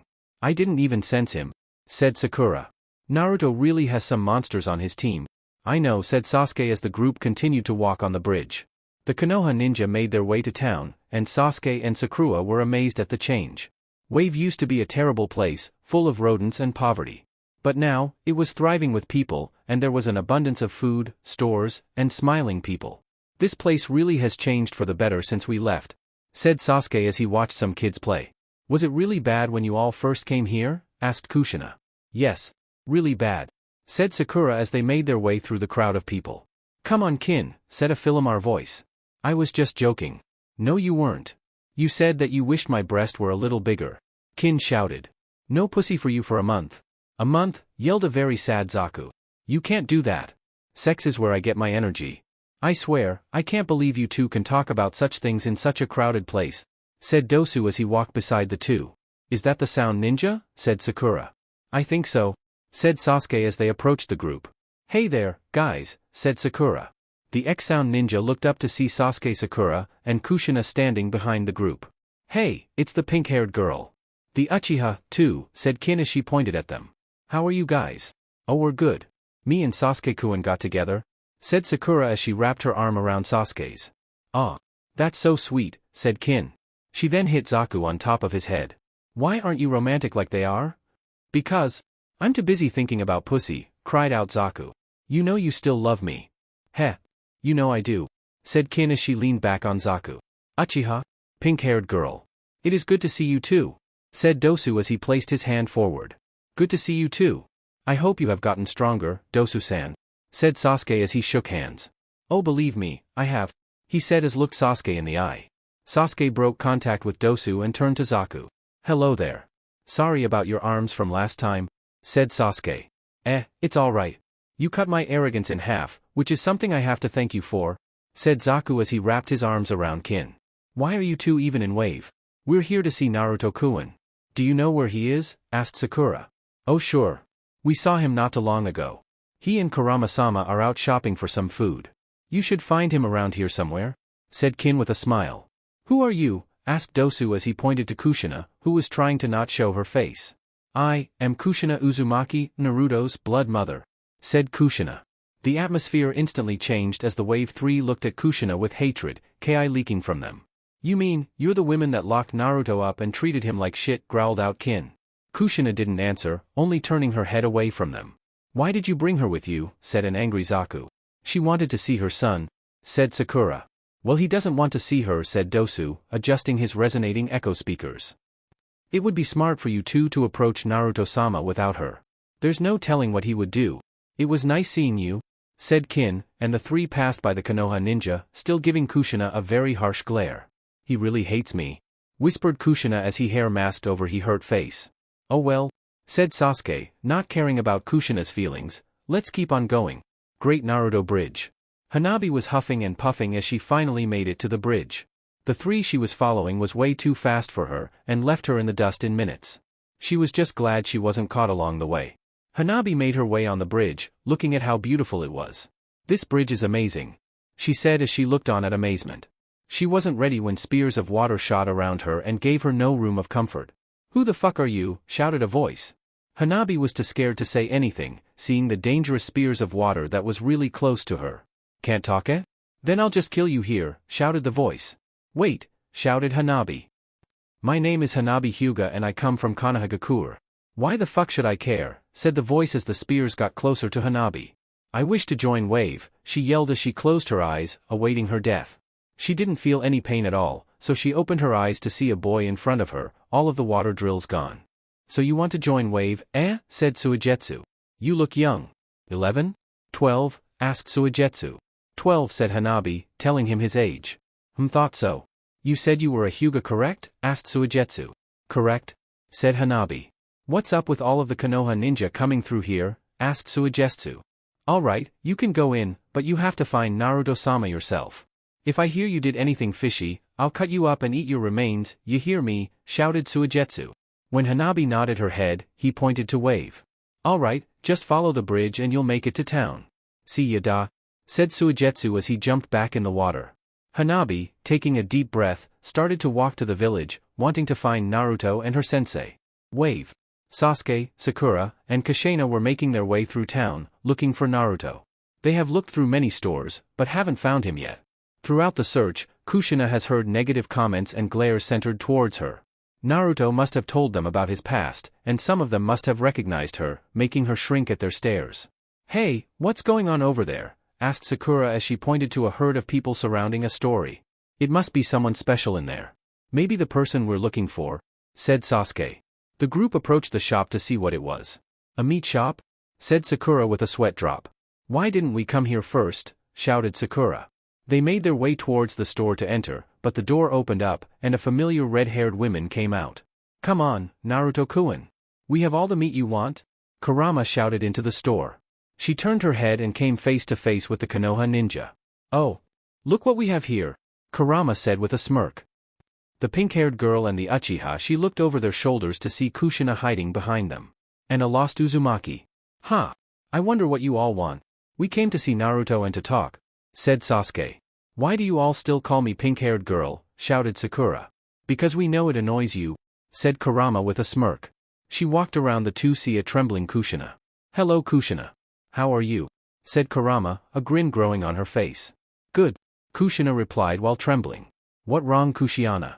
You're shaking like a stripper, laughed Kurama. Where are you, Kurama-chan? Said Naruto as he stepped out the store, holding lots of bags. Naruto-kun, shouted Sakura as she hugged Naruto. Sakura-san, he said as he looked down at her pink-haired head. He looked up to see Sasuke smirking at him. Good to see you, said Sasuke. You too, said Naruto with a smirk. Naruto-kun. Guess who else they brought with them, shouted Kurama as she pushed Kushina in front of him. You, growled Naruto. He unwrapped Sakura from around him and walked up to the trembling Kushina, his form towering over her. What are you doing in my village? He said in a deep tone. I came to see my son, she whispered. I am not your son, he said as he pushed past Kushina and towards a smirking Kurama. Naruto, wait dash. Hold on, Naruto-chan, shouted Tsunami as she stepped out the store, some bags in her hands. I got everything we need for dinner today. Tsunami looked towards the red-haired women and his smiling face instantly changes into a face full of hatred. You are Kushina, said Tsunami. Yes. Who's asking? Said Kushina. She looked at the women in front of her with her own glare. My Kaa-chan, said Naruto as he stepped up and used his tails to grab the bags in her hands as well as wrapping around one of her wrist. Come on, Kaa-chan. Let's go. No, said Tsunami, looking at Kushina's shocked face. I want to talk this bitch in front of me. Are you sure? Asked Naruto. Go home, Naruto-kun. I'll meet back with you later, said Tsunami. Naruto nodded and used his tails to wrap around Sakura and Sasuke's waist. Let's go, and walked off with Kurama. Tsunami and Kushina moved away to a private area, right outside of town, to have their little discussion. Why is Naruto-chan calling you Kaa-chan? Said Kushina with an angry scowl. Because he is my son, and I am his mother. You must have a problem with it? Said Tsunami, glaring right at Kushina. I do. I don't want some outsider being called Kaa-chan by my son, said Kushina. You don't even know your son. After everything I've heard about you, I don't see why you even wish to be close with Naruto at all, shouted Tsunami. Because I've realized what I've done. I wish for my Sochi to forgive me. After all, I am the person that brought him into this world, said Kushina. And you were also one of the people that wanted him gone while he was growing up, shouted Tsunami. That was a long time ago, said Kushina as she turned her head away from Tsunami. It was 3 years ago. You aren't good enough to be a mother. All you are is just a selfish bitch that listens to whatever her husband says, mocked Tsunami. Don't you dare go there, shouted Kushina. I've made mistakes in the past, but at least I am woman enough to admit them and seek out my Sochi. Not yours, said Kushina. You say you realized your mistakes, when there shouldn't have been none in the first place, yelled Tsunami. What mother kicks a little boy out of their own house, cursing his own name? What mother hates his child so much, that she agrees with her husband to lock him up at the bottom of their house? What mother thinks that their child was born a damn demon? Shut up, yelled Kushina. You don't know what I've been through. My life has been difficult, and the stress finally got to me. I believed my husband when he told me that Naruto was a demon, and it was my mistake. I know that now. I want to get closer to my son. I want to know more about him. To be there for him. Any mother would be protective of their child, and I don't want anybody other than me that he calls Kaa-chan, shouted Kushina. You are protective of him? Laughed Tsunami. What protection were you giving him when he was getting raped? Having a happy dinner with your family. Not a care in the world, said Tsunami. Be quiet, women. You are trending on dangerous waters now, said Kushina, her anger starting to get to her. I don't care what you say, women, I hate you for what you did to my son. Because of you, he went through all kinds of torture. He went insane. When he did, I couldn't recognize him anymore. Because of the past he lived in at your damned village, he had to go through so much. But you didn't care. You just sat there, loving the pain he was going through. And when he finally had the power to kill you, that was when you were begging on your knees, crying like the bitch you are, yelled Tsunami. Not another word. I don't care how Naruto-chan feels about you, call me a bitch again, and we are going to have some problems, growled Kushina. What are you going to do, huh? Beat me in the ground like how you did your son that you so love? Are you going to keep sending me death threats, trying to make me scared of you? Well, guess what, I'm not. I feel perfectly comfortable right now, because at the end of the day, I'll never be a horrible mother like you, and Naruto-chan will stay with me. So leave, Wave, no one wants you here, said Tsunami. You red-haired bitch. Fire erupted in Kushina's eyes and all she saw was red. She summoned her sword from a seal on her arm, and started to walk toward Tsunami. She couldn't understand why Tsunami was smirking at her, no worry in her eyes at all. Before Kushina could get halfway to Tsunami, she had to jump back as something blasted in front of her, burying deep in the ground, cause the ground to crack up and rubble to shoot everywhere. What in the hell was that? Said Kushina as she slid back to where she once was. I knew you would come, said Tsunami, not looking up from where she was. You knew that my patrol area was around here, didn't you? I swear, Tsunami-sama, you are one smart woman, said a voice in the trees. Kushina looked at what crashed in front of her, and she gained a confused look on her face when she saw it was an arrow. I'm glad you aren't hurt. Naruto-sama would kill me, said a male voice. I would have vouched for you, said Swami with a smile. Coming down from the trees was Kidamaru, lowering himself down using his spider webs. What do you want me to do with the target? Asked Kidamaru. Eliminate, said Tsunami, making Kushina get into a defensive stance. I won't let this woman hurt my son any longer. Heh. With pleasure, said Kidamaru as spiders of every size appeared around Kushina. This is going to be a fun game. In Wave. Hanabi was looking around, trying to find either Naruto or Anko. She had to find one of them, for it depended on if she could stay in Wave or not. Come on, where would either one of them be? Said Hanabi, thinking out loud. She needed to find them. She wanted to find Anko first, though. If she found her, then maybe Anko could encourage Naruto into letting her stay in Wave. Hanabi's eyes widened when she found the store where she knew Anko would be in. Dango shop. Hanabi whispered to herself as she entered the store. Outside Wave. The Konoha group stopped where they were when they saw the great Naruto bridge in front of them. That's it, we can't go any further, said an ANBU. Are you sure?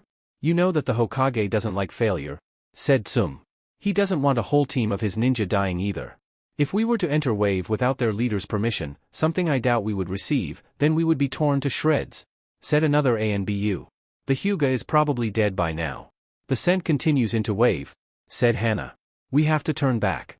This mission is a failure, said an ANBU. They all turned back, not seeing the eyes of Suigetsu watching them. None of them saw the root ANBU sneak past them either. With Sasuke, Naruto, Sakura, and Kurama. Don't eat the meat yet, Naruto-kun. I haven't cooked it yet. I can eat raw meat. The group were at Naruto and Kurama's mansion, sitting in the kitchen. Kurama was cooking on the stove, Naruto was trying to steal some of the meat she was making, and Sakura and Sasuke were watching with amusement in their eyes.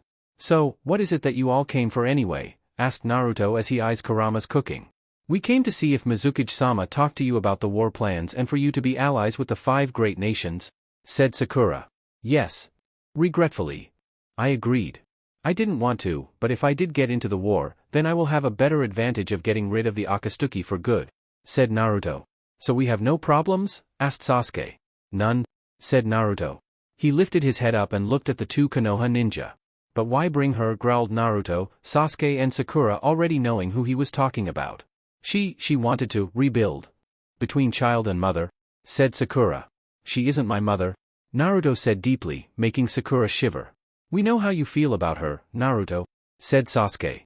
But she really wishes to be there for you. To make up time for when she lost it? You mean when she didn't care? Said Naruto as he stood up, making the 2 kind of scared. Naruto was leaking some of his ki, so they both knew he was mad. That woman didn't want anything to do with me. She only cared for me when her other children were in danger of me killing them. I don't wish to build a relationship with her, or anyone else in that terrible village you 2 live in. The only reason why I tolerate you 2 were because of our genin days. I admit that you 2 are my friends, but no one else. If Konoha crosses the line, I just might finish what I started. Finished Naruto. Kurama stopped cooking when she heard this. She didn't want Naruto to go back to that. Those eyes that he had back then still sent chills down her body. Naruto-kun, said Kurama. She looked towards him, her eyes meeting his. Naruto just took a deep breath of air and faced the 2 chunins. Everything with the war plans are set. The 5 nations have Wave support, said Naruto as he got up and went upstairs. He's still mad, said Kurama as she sat down where Naruto once was. He doesn't want anything to do with Konoha, or anyone else. He's still getting his mind right for the things that going to happen in the future. Are you too? All right, asked Sakura, talking about Naruto and Kurama. Yes. We are. Picking up where we left off, said Kurama. She saw Sasuke's glare towards her and she only took in a breath and smiles. It seems you'll never trust me, huh? No. I really don't trust you. You told Naruto to trust you plenty of times, but he has only gotten hurt from you, said Sasuke. I know, said Kurama. But I promise you, I have changed for the better. I am taking care of him and making sure his emotions don't go crazy. He is still very vulnerable, and still lacks knowing what friends are. He is improving in having positive emotions though, which I am glad to say. Good. We don't need anything wrong to set Naruto off, said Sasuke. With Kushina and Kidamaru. Kushina dodged another one of Kidamaru's spiders that was headed her way. This boy was stronger than she thought. And the 6 arms just made it worse to pursue in taijutsu, something she hasn't done yet but didn't want to take a chance at doing it. This is so boring. You are no fun, said Kidamaru from afar. He moved from the ground to the tress earlier, so she couldn't see him, which was bad for her. Kushina was more of a close-range fighter, not long-range. And the area they were in only helped Kidamaru out even more. Come out and fight me head-on, shouted Kushina as she slashed at a spider falling down on her. It was cut in half and a large spider web fell down on her, making her scream out at how nasty it was. You want me to come out? Sure then, yelled Kidamaru as he jumped from the trees. You're going to wish you never said it, though, he said as he ran up to Kushina. Kushina was still trapped by the very strong threads that had her trapped. She couldn't slice through it, so there was only one thing she could do. Chakra chains, she said, and many golden chains came from her back. They all flew towards Kidamaru, but surprising to Kushina, Kidamaru weaved through them all, not taking a hit. How sad. The Great Red Death, reduced to this, by a teenager, said Kidamaru as ran through hand signs. How boring. Gum style, spider thread, and a spear made out of compressed spider thread came from Kidamaru's mouth and towards Kushina. Chakra chains. Shield form, she yelled. The manipulated her chains into the form of a shield, protecting her from the deadly spear. Too bad, said Kidamaru, as he broke the spear protruding from his mouth. Guess I'll kill you in a different way. Kushina, finally finding a gap in the spider thread, made her way through and got up, sword in hand. I won't let you kill me. I have a family back at home, she said with determination. TCH, yeah I know. But the most important part of your so-called family you left to die, he yelled, making Kushina slack in her kenjutsu stance, thinking about what she did. I'll kill you in revenge of what you did to Naruto-sama, he shouted. You won't kill me, she yelled as she ran up to Kidamaru. She got in close to slash off one of his arms, but her eyes widened when her sword bounced off his skin, feeling like she hit metal. Sorry lady, said Kidamaru, but kenjutsu don't work on me, he yelled as 3 human-sized spiders dropped down beside Kushina. They all shot out thread towards Kushina, trapping her again. Damn it, she said. She couldn't move at all, and for some reason, she couldn't even call upon her chakra. My skin, said Kidamaru as he lifted up one of his arms, is covered up in a metal called Kyuubi. It is the substance that makes up my spider thread. You won't get away now, for I have my chakra going through the web, enhancing it. I've trained so much, that I can manipulate said chakra to go into my opponent's chakra system, blocking any chakra points that my chakra touches, explained Kidamaru. So basically, it's like your Kyuubi is inside me now, she said. Yeah, that's a fun way to put it. He laughed out. I got the idea of it when I faced off against one of Konoha's Hyugas, said Kidamaru, thinking about Niji. Good job, Kidamaru-san, said Tsunami as she approached the two. I'll talk to Naruto about this. You'll put in good word with the boss for me, said a happy Kidamaru. That means more games to play. You really are a positive person, aren't you, said Tsunami with a smile. I'm always happy. Getting mad isn't me, he said. So what now, asked Kushina. Now, you die, Kidamaru said as he made knife using his spider thread, hardening from the contact with the air. No. I can't die. I have to go back home, yelled Kushina as she tried to break free. Sorry, Ms. Lady, but the boss mom told me to kill ya, so I got to do it, said Kidamaru. Please. Forgive me. I won't mess up again, shouted Kushina. How do I know that you are telling the truth, said Tsunami with an angry scowl. Kushina's head dropped down as she looked down to the ground, tears falling out her eyes. I'll let you be his mother, she sobbed out. Are you sure, said Tsunami, looking down at the women. Yes. But please. Take care of him. Make sure that he doesn't go through what I put him through again, Kushina said between her sobs, sad that she has officially lost her son to someone else. Don't worry. I'll never be like you, said Tsunami. Break her free, she told Kidamaru. Aye, Captain. Kidamaru saluted playfully as he walked towards Kushina. Dango shop. Dango. Dango. How I love Dango, sang Enko as she ate through Dango one after the other. She never noticed the happy young Hyuga looking up at her. Enko-sensei. Oh sweet Dango. If you were a man, I would be taking you every day. Munch munch mun. Enko-sensei. Dango is my favorite thing in the world. Oh, the taste. Gives me chills. Munch munch mun. Enko, sensei? Dango. Dango. Dango. Hey waiter. Bring some dango to go. Munch munch mun. Anko sensei. Huh? Said Enko as she looked over to see a red Hanabi. Hanabi-chan. Yes. It's me. Your appertains, shouted Hanabi. She was engulfed in a hug and smothered in Enko's breast. Oh. Hanabi-chan. My most favorite person is here. How I missed you so much. Enko said, forgetting all about what she just said about Dango. It's good to see you two, Enko-sensei, said Hanabi as the two let go of each other. What are you doing here? Konoha and Wave is a good distance away from each other, asked Enko. I couldn't stay there, Enko-sensei.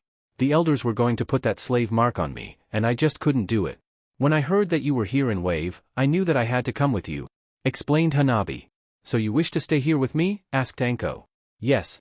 I want to stay here and join Wave.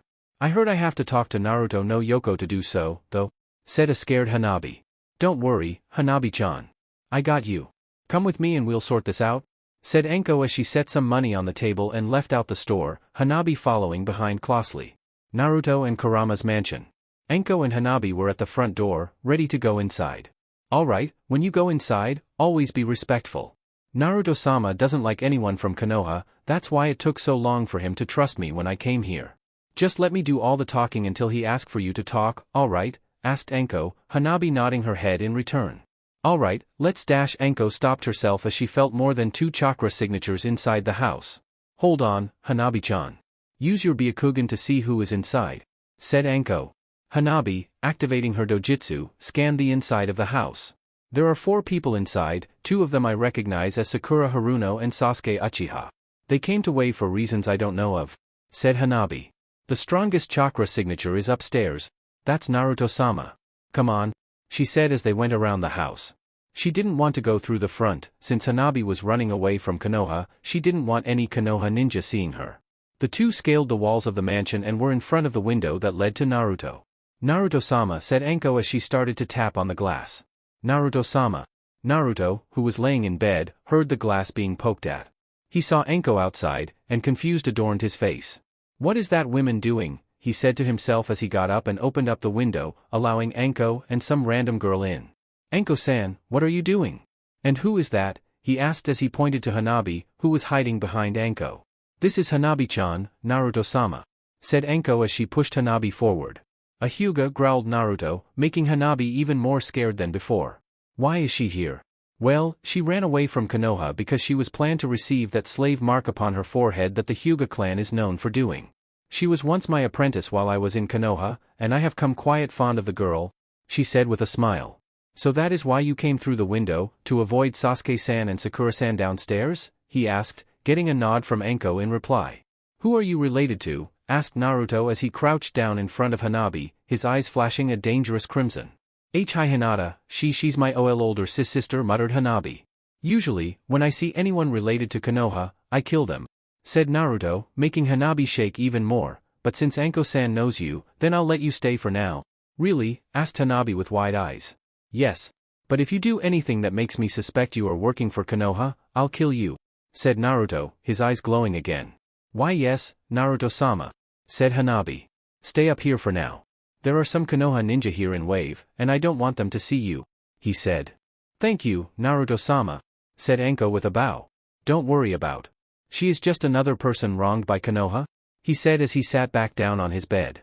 I'm going to do something about that damn village, he said. With Kadamaru, Tsunami, and Kushina. Kadamaru was about to cut Kushina loose, but a kunai with explosive tags appeared beside him. He quickly grabbed Tsunami and Kushina and jumped away, avoiding the explosion. Damn it, what was that? Asked Kadamaru as he jumped down on a tree, releasing Kushina from the web trap. Root A and Bu surrounded them, swords drawn. This isn't our target. Where's the Hyuga? Asked the leader. Who the hell are you guys? Shouted Kadamaru. That is not important. Tell me where the Hyuga is and we will avoid fighting, said the Root A and Bu. What the fuck are you talking about? There are no Hyuga in Wave, asked Kadamaru. They must not know, said one of the Root. We shall eliminate them anyway. Do you see that woman in the back? Said one of the Root A and Bu.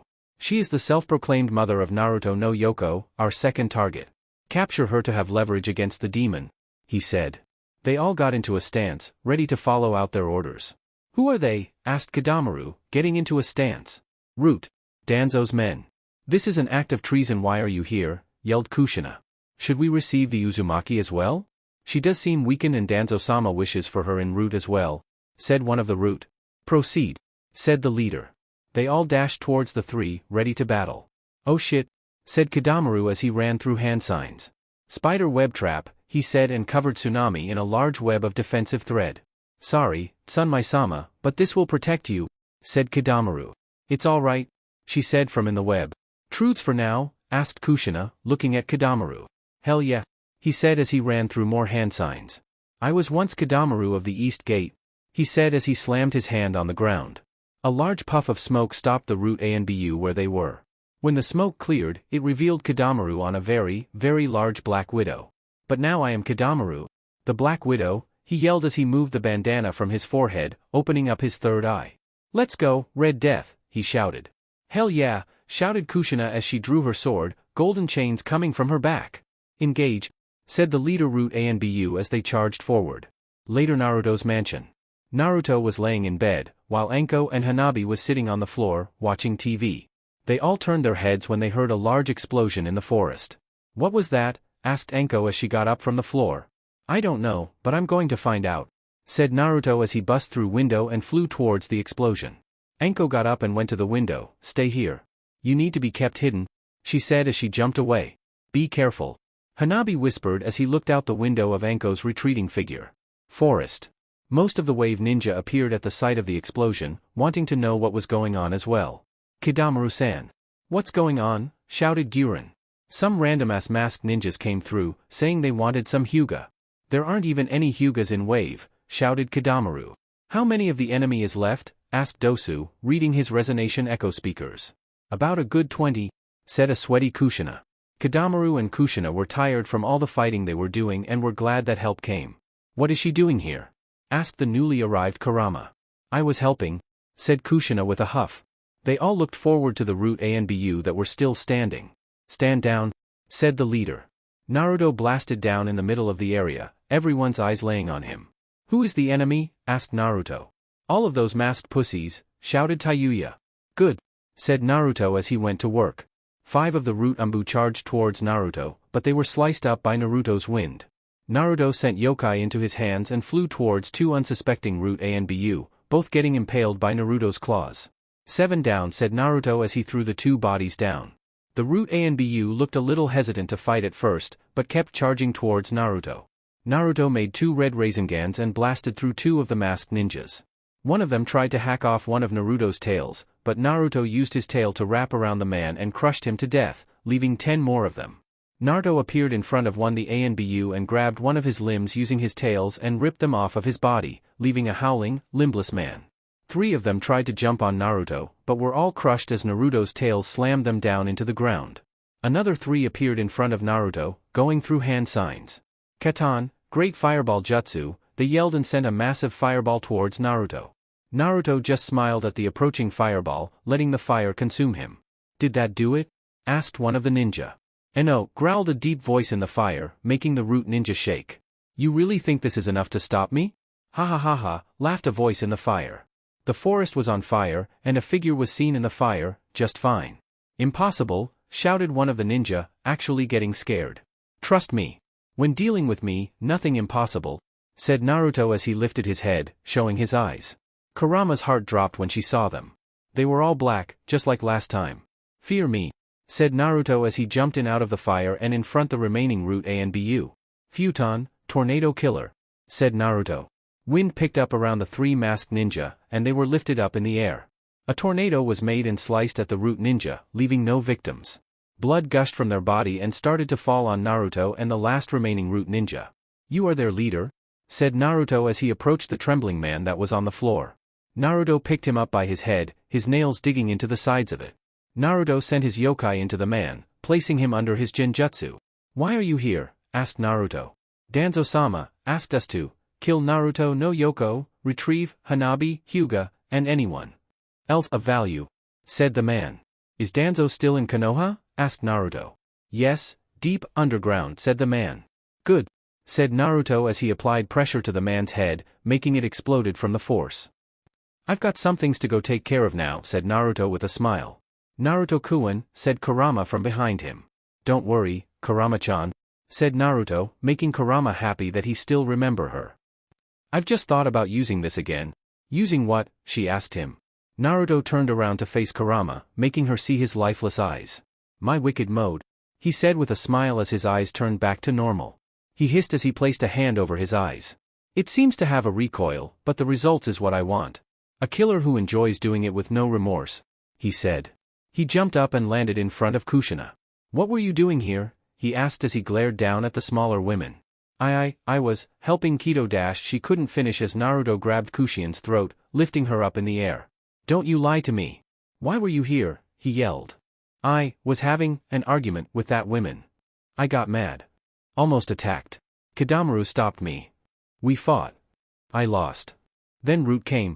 Kushina managed to get out. Naruto threw Kushina to the ground, making an imprint of her form. I want you gone. He looked over to Sasuke and Sakura. Take her and leave. If you two come back to Wave, come back yourself, he ordered.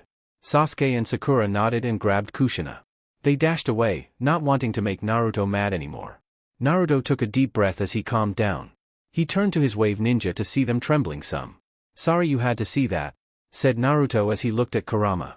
When is the next Gakage meeting? 3 days. In Kumo? She replied. He thought. I have to leave. Leave? Where? Asked Kurama. Makai. I need to talk to someone, he said, Kurama already knowing who he was talking about. Who shall go to the meeting though? She asked. Naruto just smiled at her as she told her his plan. The next day, Naruto and Kurama stood on a hill, the gates of hell behind Naruto. Have they left? He asked. Yes. They left not too long ago, she replied. Good, he said as he walked up to Kurama and hugged her. I'll be back in a couple hours. I just need to patch something up. I know, I'm not worried about that, she said. I'm worried about your other plan, she said as she pulled back but still in Naruto's arms. Kurama-chan, I promise you that I'll come back well, he said with a grin. When have I lied to you? Never, she said with a smile. She closed the distance between and gave him a long heated kiss. When she pulled back she looked up into his eyes. You come back like you said, not a scratch on you, she said. Most defiantly, he said. He let go of Kurama. She watched as he entered the gates and they slammed closed, going back down into the earth. Good luck, she said as she went back to the mansion. Makai. Naruto was walking in the abandoned part of the city, the forest. He saw the small house that he was headed to and saw that the lights were still on. Naruto took a deep breath as he put his hand on the doorknob, but stopped when he heard something. Oh yeah. Oh, you're a bad girl, ain't ya? Go ahead and come to me, girl, said a voice in the house. What is he doing in there? Thought Naruto as he put his ear to the door. Oh, Terra? Oh shit. I'm close, yelled the voice. This was the time that Naruto entered the house. He saw Mr. Ri sit at his diner table, a magazine in front of him, and one of his hands underneath the table. Mr. Ri-sit-san? Questioned Naruto. The overly sized mole jumped at the voice as the magazine fell and moved his hand from under the table. Naruto. What the hell are you doing here? Mr. Ri-sit said. I came to visit you, said Naruto as he fully entered the house. What were you doing? Listen, I was trying to get one in, damn it. I'm sick and tired of watching Pornhub. Naruto. I need to find a female, shouted the mole. You still amuse me, even when I catch you fucking your hand, laughed out Naruto. Shut the fuck up and sit down, said the embarrassed mole. It's good to see you again, said Naruto as he sat down, making sure to check the chair. He didn't want to sit in none of the moles. Nasty juices. I thought you were dead, admitted the mole. Got ya ass kicked like said, huh, said Mr. Resit. When Naruto didn't say anything, he started to laugh.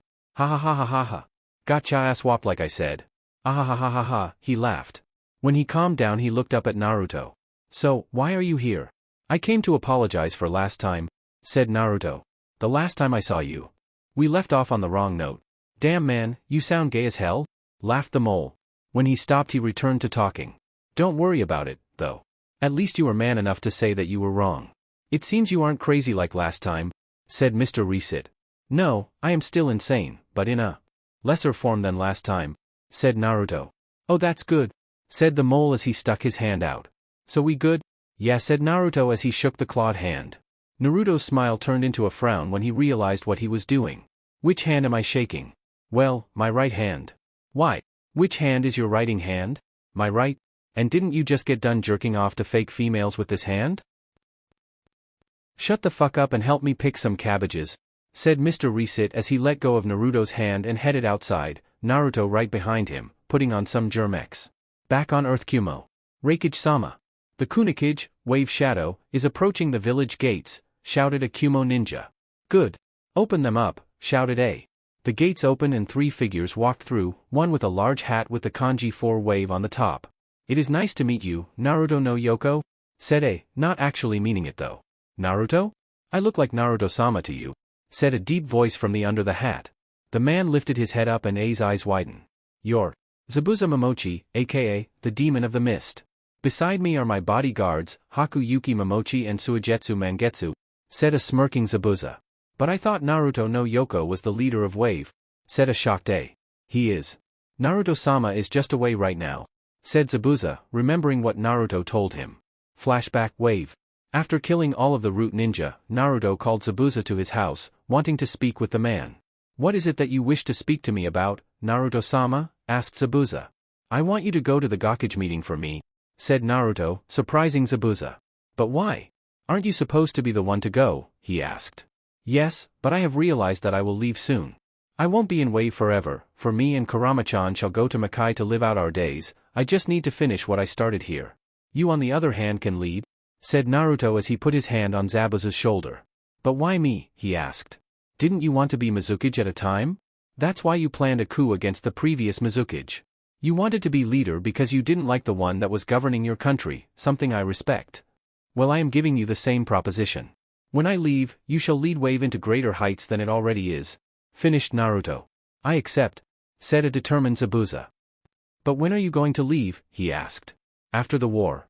I can't go to the meeting because I have to handle some things, but I shall lead Wave in the war. When we win, and everything has calmed down, Kurama-chan and I shall leave. Don't tell anyone about this, understood? Naruto said. Understood, said Zabuza as he shook Naruto's hand. End flashback. Naruto-sama has business to handle and couldn't make it today. I have come in representation of Wave, said Zabuza. Are you sure? Asked A. Positive. Now stop stressing me and lead me to my room, said Zabuza, making a growl. Later that night, Naruto stood over Kurama's sleeping form who was in their bed. Naruto finished visiting Mr. Reset and came back to Wave later the same day. He was ready to go take care of his business. Naruto leaned down and kissed Kurama's cheek while running his hand down her hair. I'll come back tomorrow, Kurama-chan, he whispered as he put on a cloak with his hood on. He walked out the room and saw 3 other figures in black cloaks. Ready to go, Naruto-sama? Asked Sakan. Do you have everything? Asked Yakumo. Yes, replied Naruto. Good. Let's proceed with the mission, said Pakura as they all left the mansion. Midnight. 4 cloaked figures stopped in front of the large gates of Konoha. 3 were lined up in the back, while there was a large cloaked form in the front. Konoha, said Naruto as he looked up at the wall. I am not here for you today, but someone inside, he said. Naruto's eyes changed from crimson to all black, entering his wicked mode. Here I come. Danzo, said Naruto as an insane smile adorned his face. Chapter 27. Konoha. Naruto, Pakura, Yakumo, and Sakan were looking up at the large gates of Konoha, ready to complete their mission. Remember, said Naruto. We came here for one thing and one thing only. Don't cause any extra trouble for us. Hi, the 3 said. All right then. Let's go, said Naruto as he sent yokai into the ground and the group jumped over the gate. Konoha Barrier Division Headquarters. In a room with a large amount of Konoha ninjas were the Konoha Barrier Team, the people that senses anything and everything that enters in and out of Konoha. Their main purpose was to protect Konoha and give any information they could about any enemies that could be entering Konoha. Anything change? Asked Izumo. No. The sensing water sphere hasn't moved at all. Everything is calm, said Kakoi, the user of the sensing water sphere. That's good. I really don't feel like doing anything right now, said Kotetsu as he put his hands behind his head. I think I'm just going to call it a day. I mean, it is past midnight. Yeah, going home does sound good right now, said Izumo with a laugh. They continued to talk, but everyone's eyes shot open when a red dot appeared on the water sphere. What is that? Asked one of the Chunin in the room. I don't know, said Kokai. I've never seen anything like this, he said. The red dot slowly began to grow the size of a ball. Can we stop this in any way? Asked Kotetsu. I don't know that either. It may be just a malfunction in the jutsu.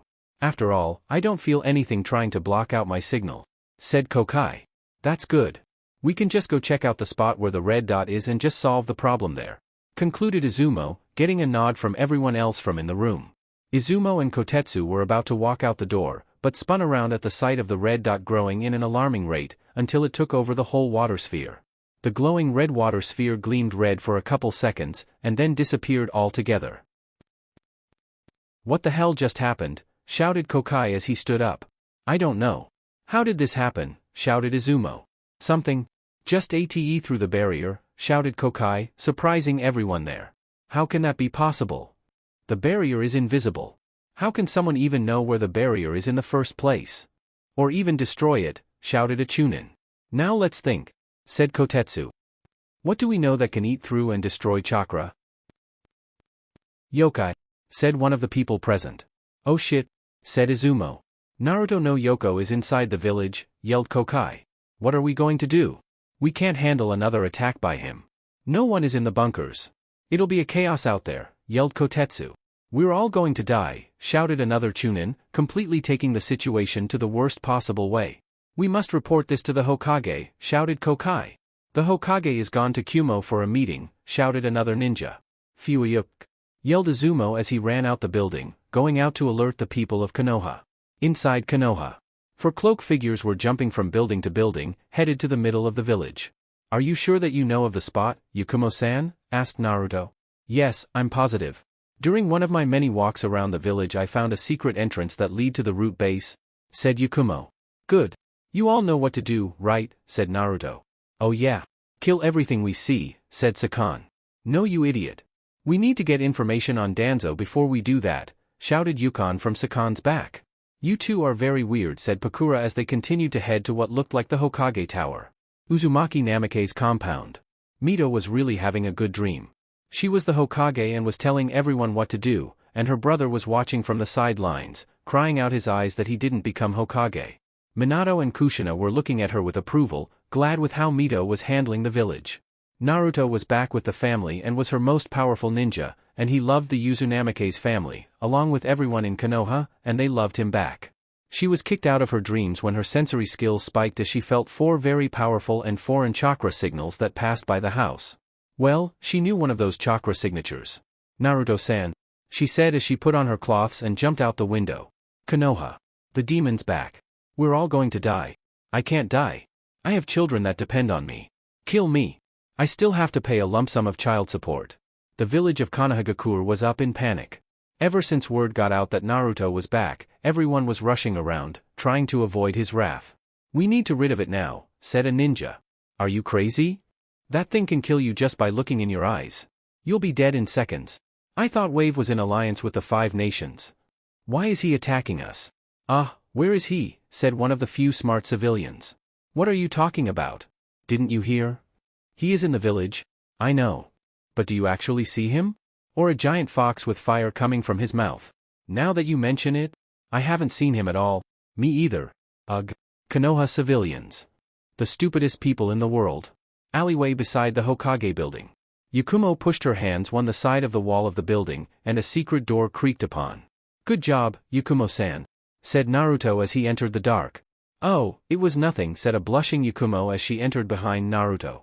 The group was walking through the dark for some time, but was stopped when many pathways were revealed in front of them. Separate? Ordered Naruto as he jumped up and flew into the tunnel to the far left of him.